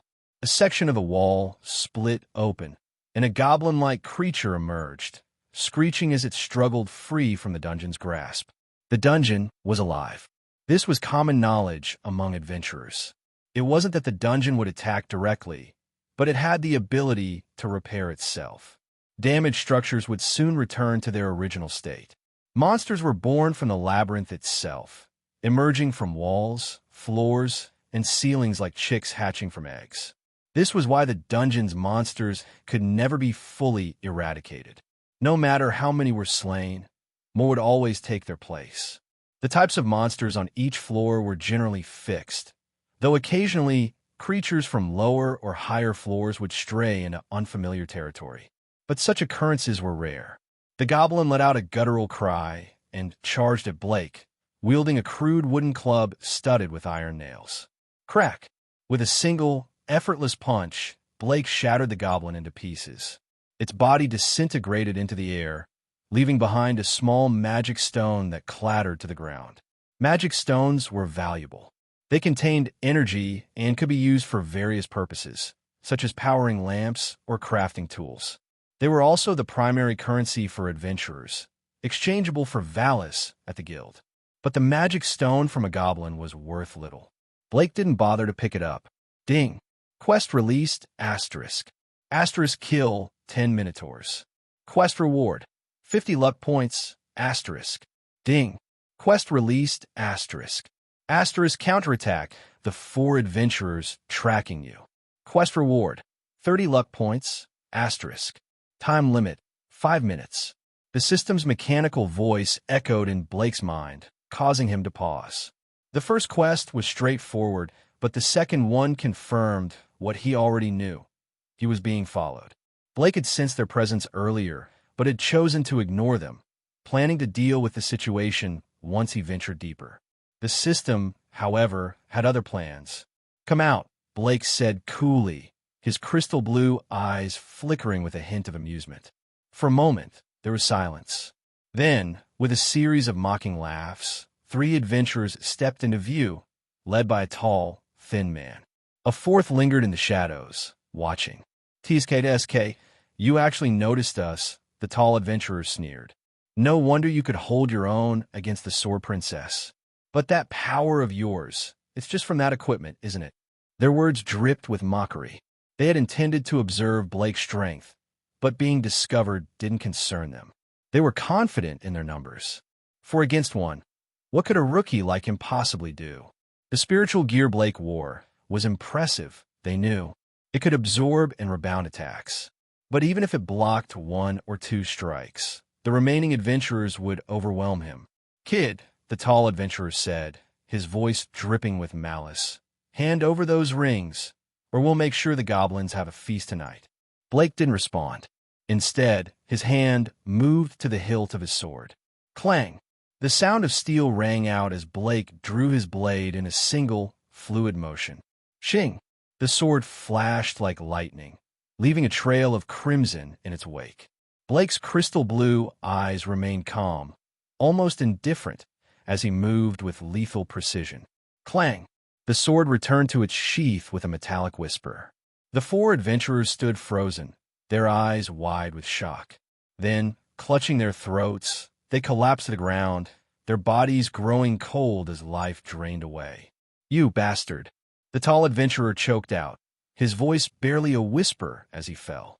Blake didn't look back. He simply continued down the tunnel, his expression unreadable. Crack! The dungeon walls split open once more, and a pair of scarlet eyes glowed in the darkness. An eerie, guttural sound echoed through the corridor, sending a chill down the spine of anyone who might have heard it. But Blake walked on, unfazed. The dungeon was alive, and so was he. And in this place of shadows and monsters, he was the hunter, not the prey. Ding! "Master, you've just plundered a total of 113 luck points from those four, plus the 30 from the task reward. That brings your total to 142 luck points." Sia's cheerful voice echoed in Blake's ear as he descended the dungeon stairs. 143. Huh? Adding the previous 227. That makes exactly 360 luck points. Blake couldn't help but smile faintly. Though he had used up some of his stored basic luck plunder, the gain was still substantial. "Sia, initiate the intermediate draw." "Master, the intermediate draw costs 200 luck points, you know." Sia quickly reminded him, her tone cautious. "It wasn't a small amount, after all. It's fine. Start the draw. You can't gain without spending." Blake shrugged, his voice calm. Though he felt a twinge of reluctance, he believed the rewards would be worth it. Intermediate items were never a waste. "Understood." Ding! "Asterisk congratulations, Master. You have drawn the Holy Sword. Sword of Promised Victory. Excalibur. Asterisk. Level: A++. Category: Noble Phantasm. Range: 1-99. Max target: 1,000 people. Asterisk, this is the most powerful noble phantasm wielded by Saber, Artoria. It is a symbol of King Arthur's strength and nobility. The sword is approximately 3 feet long, around 93.3 centimeters, and 4 inches wide, about 12.3 centimeters. Asterisk. Asterisk forged not by humans, but by the planet itself. Excalibur is the pinnacle of holy swords. It is crafted from the crystallized beliefs of the people within the planet, making it one of the ultimate divine creations known as the Last Phantasm. Asterisk. Asterisk by converting the wielder's magic into light. It releases a devastating beam from the tip of the sword, obliterating everything in its path. During the Fourth Holy Grail War, it incinerated a sea monster summoned by Castor in a single strike. Due to its immense scale and destructive power, it is classified as a city-destroying noble phantasm. Asterisk. Under Blake's astonished gaze, a magnificent longsword materialized before him, radiating an opulent aura as a burst of dazzling rainbow-colored light filled the air. Damn! For the first time in what felt like forever, Blake, usually composed, couldn't help but curse aloud. The surprise was too sudden, too overwhelming. Could this be it? After years of struggle, had he finally escaped the clutches of misfortune? Congratulations, Master! This holy sword is considered top tier, even among all intermediate items. Sia's voice was filled with excitement as she congratulated him. Even she was taken aback. She hadn't expected such an extraordinary item to appear. Sia, can I use this sword? Blake took a deep breath, his heart pounding with nervous anticipation. If he couldn't wield such a prize after drawing it, the disappointment would be crushing. Of course, anything drawn from the system can be used by you. For example, that device you have. It's a replica of the original owner's soul energy. Master, would you like to extract the sword now? Once bonded, it can be stored in your subspace. Sia's explanation came quickly, her tone reassuring. Phew, that's a relief. But not now, Sia. Continue the draw. Let's do 3 more beginner-level draws. Blake exhaled, his tension easing slightly. His blue eyes sparkled with renewed anticipation. With his luck running hot, why not push it further? Understood. Ding. Asterisk congratulations, Master. You have drawn magic enhancement from the fairy tale world. Asterisk. Ding. Asterisk congratulations, Master. You have drawn sword art. 1 sword to rule, all from the fantasy world, 1 sword supremacy. Asterisk. Ding. Asterisk congratulations, Master. You have drawn a one-time item, cursed doll, from the Doraemon world. Asterisk. As the 3 notifications echoed in his mind, Blake couldn't help but smile. His blue eyes gleamed with satisfaction as he examined the new items. Each one was incredibly useful, and it seemed his luck was truly on fire. Roar! At that moment, the dungeon walls cracked open, and several gray-furred wolves emerged, surrounding Blake. Their green eyes glowed with primal ferocity, and their snarling mouths dripped with saliva as they eyed him like prey. Caught me off guard, huh? This is truly the dungeon. Clink. Facing the pack of wolves, Blake let out a light laugh and swiftly drew his sword. A sharp gust of wind whirled around him as he prepared for battle. Howl! With a shrill cry, the wolves lunged at Blake, their movements coordinated as they blocked all possible escape routes. Magic enhancement. A spark of brilliance flickered in Blake's eyes as he activated the newly acquired magic. Instantly, he felt his strength, speed, and other attributes surge by more than double. Whoosh! In the next moment, Blake swung his sword. The blade moved so fast it seemed to create multiple afterimages, the silver light flickering like lightning as it sliced through the air. Boom! As Blake sheathed his iron sword, a series of explosions rang out. The wolves disintegrated one by one, their bodies turning to dust and leaving behind small magic stones that clattered to the ground. Huh, magic enhancement really is something. If it were the old me, I wouldn't have been able to wipe them all out in one go. Taking down half would have been impressive enough. Blake exhaled, analyzing the situation as he glanced at the scattered magic stones. He didn't bother collecting them. They were merely a burden. Instead, he deactivated the magic enhancement, deciding to save it for later. With the boost, it was the perfect opportunity to train his magic attribute and avoid becoming unbalanced. As Blake ventured deeper into the dungeon, heading toward the 17th floor where the Minotaur awaited, a golden-haired figure and a pair of twins quietly entered the dungeon, drawing astonished and admiring gazes from the adventurers around them. Floor 10. This was no longer a monotonous passage. The walls were covered with moss. The ground was dotted with short grass, resembling a prairie. The floor was also bathed in a phosphorescent glow like sunlight, though a thick white mist pervaded the area. Standing at the entrance to this floor, Blake couldn't help but exhale. The monsters encountered along the way had been too weak, failing to spark any interest in him. Crack! Crack! Crack! Help! At this moment, strange sounds mixed with faint cries for help reached Blake's ears. He raised an eyebrow and slightly turned his head to observe. There, the sense of dozens of monsters mixed together, and the number was still increasing. A girl's voice. After pondering for a moment, Blake decided to check the situation.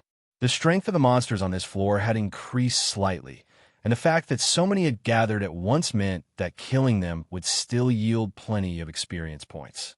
The second reason was that Blake no longer had the map for the following floors and would need to ask someone for it. This was because the Adventurers Guild prevented overly curious newcomers from venturing too deep into the dungeon, as it was easy to lose their lives that way. Damn it! Damn it!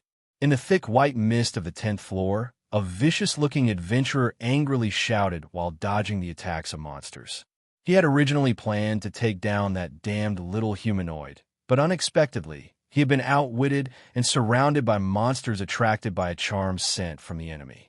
He swore that if he made it out alive, he would make that little humanoid pay for this trickery. However, his hope was in vain. Surrounded by monsters, if he distracted himself even for a moment, his fate would only be death. In an instant, the adventurer was pierced by the natural wooden spikes of an orc, becoming a porcupine-like figure, and he died unwillingly. Meanwhile, not far from the beast pack, a little humanoid, wrapped in a ragged white robe, watched with fear as 3 half-orcs approached her. After deceiving the adventurer who had tried to harm her, she managed to escape, but she hadn't expected to step on a sharp wooden spike, injuring her foot. Now, she could only helplessly watch as the half-orcs closed in. With her magic sword used up, she was too weak to resist. Howl! With the howls of the half-orcs, the 3 orcs, sure that their prey no longer had the strength to resist, charged forward, their wooden clubs or spikes gleaming coldly. Lily is really going to die here? Maybe it's better this way. At least death might bring more peace than living. Lily is already tired of this world. This cruel world. Watching the half-orcs charge at her, the girl stopped calling for help and smiled eerily. PSHH. Boom. At that moment, a flash of silver appeared in her field of vision, and the throat of the central half-orc exploded in a spray of blood, turning to ashes. In the next moment, another sharp sword light flashed, and the remaining 2 half-orcs also turned to ashes, collapsing lifelessly. Are you all right? Looking at the young girl, wrapped tightly in a loose, dirty white robe with a hood covering her head, revealing only a few strands of chestnut brown hair and a cute little face, Blake squatted down and asked. He hadn't expected Lilaruka Arde to encounter such danger.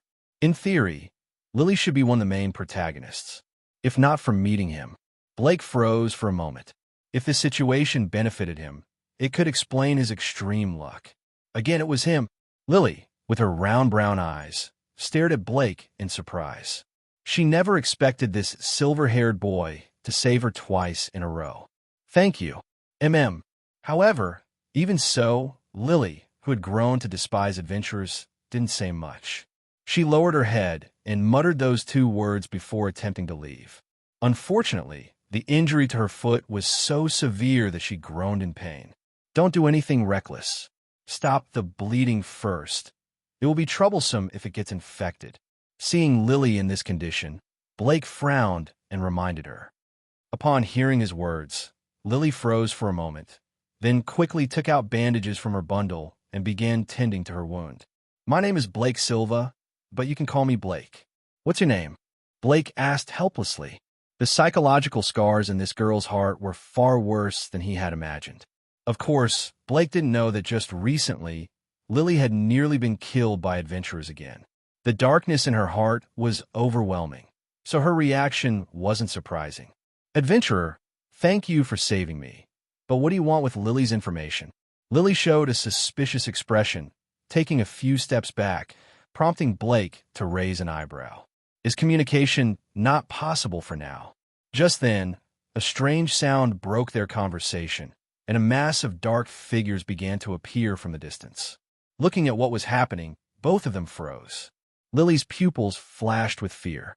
Blake, however, with his eyes gleaming with excitement, scratched his head and swiftly drew his sword, speaking nonchalantly. Lily, is that your name? Well, I've already saved you, so you can leave now. Otherwise, you might just get in the way. With that, Blake's eyes locked on the approaching horde, and a mischievous smile appeared on his face. Lily's pupils shrank as she looked at Blake in shock. Her eyes flickered strangely, and then she glanced at Blake before quickly leaving. 100 or so half-orcs should be enough for me to train my basic abilities, right? After Lily left, Blake smirked, his crystal blue eyes gleaming with a hint of wickedness. He charged directly into the raging half-orc horde, and his sword, unbeknownst to anyone, had already been sheathed. The continuous roar echoed throughout the 10th floor. In the white mist of the beast pack, a figure danced through the chaos like a wisp of willow in the wind. 9th floor. Hey Ace, I'm so bored. Can you talk to me for a bit? Tiona, the younger twin sister of the Amazon sisters, casually kicked a monster to death and then spoke out of boredom. Tiona, can't you be a little more composed? Her elder sister, Tioni, spoke helplessly. But ever since we saw that silver-haired boy, Blake, this morning, Ace has been so silent. She hasn't said a word about what she's thinking and hasn't shared anything with us. Hearing this, Tiona looked at Ace with a conflicted expression. For someone as lively as her, such a secret was as irritating as if a cat were scratching at her heart. I'm sorry. Ace lowered her head, a hint of apology flickering in her golden eyes. Don't take it to heart. You know Tiona's personality. She's always looking for trouble. Tioni quickly intervened, which caused Tiona to pout and mutter under her breath in displeasure. At this moment, the sound of hurried footsteps reached their ears, causing the three of them to stop talking and look toward the intersection in the dungeon. To their surprise, a small humanoid figure, draped in a cream-colored cloak, appeared, looking panicked and in pain. It was Lily, fleeing from the 10th floor. Sword Princess. But the next moment, Lily halted in her tracks, staring in astonishment at the three figures in front of her. She naturally recognized Ace, the famous Sword Princess of Oreo. Sword Princess, please, you have to save the silver-haired adventurer. He's surrounded by monsters. Lily hesitated for a moment before gritting her teeth and saying this. She still had some fondness for Blake, who had saved her twice. Moreover, she felt guilty for leaving him behind while he handled the monsters. Of course, had she not encountered Ace, Lily would have run away alone. Her affection for him wasn't enough to make her risk her life for him. Since she had met Ace, however, asking for help didn't seem too bad. After all, the rumors about Ace were all positive. Silver-haired. Could it be him? Ace, Tiona, and Tioni all froze upon hearing Lily's words. They exchanged shocked looks. Please guide us. Ace's expression immediately became serious. Regardless of who it was, Ace would always lend a hand, as it was a matter of life. Lily's eyes lit up with surprise, and she quickly endured the pain in her foot and led the way. Let's go. If it really is Blake, he's really something. He became an adventurer not even a day ago and already made it to the 10th floor. Tiona and Tioni exchanged glances, their disbelief hard to suppress as they followed behind Lily, slowly making their way forward. Boom! When Ace and the others arrived at the 10th floor, they immediately heard a huge crash and the furious howls of countless monsters. Their faces changed instantly. Although they didn't know the exact number, it was safe to say there were at least 100 monsters. Ace watched the scene ahead, her golden eyes flashing with concern. Without hesitation, she darted ahead, leading the charge. The Amazon sisters, however, couldn't move as quickly. They had to protect Lily and could only proceed slowly. When they got within 100 meters of the monster group, they saw Ace stop, her figure poised at the edge of the battlefield without rushing to attack the monsters. This puzzled them. It's him. How is that possible? The Amazon sisters' eyes widened in shock as they noticed a figure weaving gracefully among the monsters. Roar! Amid the chaotic roars, a massive group of monsters, with bloated, towering figures, each more than 2 meters tall, charged forward, holding large clubs. There were at least several hundred of them, all snarling and charging toward the center of the crowd. In the midst of them, a figure danced through the swarm, dodging strikes from the enormous clubs with incredible precision, moving like drifting willow leaves. No matter how many monsters attacked, none of their strikes even grazed the figure. The monsters howled in frustration and rage. The sight was enough to stun anyone. Indeed, it's the silver-haired guy. He became an adventurer just yesterday, and now he's in the 10th floor, battling hundreds of monsters without a scratch. Tioni gasped in amazement. He's not fighting, he's training his basic abilities. Ace spoke at last, her golden eyes locked on the figure moving through the monsters, as she slowly explained.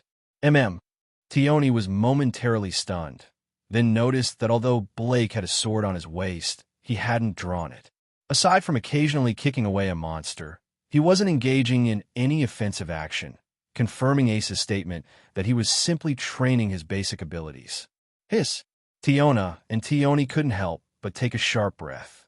This guy was truly reckless. While monsters might not be level 2 monsters, their strength surpassed that of most level 2 adventurers. A single hit could be fatal, and with this many enemies, even a level 4 adventurer would be in serious danger if surrounded. While it wouldn't result in death, serious injuries were almost guaranteed. Yet here was someone who had just become an adventurer the previous night, using a group of hundreds of monsters as a stepping stone for his training. How could they not be stunned? Why is Ace here? And is that Lily? Blake, still dancing through the monster swarm, noticed the figures in the distance. He raised an eyebrow. Looks like I won't be able to train properly. If they steal the kills, it could be troublesome. Well, in that case, with that thought, a gleam flickered in his crystal blue eyes. He stepped on a half-beastman-like monster head and leaped into the air. What's he trying to do? If he does that, he won't have room to dodge. The Amazon sisters were shocked when they noticed Blake's actions, and they looked at the figure in the sky with confusion. As for Ace, she had already placed her hand on the hilt of her sword, ready to act at any moment. At that moment, with a flash of piercing silver light, Blake suddenly drew his sword from his waist and unleashed an incredibly sharp aura.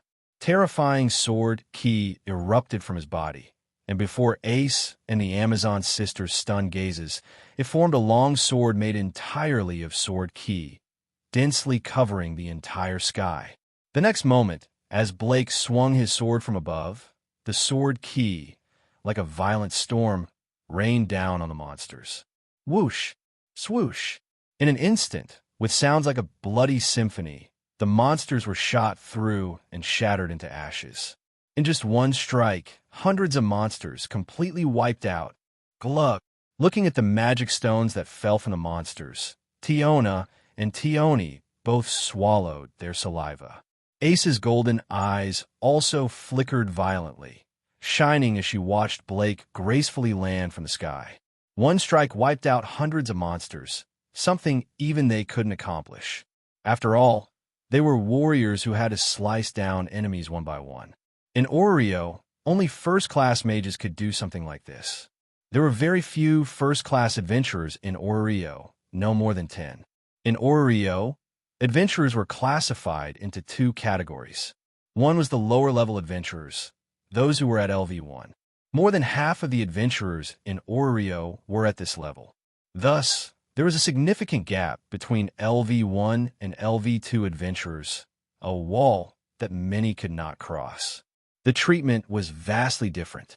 To reach LV2, one had to have sufficient qualifications. Therefore, more than 50% of adventurers were blocked by this wall. The second category of adventurers were the middle-class adventurers. These were LV2 and above, with the core strength needed to qualify for titles given by the gods. Higher-class adventurers were further divided into LV3, LV4, and LV5. Blake, who had just become an adventurer less than a day ago, had done something that even most high-class adventurers couldn't do, something only a handful of people in Oreo could accomplish. It was simply unbelievable. And the most important thing was that there was no magical aura in his attack, and it was almost instantaneous.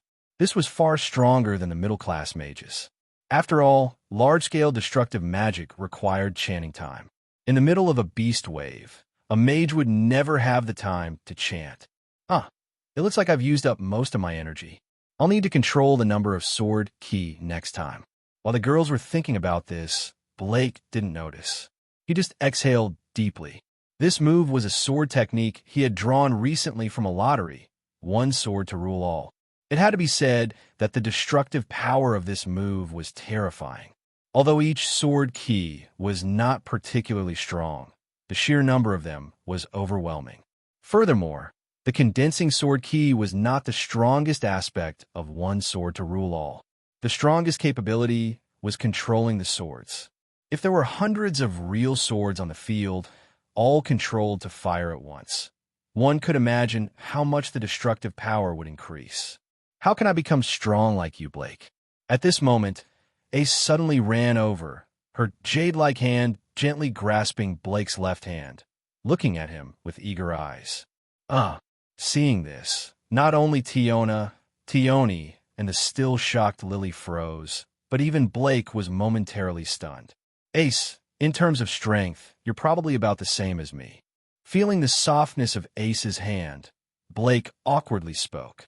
The strange looks from the three girls nearby made him feel uneasy. I can't grow stronger for now, but I want to become stronger. Upon hearing this, a rare sense of melancholy appeared on Ace's flawless face. She spoke in a quiet tone, like a murmur. Please, teach me how to become as strong as you, Blake. Then, Ace suddenly looked at him with hopeful eyes, the strength in her grip slightly tightening, as though reflecting her nervousness. Ace, if you act like this, it'll make him uncomfortable. At that moment, Tioni walked over with a smile and gently advised. However, the flicker of curiosity in her eyes, along with a radiant spark from time to time, suggested she was also deeply curious. Yeah, but Blake, that movie did earlier, what was it? It was so cool and powerful. I've never seen anything like it. Unlike Tioni, who was mature, Tiona simply asked with a smile, her eyes filled with curiosity and admiration that anyone could see. As for Lily, she wore a conflicted expression. She didn't know whether to stay or leave. She now realized that she had acted unnecessarily. Blake's seductive voice when he saved her still lingered in her ears. Just as he had said, he was only interested in training. Sorry. Ace, after being advised by Tioni, became a little more aware of her actions and quickly let go of Blake's hand, bowing to apologize. She had become so eager to grow stronger that she forgot it wasn't good to casually inquire about others' secrets of strength. It's fine. Ace, do you want to know about the sword technique I just used?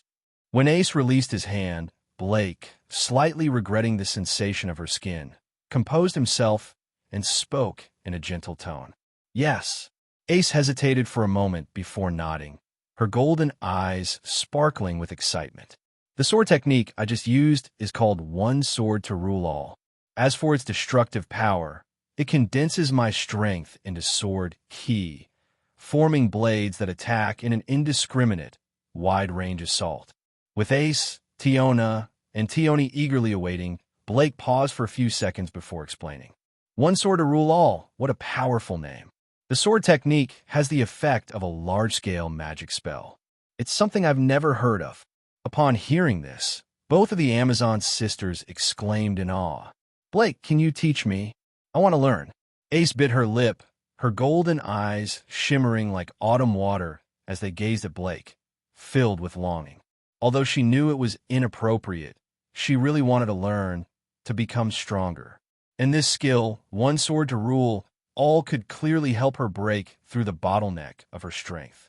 As soon as Ace finished speaking, Tiona and Tioni froze, staring in shock at Ace, whose face was full of conflict yet also longing. As for Lily, she also looked at Ace with a strange expression. Was this still the same noble sword princess she knew? The reason why a secret technique is a secret is because it is a mystery not meant to be shared. But Ace had just openly asked to learn it. In the eyes of the three girls, this was not appropriate. Want to learn? Standing so close, with her golden eyes like a celestial being and her delicate hands, which were clenched tightly due to nervousness, Blake's crystal blue eyes wavered slightly, and he felt a twinge of heartache. This young maiden seemed to bear Ace, since you want to learn, then I will teach you. Blake paused for a moment before speaking. One sword to rule all was a skill he had won from a lottery, and he had mastered it the moment he acquired it.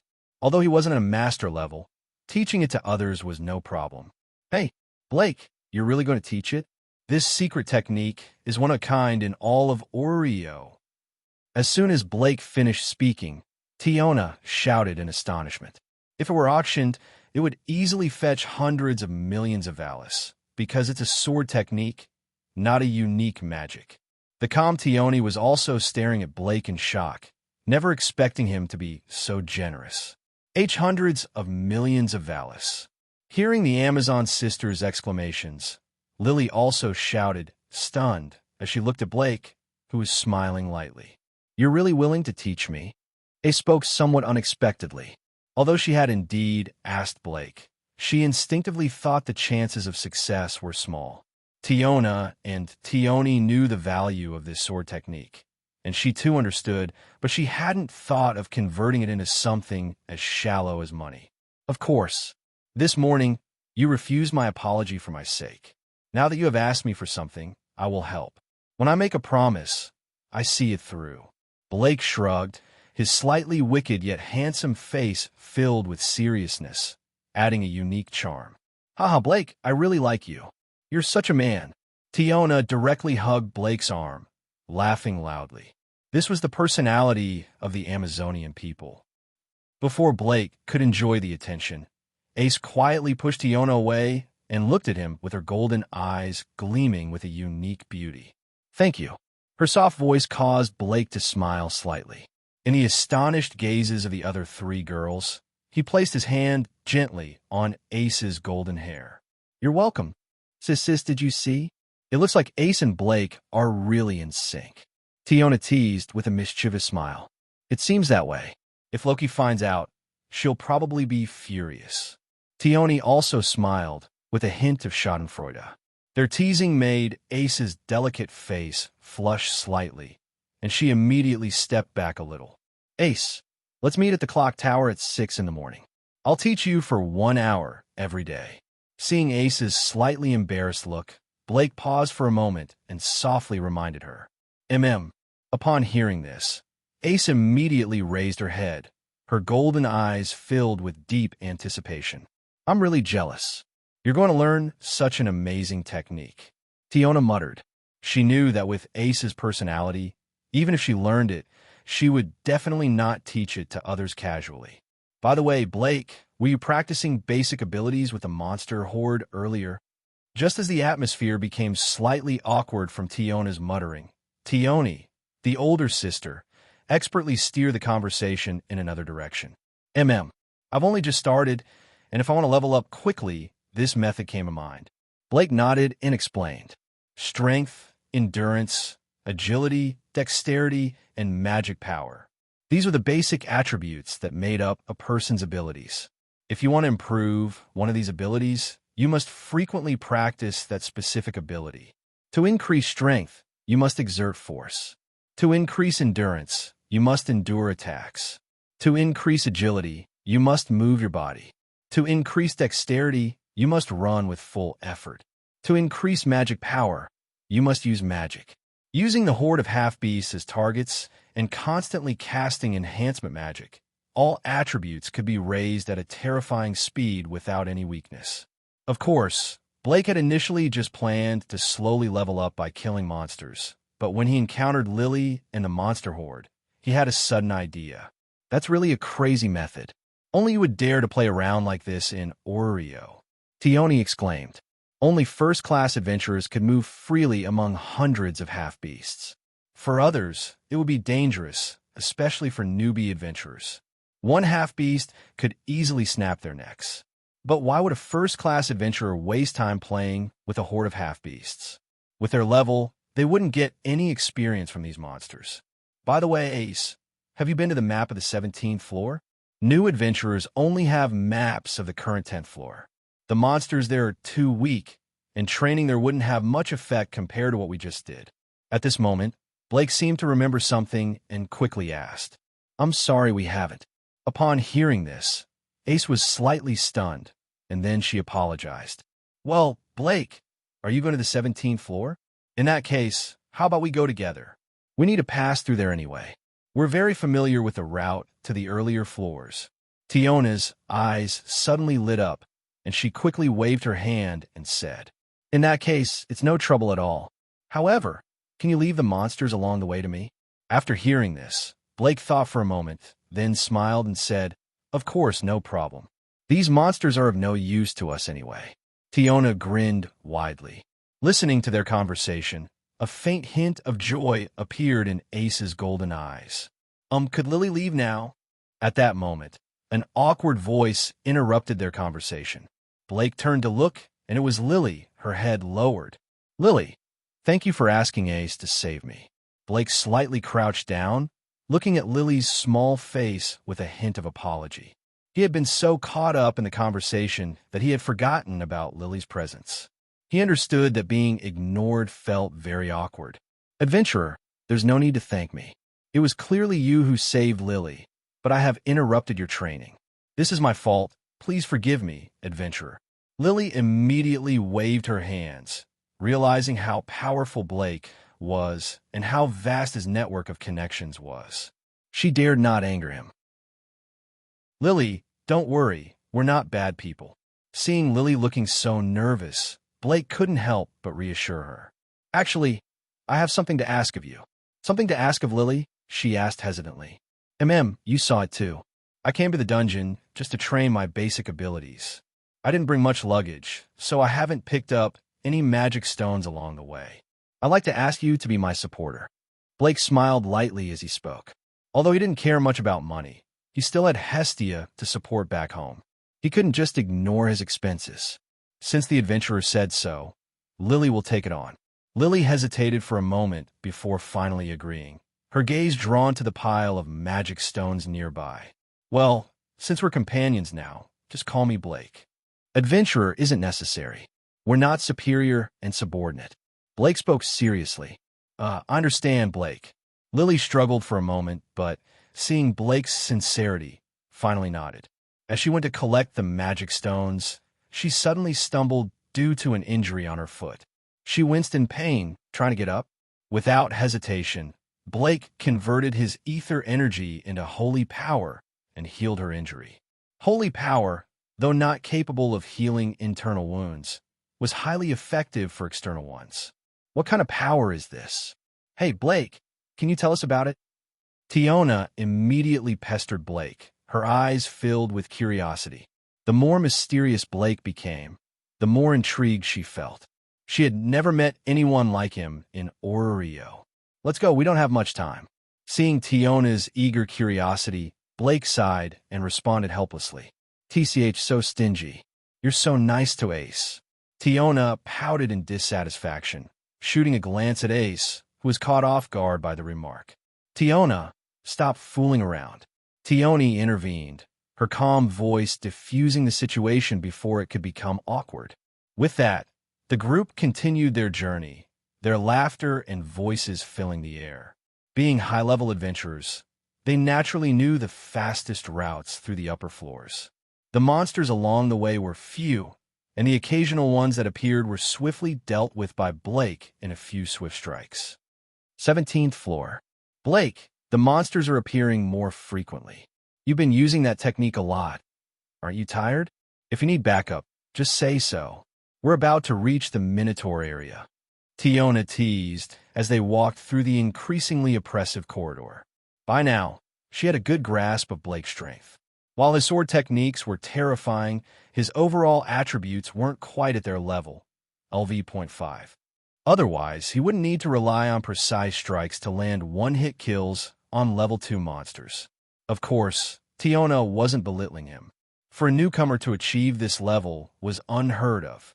Even Ace, and the only level 7 adventurer in Ororio, had been cautious in their early days, exploring only the upper floors with companions. The dungeon's floors were divided into difficulty tiers. Upper floors, 1 to 12. Middle floors, 13 to 24. Lower floors, 25 to 36. Deep floors, 37 and below. Currently, the deepest explored floor was the 58th, meaning no adventurer or familia had reached beyond it. With each phase, the dungeon's difficulty increased dramatically. If the upper floors were manageable for level 1 adventurers, then the middle floors required at least a level 2 adventurer to have a reasonable chance of survival. And even then, teamwork was preferred. So, for a rookie like Blake to reach the 17th floor on his first day and still be underestimated, that would make the other adventurers feel like slimes. Don't worry, this level is still easy for me. Blake raised an eyebrow, casually slaying another monster before responding. He had already gotten used to Tiona's personality, enthusiastic, lively, and quite the chatterbox. Her constant banter had made their monster-hunting journey feel much less dull. Minotaur, it's here. At that moment, Ace spoke, her golden eyes scanning the surroundings as cracks appeared in the walls. From within, hulking monsters with dark red skin, massive horns, and wielding stone axes emerged. These were Minotaurs, the dominant species of the 17th floor. A level 2 adventurer could be easily killed by one if they weren't careful. 10 Minotaurs, just what we needed for our task. Seeing the monsters surrounding them, Blake smiled slightly, his grip on his iron sword tightening. His demeanor shifted, sharp and battle-ready. Is Tioni, same as always. Just watch over Lily. Let me handle the Minotaurs. Got it. Really, Blake, can't you let us have a little fun? We've barely fought anything on the way, and now we just stand here again. Tiona huffed. Whoosh! Blake's sword flashed. A streak of silver cut across a Minotaur's throat, blood spraying as it collapsed. He then rolled his eyes at Tiona. Could you not complain right before kicking a monster halfway across the room? Boom! A loud crash echoed as the Minotaur Tiona had just kicked slammed into a distant wall, leaving a crater. Can't help it. Didn't you say we should keep Lily safe? Tiona grinned, unfazed. Lily, standing to the side, couldn't help but twitch at the absurdity of the situation. Hey. Are you two even taking this seriously? These are Minotaurs, monsters that terrify most adventurers, and you're just chatting like it's a moon. While Lily silently complained, a Minotaur on Blake's right suddenly howled angrily, swinging its giant stone axe towards him. Whoosh! Facing this strike, Blake remained unfazed. He skillfully avoided the attack by staying just close enough to the swinging axe and, with a slight turn of his wrist, thrust his iron sword toward the Minotaur's throat, drawing a streak of blood. Boom, boom! With two muffled sounds, the two Minotaurs that Blake hit in the vital spots exploded into ashes. Indeed, this sword doesn't feel right. It took a little more force to pierce the Minotaur's throat. Well, it's just something I picked up off the street. Can't expect too much from it. Frowning at the iron sword that was dripping blood, Blake exhaled lightly and then dashed towards another Minotaur. In just a minute, the 10 powerful Minotaurs were all killed with a single strike. Due to its slow movement from the effects of his perceptual distortion skills, his already mediocre speed became even more pitiful. As expected of Blake, still as precise as ever, and the speed of your sword is amazing. Seeing the battle end, Tiona couldn't help but marvel. With physical attributes only comparable to a level 2 adventurer, she couldn't understand how Blake could have sword speed that rivaled Ace's. Blake's sword isn't that great, otherwise it would have been faster. Ace stared at Blake's sword, speaking with a hint of detachment.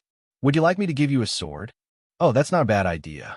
The sword Ace used before is still well preserved, and there are quite a few good ones. Tioni also chimed in with a smile. This sword was just something I picked up temporarily. I'm just making do with it. Actually, I have my own sword, and it's being enhanced by Goddess Hephaestus. Upon hearing this, Blake smiled lightly. He understood Ace's good intentions, but he really didn't need a sword. Whether it was the Frost Whisper with Hephaestus or Excalibur that he had yet extract, both were powerful weapons. Sigh, Goddess Hephaestus. As soon as Blake spoke, Tiona, Tioni, and Lily all gasped in shock, staring at him in disbelief. This goddess was well known throughout Oreo. Her family's forged weapons and armor were all top quality, and this was only the work of her familia's blacksmiths. As for her personally, apart from the outstanding members of her familia, no one had the privilege of having her forge something. After all, she was a goddess, famous for her forging skills even in the heavens. Now, Blake had just said his sword was being enhanced by Hephaestus herself, which made them all stunned. How did you manage to get goddess Hephaestus herself to help you? Even Loki had to beg Hephaestus for a sword for Ace, and she was refused. Blake, you're really becoming more mysterious by the day. Tiona couldn't stop her chatter, firing off a series of questions. Blake, how can we be like you? Ace also looked at Blake with her golden eyes, which shimmered with a hint of curiosity and awe. Looking at the various reactions of the girls, Blake scratched his face. Though he had known about Hephaestus' great power, he hadn't expected it to be to this extent. What if I said that Hephaestus offered to forge a sword for me, but I turned her down? The thought flashed through Blake's mind, but he quickly discarded it. After all, they were already envious and shocked enough.